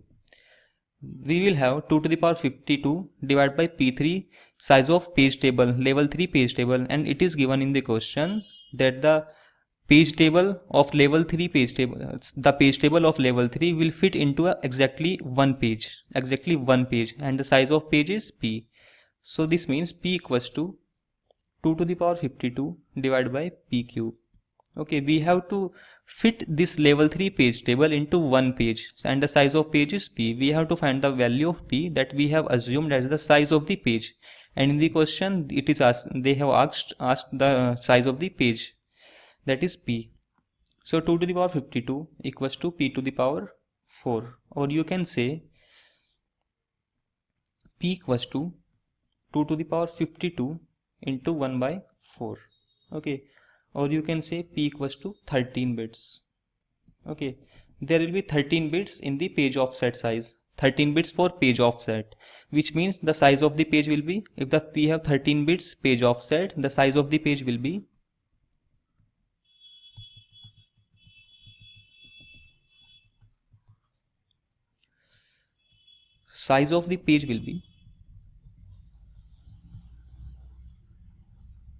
2 to the power 13, or you can say 8 KB. Okay, this is the answer for first question. The size of the page is 8 KB. What we have done is, you should be aware of the concept of 3 level page table to find the size of the page simply. Okay, other informations given, which are, we have a virtually indexed physically tagged cache, and then we have a 16 MB, we have 1 MB 16-way set associative cache. This information is not required in the question number 93. This information will be required in the question number 94, that is next question. Now question number 94 is saying, Consider the data given in the above question, that is in question number 93. What is the minimum number of page colors needed to guarantee that no two synonyms maps to different sets in the processor cache of this computer? So what we mean by no two synonyms maps to different sets in processor cache of this computer? Okay, this is the problem in the virtual indexed physically typed cache. What is the problem? Let's understand with the diagram. This is as well our virtual address. This is page number, and we take the page number to TLB to convert this into physical page number, that is frame number. Okay, so this will give me frame number, that is physical address. Now we are concerned with the data part. So this is virtual indexed cache, which means we are indexing the cache with the virtual address. We are indexing the cache with the virtual address. We are directly taking the virtual address and taking this to the cache. So as we have seen, we have divided this part in three parts, okay, because we are using a cache, and in this cache we have set number and offset and then index and then tag. So what is happening is, we have seen we have a 1 MB 16-way cache, 16-way set associative cache, block size with 64 bytes. So we have seen in the last part that number of sets in this cache will be 2 to the power 10, which means set index bit requires 10 bits and offset part requires 6 bits. And we take these 6 bits to the page offset, okay, page offset. But we have calculated that page offset part is of 13 bits. In last question we have calculated the page offset part is of 13 bits, which means page size is of 8 KB, 2 to the power 13 bytes, that is 8 KB. So page offset part is of 13 bits and the index address is of 16 bits. Okay, you can write this virtual index, that is of 16. In cache we have virtual indexed cache, we have 16 bit, that is C, okay, the address of the cache, and the page address is of page offset is of 13 bits. The concept is this, if you are not understanding this, the concept is this, that we can store only one page in the cache memory. Okay, the size of the cache memory can be greater than or equal to the page size. Okay, so what we do is, we take this page, let's say page is of 8 KB, and we divide this page into the blocks, and we store these blocks into the cache using the set associative cache. So we have single page of the virtual memory. We are not storing more number of pages in the cache memory. We are storing only one page at a time in the cache memory. So that's why I have taken the 16 bits and 13 bits. So address of the virtual index of 16 bits and page offset of 13 bits. So in this case what will happen is, it is possible that two virtual addresses will map to one single block. Okay, two virtual addresses may map. The problem is, let's write this down. What we want is no two synonym virtual addresses. Synonym means two same virtual addresses. Not two synonym virtual address means map to different sets.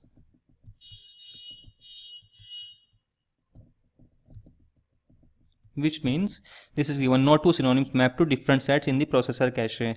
What will happen is, if we have this gap between the cache address and page offset address, this is the gap between this address and this address. This is the 16-bit address, this is 13-bit address. In this case what will happen is, multiple physical addresses will be in the single physical address will be in the multiple sets. It is possible that same physical address, the same frame number, or you can say same frame, the data of the same frame is stored in the more than one sets. Okay, so this is actually wasting the cache memory. In cache memory we have redundancy, we have same frame in two sets. We do not want that. This problem is causing due to this address difference, because this address is of 16 bits, this is of 13 bits. So what we can do is, we can color the physical addresses, we can color the frames. What will happen is, if we color the frames, the cache memory can recognize that this is black color, so black color will be mapped to set number 1. All the physical addresses with the black color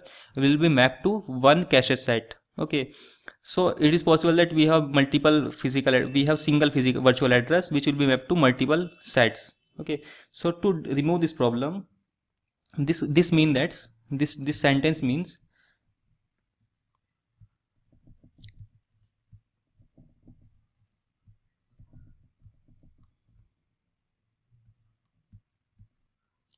this simply means that a physical page, which I am saying frame, okay, which would mean a physical page could be in, this is the problem, could be in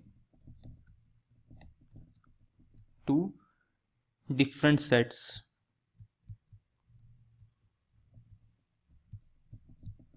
Okay, two different sets. So we need to remove this gap between these addresses. Then we can say then the address of the set and the address of the page will be same. Okay, if we make this 16 bits and this is also 16 bits, so we can color the pages such that all the pages with the same color will be mapped to single set, because we will have the same address. So what we need to do is we need to color the pages such that all the pages with the same color will be mapped to single set. Okay, all the physical addresses with the same physical addresses will be mapped to single set. Okay, how we can do this we can actually simply, we require 3 bits for coloring. Okay, 3 bits for coloring. If we have 3 bits for coloring, we can color the 8 physical addresses. Okay, 8 physical addresses, we can have 8 colors. 8 colors means we can all the physical addresses with the same color will go to the one set. So we will have 8 colors with the 3 bits. Okay, we require 8 colors because we have a gap of 3 bits with these addresses. Okay, with these addresses we have the gap of 3 bits. So we require 3 bits to color the pages, and with 3 pages we require 8 colors. Okay, with 3 bits we can have 8 colors.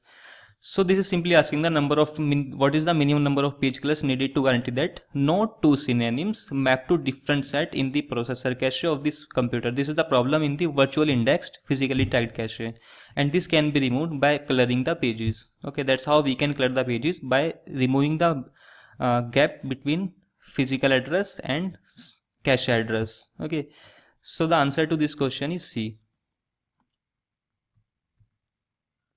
that is 8, and the answer for 93 question is 8 KB. Okay, size of the page is 8 KB. Question number 95, and this question says a disk has 200 tracks numbered from 0 to 199. At a given time, it was servicing the request of reading data from track number 120, and at the previous request, service was for the track number 90. The pending requests are given like this. These are the track numbers for the request: 30, 70, 115, and then 130, 110, 80, 20, and 25. How many times will the head change its direction? Okay, this is important. How many times head will change its direction? So it is not asking about the head movements. It is simply asking about the head change of its direction. Head change means whenever the head is moving to left direction, let's say head was moving to this direction, and now it has to change its direction to service a request in the left hand side. So this is the head movement. Okay, so there is a head movement whenever we are serving the request in one direction, and then we have to change the direction to go to the left side or go to the right side. For the disk scheduling policies SSTF and FCFS, so we have to find the number of head change its direction in case of SSTF and in case of FCFS. So let's say we have track numbers from 0 to 199 and heads are numbered like this, let's say 25, 50. So these are the track numbers.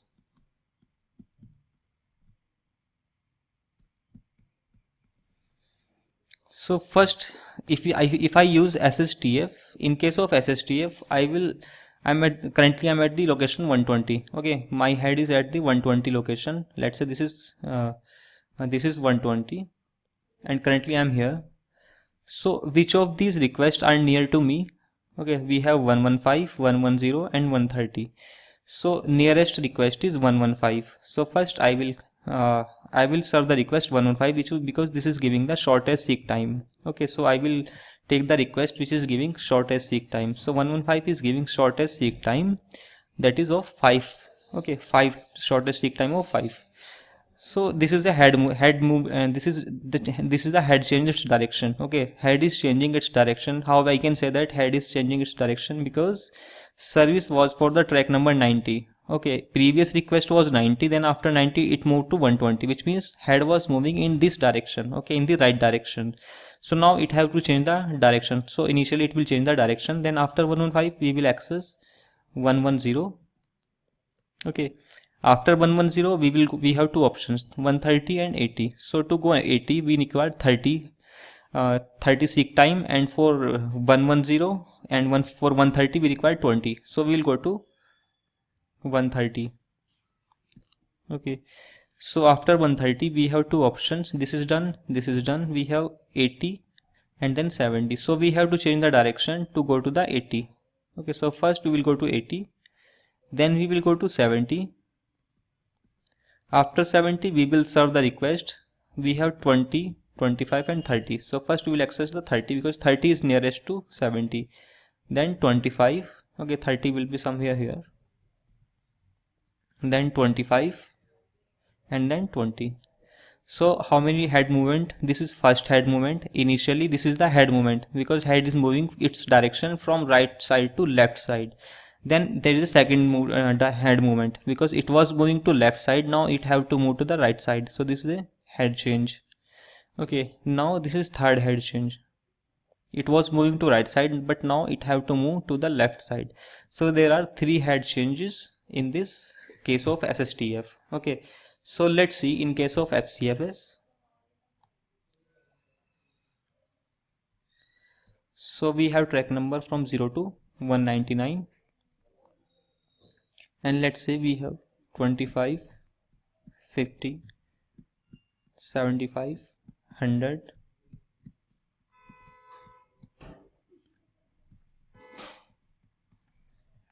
So initially head is at the direction 120. From 120 first we have to go to 30 because we are using the algorithm that is FCFS, first come first serve. So we will go to 30 and 30 will be somewhere here. So there is a head movement because head was moving in this direction, the right direction, because due to this 90. So after 30 we will go to 70 and 70 is in this direction. That means now we will go to this direction. There is a head movement. Okay, there is a head movement because we were moving to left side. Now we are moving to right side. Then after 70 we have to go to 115. After 115 we have to go to 130. Then after 130 we have to come back for 110. Okay, this is a head movement, that is 110. So this is a head movement. This is head movement, head changing its direction. After 110 we will go to 80. Okay, after 80 we have to go to 20. So 20 will be somewhere at this direction. After 20 we have to go to 25. So 25 will have to move to right side. So this is 25. So how many times in case of FCFS it is changing direction? First direction change is this one, right to left. Then I was moving to left hand side. I have to move direction to the right side. So this is second head movement. This is my third head movement and this is fourth head movement. In case of FCFS it will be 4 head movements. In case of SSTF there will be 3 head movements. So answer is 3, 4, that is C.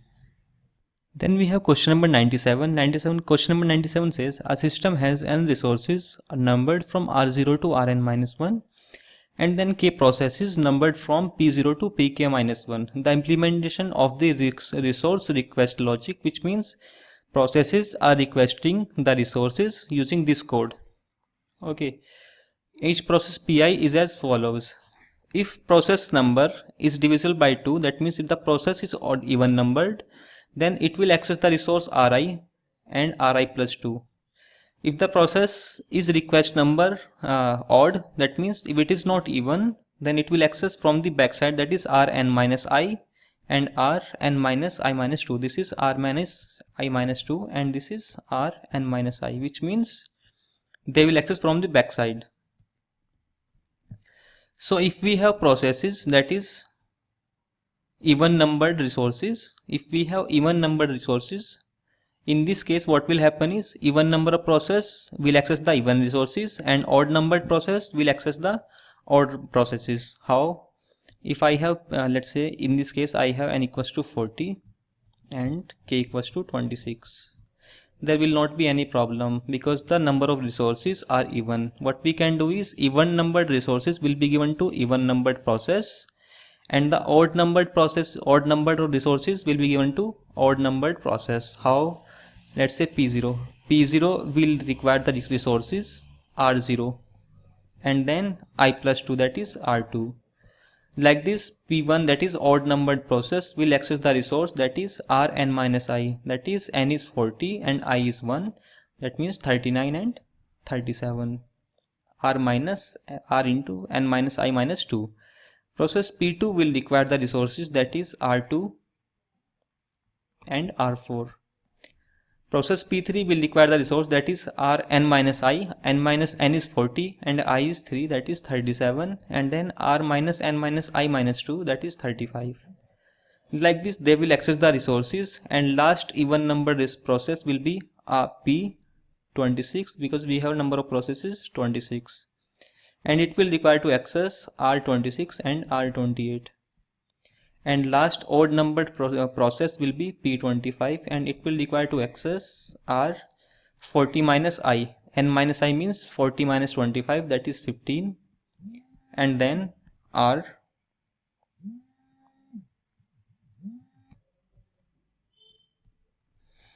So like this, even numbered processes will access the resources like this and odd numbered processes will access the resources like this. So there will not be conflict in even numbered process, in even numbered resources and odd numbered resources. So there will not be dependency between processes. So P0 can start executing with R0, R2 and can after releasing these resources, P2 can start. Like this all the processes can start the execution. So there is no deadlock, there is no problem with deadlock in case of A and C because C will be same. Because we have even number of resources, so it will be also be like this.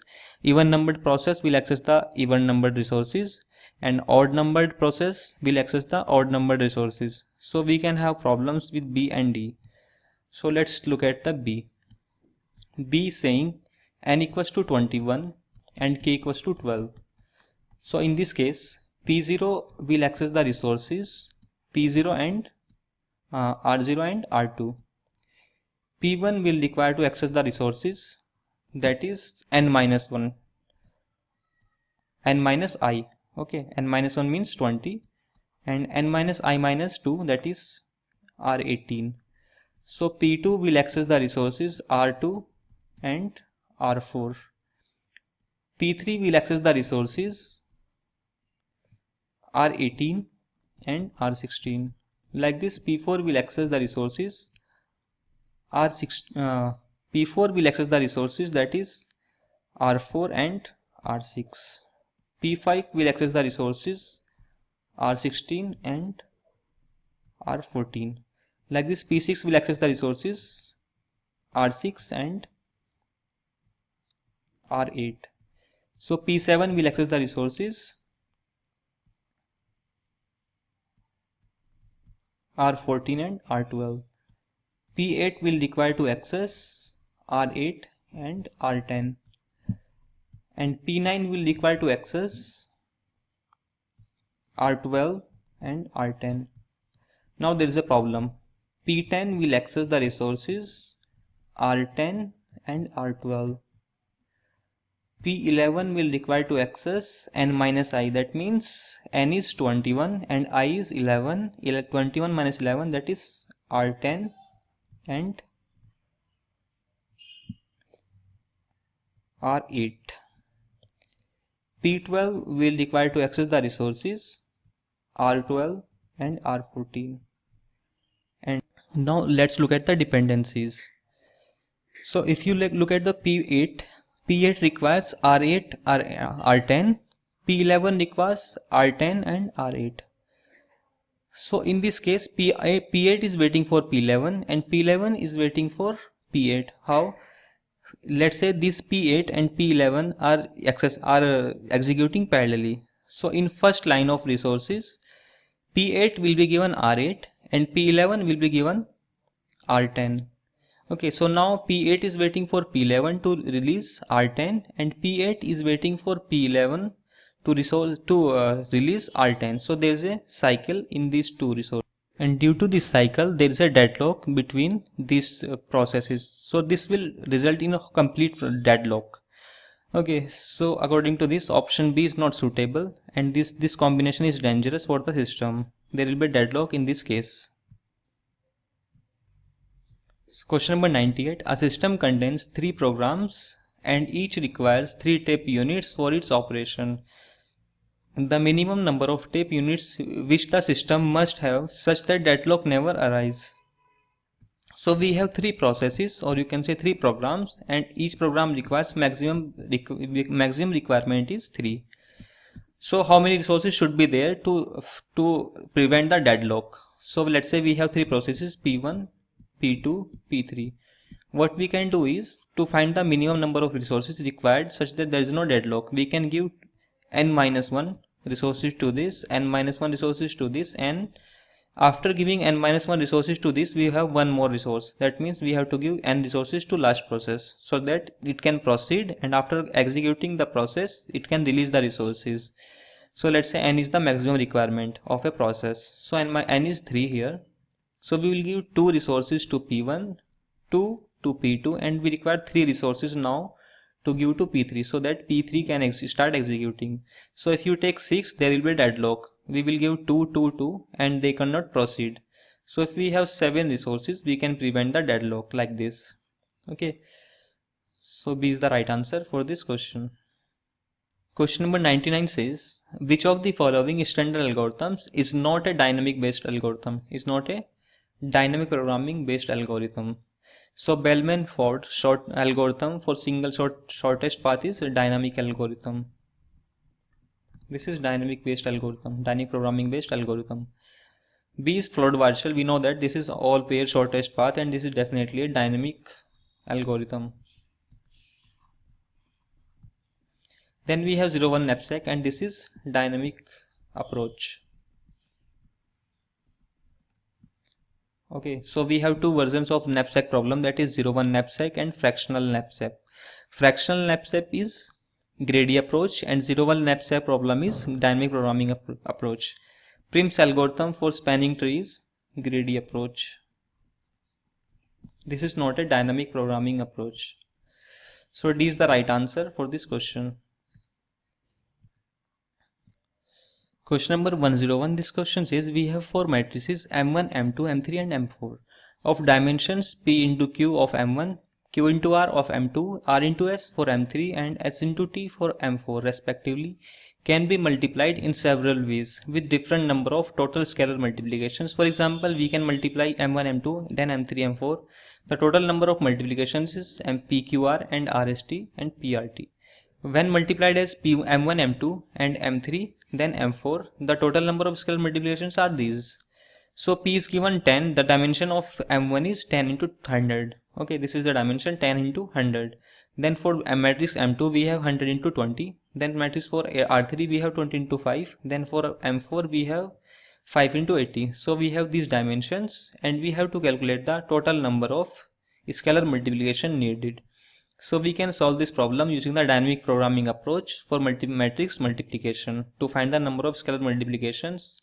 So we can find using dynamic programming algorithm. So dynamic programming says if you want to multiply Mij, okay, you want to multiply this number of matrices, then if Mij I equals to j, that means if there is a 1 1, M11 or M22, M33, then this will be 0 number of multiplications. Otherwise minimum of Mik plus M k plus 1j plus Pi minus 1 Pk and Pj. In this case k is from I to j. Okay, k is always less than j and it can be equal to I. So value of k will vary like this. So we will find the minimum of all these values of k. Okay, so we want to find the for M14.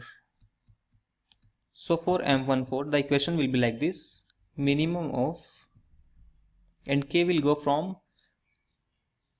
1 to 4. Okay, the value of k will be less than 4. So first is mik, that means let's take k equals to 1 first. M 1 1, I is 1 and k is 1, plus k plus 1, that is 1 plus 1 is 2, m 2 4, plus pi minus 1. Pi minus 1 means we will see what is p.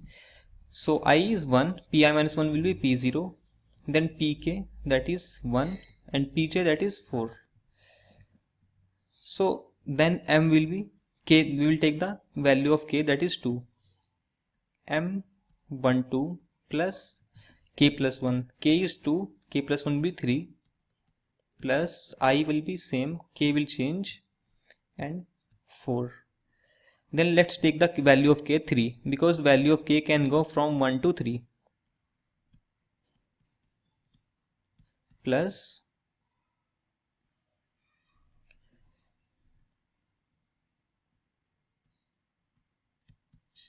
okay, k is 3, k plus 1 will be 4, and this is j, plus p0, p3, that is k, and p4.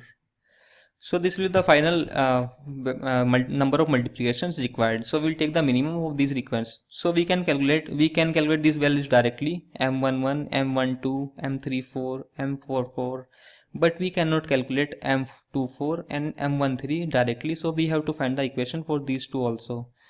So let's see how we can find the equations for these. So for m13, it will be minimum of, and k can go from 1 to 2 because less than 3. So m11 plus k plus 1, that is m23, plus p0, p1 and p3. Then we will take the value of k, that is 2, m12 plus m33, because the value of k is 2 and k plus 1 will be 3, plus p0, p2 and p3. So we will have to take the minimum of these two. And the m24, we have to calculate m24 also. Equation for m24 will be like this: minimum of, and k can be from 2 to 4. That means the value of k can be 2 and 3. Minimum of m24, okay, m22, the value of I is 2 and the value of k is 2, plus m34 plus I is, that is pi minus 1. Pi minus 1 means p1. I is 1, so pi minus 1 will be p1. I is 2 and j is 4, so I minus 1 will be p1. Then p2 and p4. Now I will take the value of k, that is 3. So m23 plus m44, because k plus 1 will be 4, plus p1, p3 and p4. So this will be the equation for m24. To calculate this equation, to calculate m14, I require m24 and m13. 1 will be 0 and this values, okay, what is p0? So we have dimensions like this: p into q, then q into r, then r into s, and then s into t. So dimensions are given like this: 10 into 100, then 100 into 20, after that 20 into 5, and 5 into 80. So the values of p are like this: this is p0, okay, 10 is p0, this is p1, this is p2, this is p3, and this is 80 is p4, like this. So the value of p0 is equals to 10, the value of p1 equals to 100, the value of p2 equals to 20, the value of p3 is 5, and the value of p4 is 80. So now we can put the values and find the answers. Let's see what will be m24. So m24 will be the minimum of these values. So m22 is 0 because I equals to j, so this will be 0. m34 means you are multiplying these two matrices, 3 4, okay, so 20 into 5 into 80. the cost of multiplication of these two matrices will be 2 into 5 into 80 plus P1 into P2 into P4, that is P1, P2, P4. So 20 into 80 into 100. Okay, then M23 is the multiplication of these two, and the cost of multiplication of these two is 100 into 20 into 5. Okay, 100 into 20 into 5 plus M44 is 0 plus P1, P3, P4, that is P1 is 100, P3 is 5 and P4 is 80. So if you look at the values, minimum of 0 plus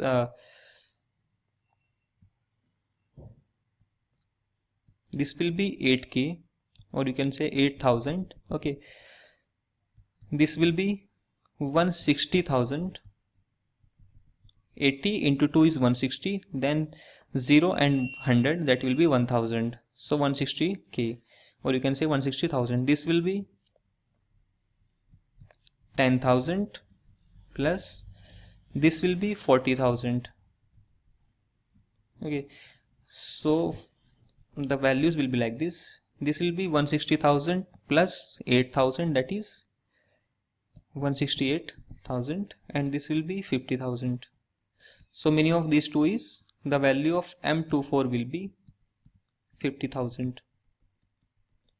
Okay, so now I have the value of M24. Now I need to calculate the value of 13.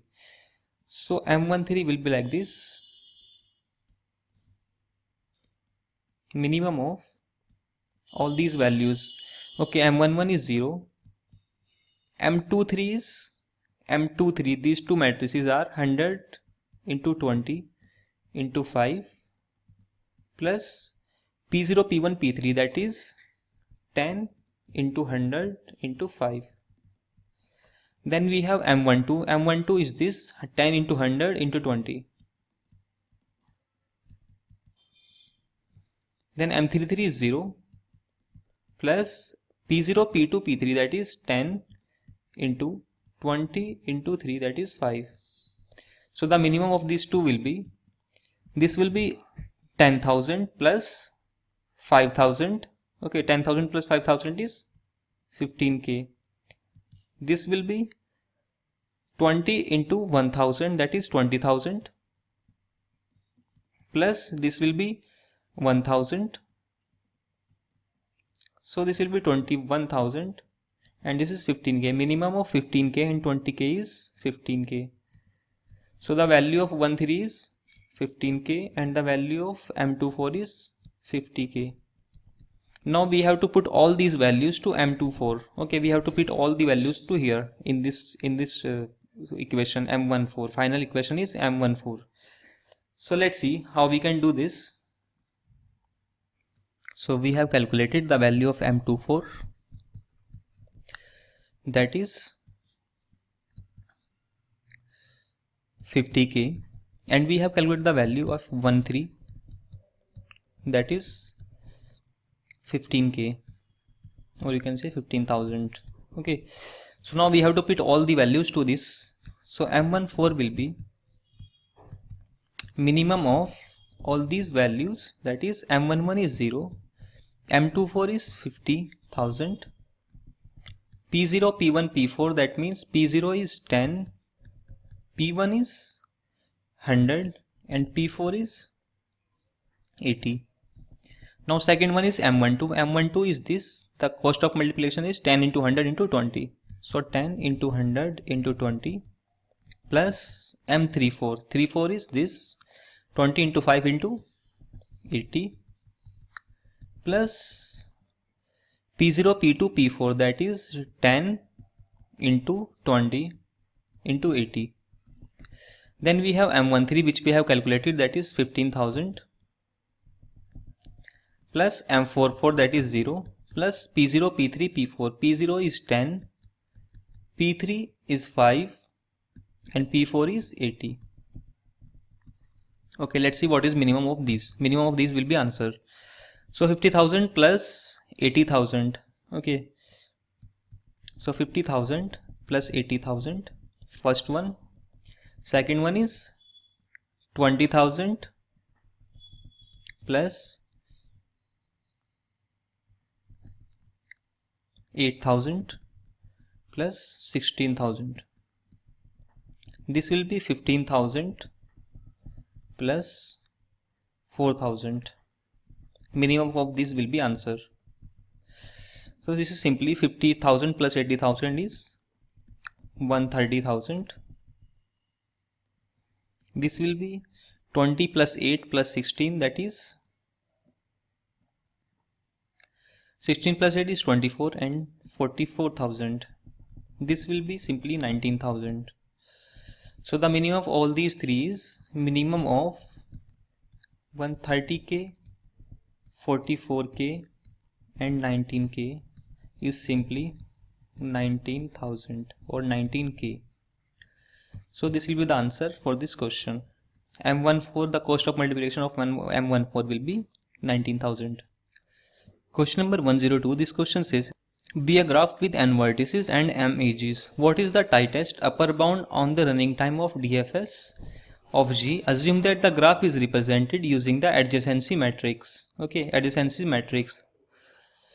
So if we represent the graph using the adjacency list, DFS takes order of m plus n. But if you use the using adjacency matrix,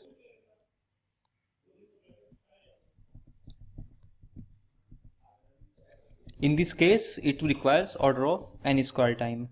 Okay, so we have represented the graph using adjacency matrix, so C is the right answer.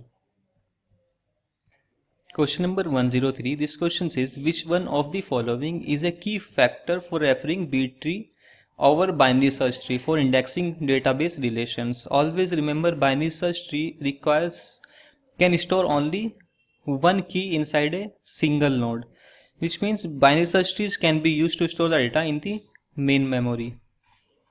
Okay, so always binary search tree is used to store the data in the main memory, and B trees are used to store the data in disk. Okay, so disk can store more than one keys in a single node, and we know that in a single hard disk block we store more than one keys, or you can say we store more than one records in a single block. So what we can do is we can make the block size equals to node size, which means that the disk transfer will become easy. We can transfer the complete record from a single block. Okay, if you access the hard disk, you will access the single block at a time. So you can access one block, and in one access you can access all the records inside that block. So options are saying database relations have a large number of records. It does not have to do anything with BST or B tree. Database relations are stored on the primary key. This is not relevant. B trees requires less memory than binary search trees. Okay, this is true, but this is not the reason we use B trees over binary search trees for storing the indexing in the B trees. So data transfer from disk is in the blocks. This is the reason we use B trees to store the indexes. Indexes are stored in the disk. When we want to access any record, we bring the indexes from hard disk to main memory, because the data transfer between memory and disk is in the form of blocks. So we will use B trees because B tree node can store one block in one node. So it will make the IO operations less costly. So D is the right answer for this question.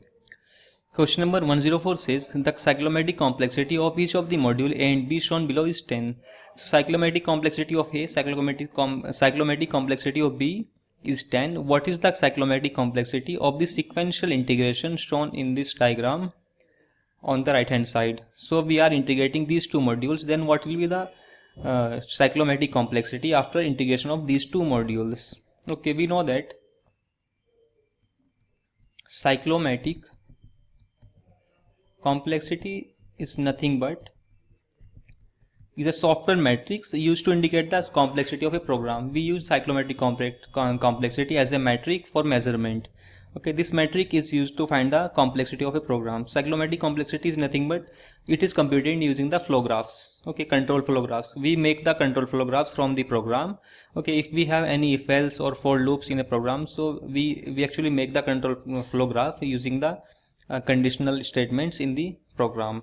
So from those conditional statements we make a graph, and from that graph we try to find out the number of nodes and number of edges. Then from the number of nodes and number of edges we can calculate the cyclomatic complexity. But nothing like that is given in the question. We are given only the cyclomatic complexities. So we can say that cyclomatic complexity is nothing but number of decision paths minus number of decision paths plus 1. Okay, this is the cyclomatic complexity of any module. So in this case the cyclomatic complexity of A is given, that is 10, and cyclomatic complexity of B is 10. When you integrate these two modules, what will be the cyclomatic complexity of this module? So cyclomatic complexity is given, number of decision path we can calculate from this. For A, number of decision paths will be 9. Okay, number of decision paths in A will be 9, and same as this, number of decision paths in B will also be 9. So cyclomatic complexity of this will be the number of decision paths in A, number of decision paths in B, because this is followed by B is followed by A. So number of decision paths in A plus number of decision paths in B plus 1. Okay, plus 1. So number of decision paths will be, for this module, number of decision paths in A plus number of decision paths in B plus 1. Okay, this one. So cyclomatic complexity will be 9 plus 9 plus 1, that is 19 after integration of these two modules. So the right answer for this question is A, that is 19. So 106 is saying consider the following 4 schedules due to 3 transactions. We have 3 transactions, and from these 3 transactions we have some schedules. Using read and write on the date item X denoted by read X, that is read, and write X is write X respectively. Which one of the following is conflict serializable? Conflict serializable means if we can find the equivalent serial schedule by replacing the non-conflicting transaction, conflicting operations, then we can say the schedule is conflict serializable. So let's look at the one. So one is saying we have 3 transactions in a schedule S1, that is T1, T2, T3. This subscript is representing the transaction number. So we have read operation first in T1, then we have a read operation in T2, then we have write operation in T1, then we have a read operation in T3. Okay, this read operation is after this write operation. Then we have write operation is T2. So if we can swap the transaction, if we can swap the non-conflicting operation, non-conflicting means read is non-conflicting, but read write and write read and write write are not non-conflicting operations. So if you replace these two, you can say you can take read at upper direction and read at the lower direction, but you cannot replace write write and read write. So if you make the graph of these 3 transactions, dependency graph will be like this: T1, T2, T3. So as you can see, in this case T2 is depending on T1. Okay, T2 is depending on T1 and T1 is depending on T2. Okay, you can see T1 is depending on T2. So we can say like this: T1 is depending on T2. So there will be edge from T1 to T2. Okay, this is a directional graph. This is a dependency graph. And as you can see, there is a cycle in the dependency graph. As you can see, T2 to T1 and T1 to T2, this is a cycle. If there is a cycle in the dependency graph, then this is not conflict serializable. Okay, you cannot swap these two operations. You cannot swap the operations of T1 and T2, and you cannot bring all the operations up, or you cannot take all the operations of T1 to down. So they are not conflict serializable. So S1 is not conflict serializable. As you can see, T3 is depending on T1. Okay, we can take this edge. T3 is depending on T1 and T2 is depending on T3. So there is a cycle in graph. So this is not conflict serializable. Okay, let's look at the second schedule. And second schedule is like this. We have 3 transactions, T1, T2 and T3. First we have a redux operation in the transaction T2. Then we have a read operation in the transaction T1. Then we have a write operation in transaction T2. Then we have a read operation in transaction T3 and write operation in the transaction T1. So let's look at the dependency graph of these three transactions. So as you can see, T2 is depending on T1. There is a conflict between these two operations. So T2 is depending on T1. So there is a age between T2 to T1. Now T3 is depending on T2. T3 is depending on T2. And then T1 is depending on T3. Okay, there's a clearly a cycle. Okay, this is a cycle. T1 depending on T2, T2 depending on T3, and this cycle is going like this. Okay, so this is not conflict serializable. Let's look at the schedule number 3. In schedule number 3, we have three transactions T1, T2 and T3. First we have a read operation in transaction T3, then we have a read operation in transaction T2, then we have a read transaction on the read operation on the transaction T1, then we have a write operation on transaction T2, then we have a write operation on the transaction T1. So the graph for this will be like this. T1 is depending on T2 and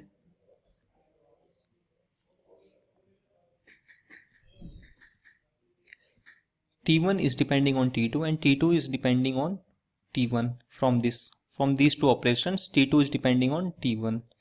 Okay, so there is a cycle. This is definitely not a conflict serializable schedule. Let's look at the next schedule, that is, let's say 4.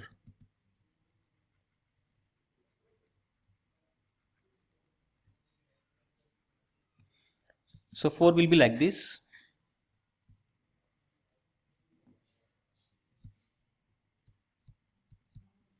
We have three transactions T1, T2 and T3.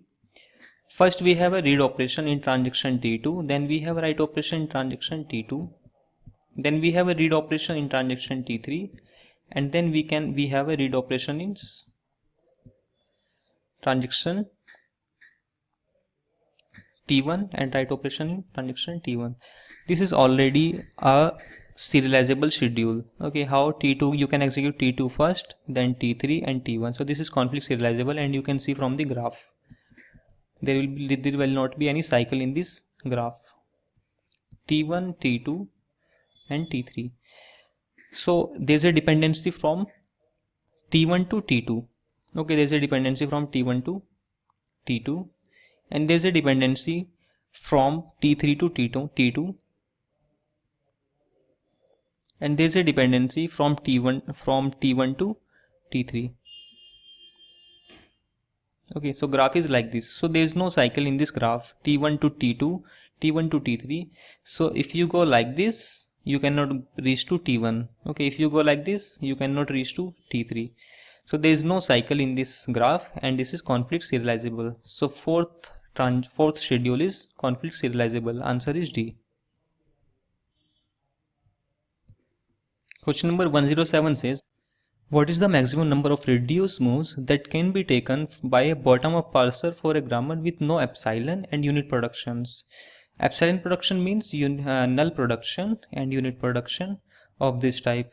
To parse a string with n tokens. So we have n tokens. N tokens means the length of the string is n. For example, if I have AA, BP, and we have productions like this, A tends to BC, and let's say B tends to A, and C tends to BB. So if you want to reduce this string to this starting symbol in bottom up parsing, what we do is we try to reach the starting symbol from the string by doing some reductions. So we will make the reductions like this. We will scan the string from left to right. What we will do is we will make a rightmost derivation in the reverse order for the bottom up parsing.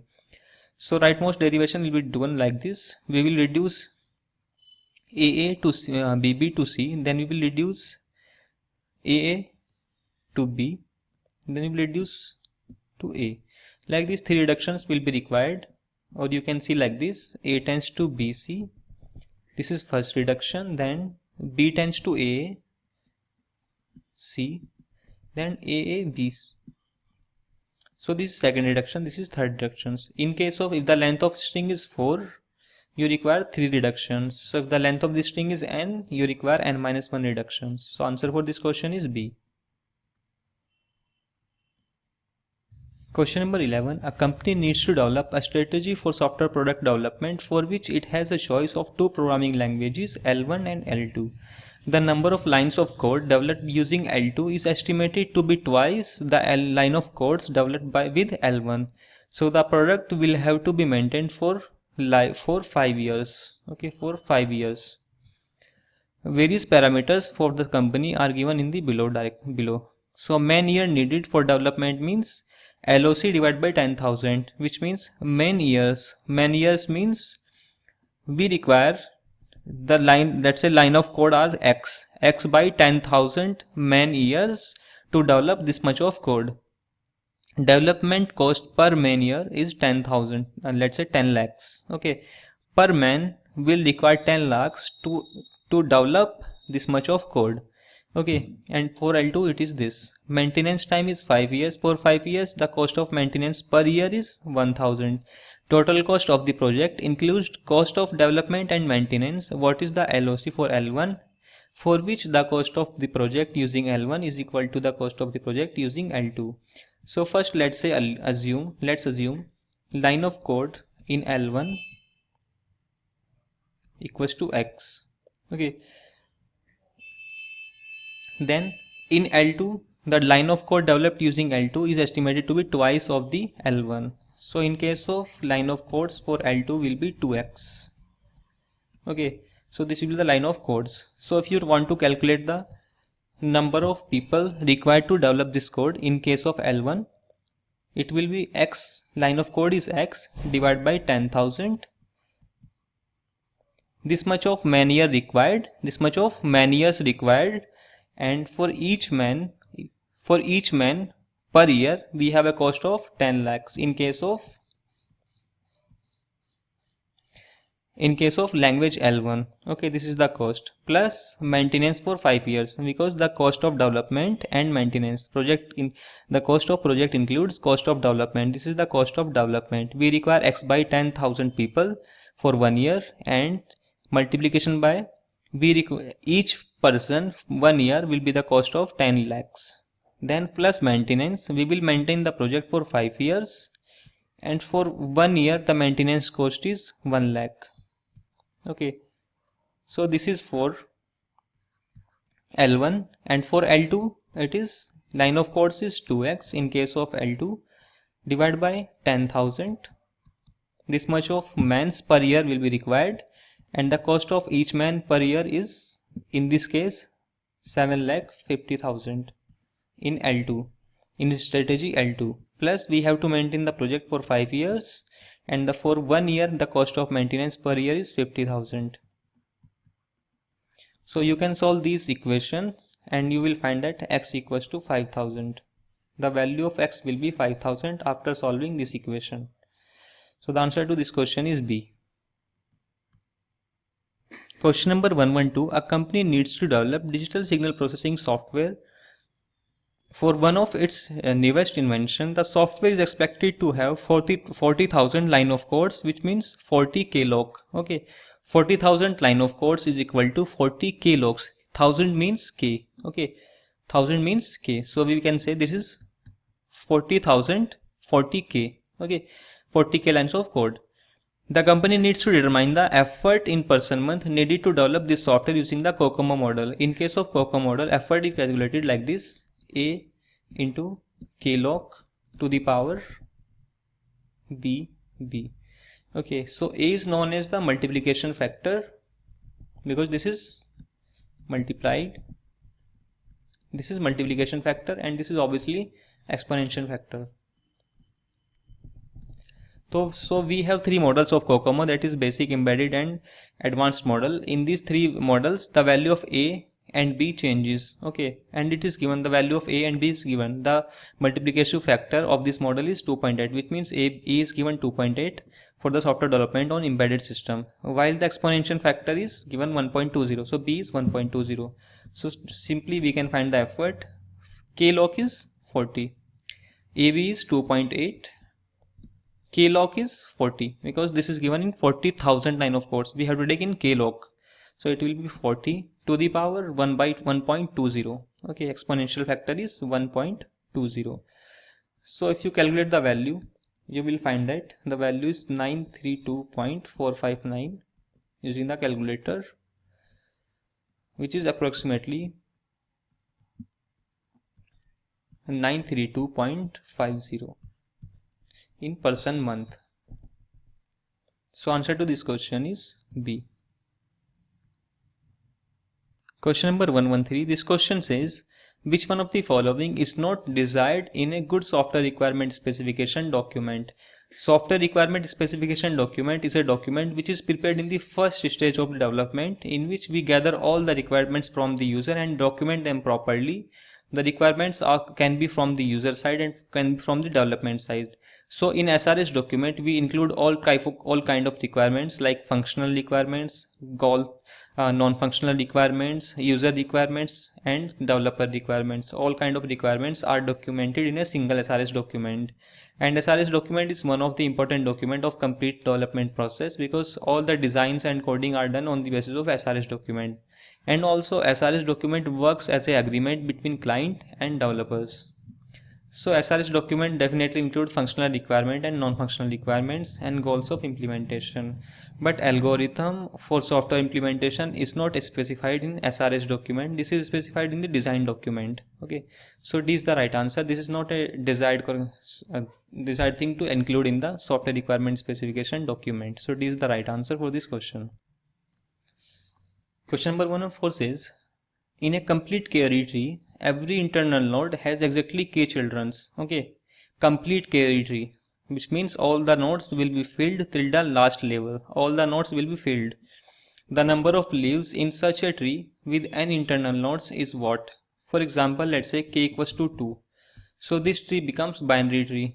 Exactly k childrens. If k equals to 2, we have 2 childrens, which means this is binary tree.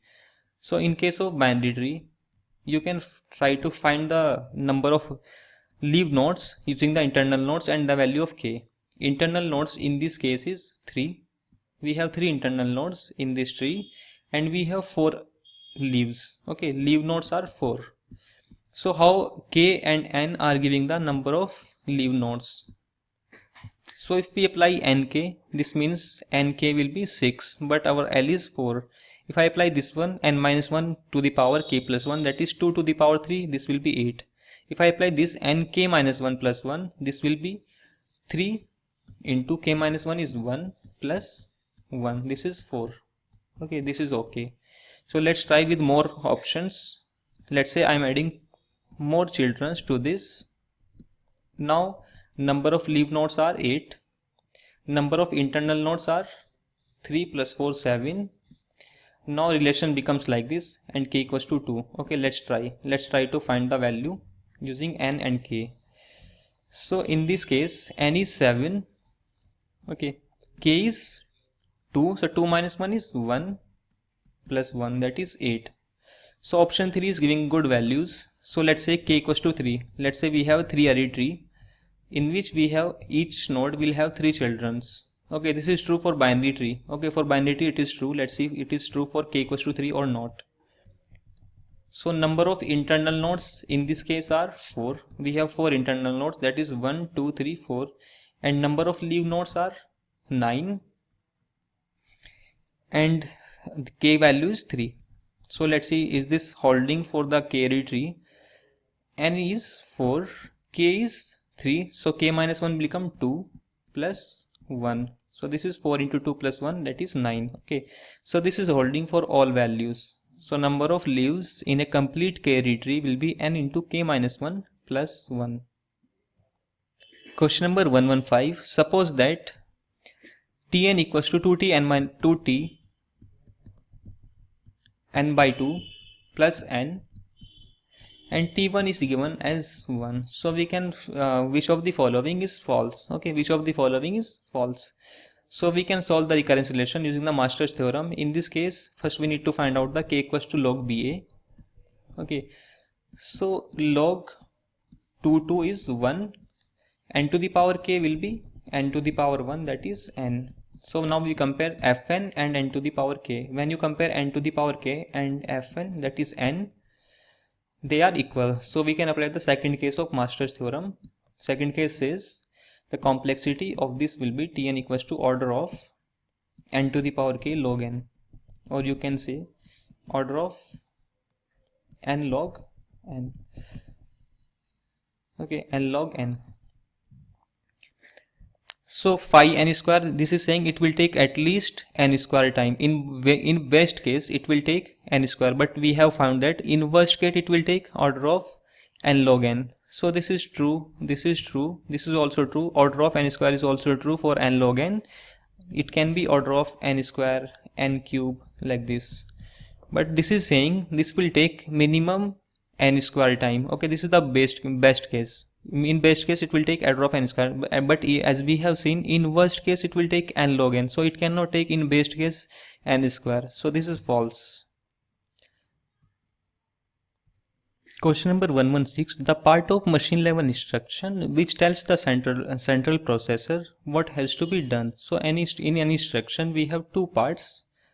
Okay, so the format of instruction is like this. We have two parts, that is opcode. In an instruction we have a opcode and then we have a operand. So opcode is like this: add, subtract, multiplication, like this. This opcode, or you can say operation code, tells the processor what has to be done. We need to add the operands, or we need to subtract the operands, or we need to multiply the operands. So while we decode the instructions, we try to find out what is the opcode. Okay, what we want to do. So opcode, or you can say operation code, tells the processor what need to be done. So option A is correct for this question. Question number 117, and this question says a system program that combines two separately compiled modules of a program into a form suitable for execution. Which of the following system program link two modules of a program? For example, let's say, what is the compilation process of a program? For a source code, if we have a source code, for example abc.c, we send it for the compilation. In first phase, what we do is we do the pre-processing. Okay, so in this pre-processing we do not do anything like linking, we only expand the macros. Then after getting the pure high level language code, what we do is we do the compilation. Okay, after compilation we get a code, that is, let's say abc.asm, and then we send this code. This is assembly language code, so we send this to assembler, and assembler gives us abc.o, that is object code. So after getting the object code, what we do is we send this to linker, and linker links all the libraries. It can be dynamic library, or it can be compile time library, or you can say static library. So all the library functions are linked to the program in this phase, that is linking. So in linking, what we do is we take all the functions which we have used, like printf in our program. So this linker will link all the library functions to our program during this stage, that is linking. So after linking, finally we have a code, that is executable code. You can load this code and start executing. So linker link all the object code of a program. Question number 118. This question says, what is the meaning of bug? Okay, bug means a logical error in a program, a difficult syntax error in a program, documenting program using an efficient documentation tool, or all of the above. So logical error is nothing but a bug, bug is only found after the running of a program. You cannot find the bug before running a program. So if you are finding anything after running a program, that is a logical error, not a syntax error, because you cannot run a program with the syntax error. So a bug is a logical error in a program. Question number 119. This question said, let L be a language and L-des will be the complement of this language.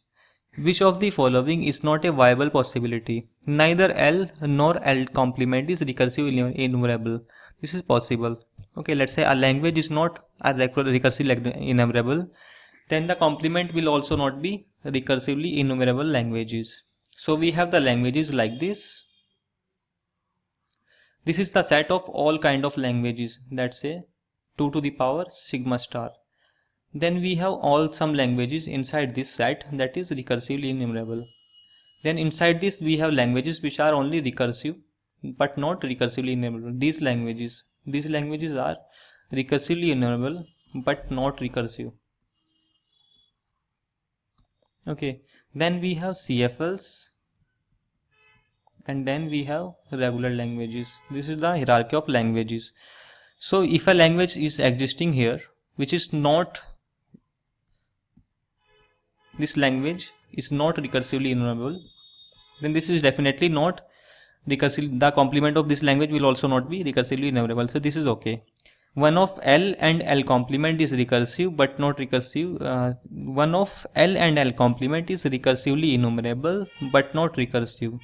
The other is not recursively enumerable. It is possible, let's say L is recursively enumerable but not recursive. The other is not recursively enumerable. This is true. One language L and the other language will be complement, and we know that complement of recursively enumerable language is not recursively enumerable. So this is true. If a language is recursively enumerable, then the complement of this language is not recursively enumerable. Both L and L complement are recursively enumerable but not recursive. This is not possible. A language L which is recursively enumerable, the complement of this language cannot be a recursively enumerable language. Okay, the recursively enumerable languages are not closed under the complement operation. So the complement of a recursively enumerable language is not recursively enumerable. D is saying both L and N complements are recursive. This is true. The complement of a recursive language is recursive. So C is not possible. C is the right answer for this question. Question number 120, and this question says let L1 be a recursive language. Okay, we have a language L1 that is recursive, and then we have L2 language that is recursively enumerable but not recursive. Okay, but not recursive.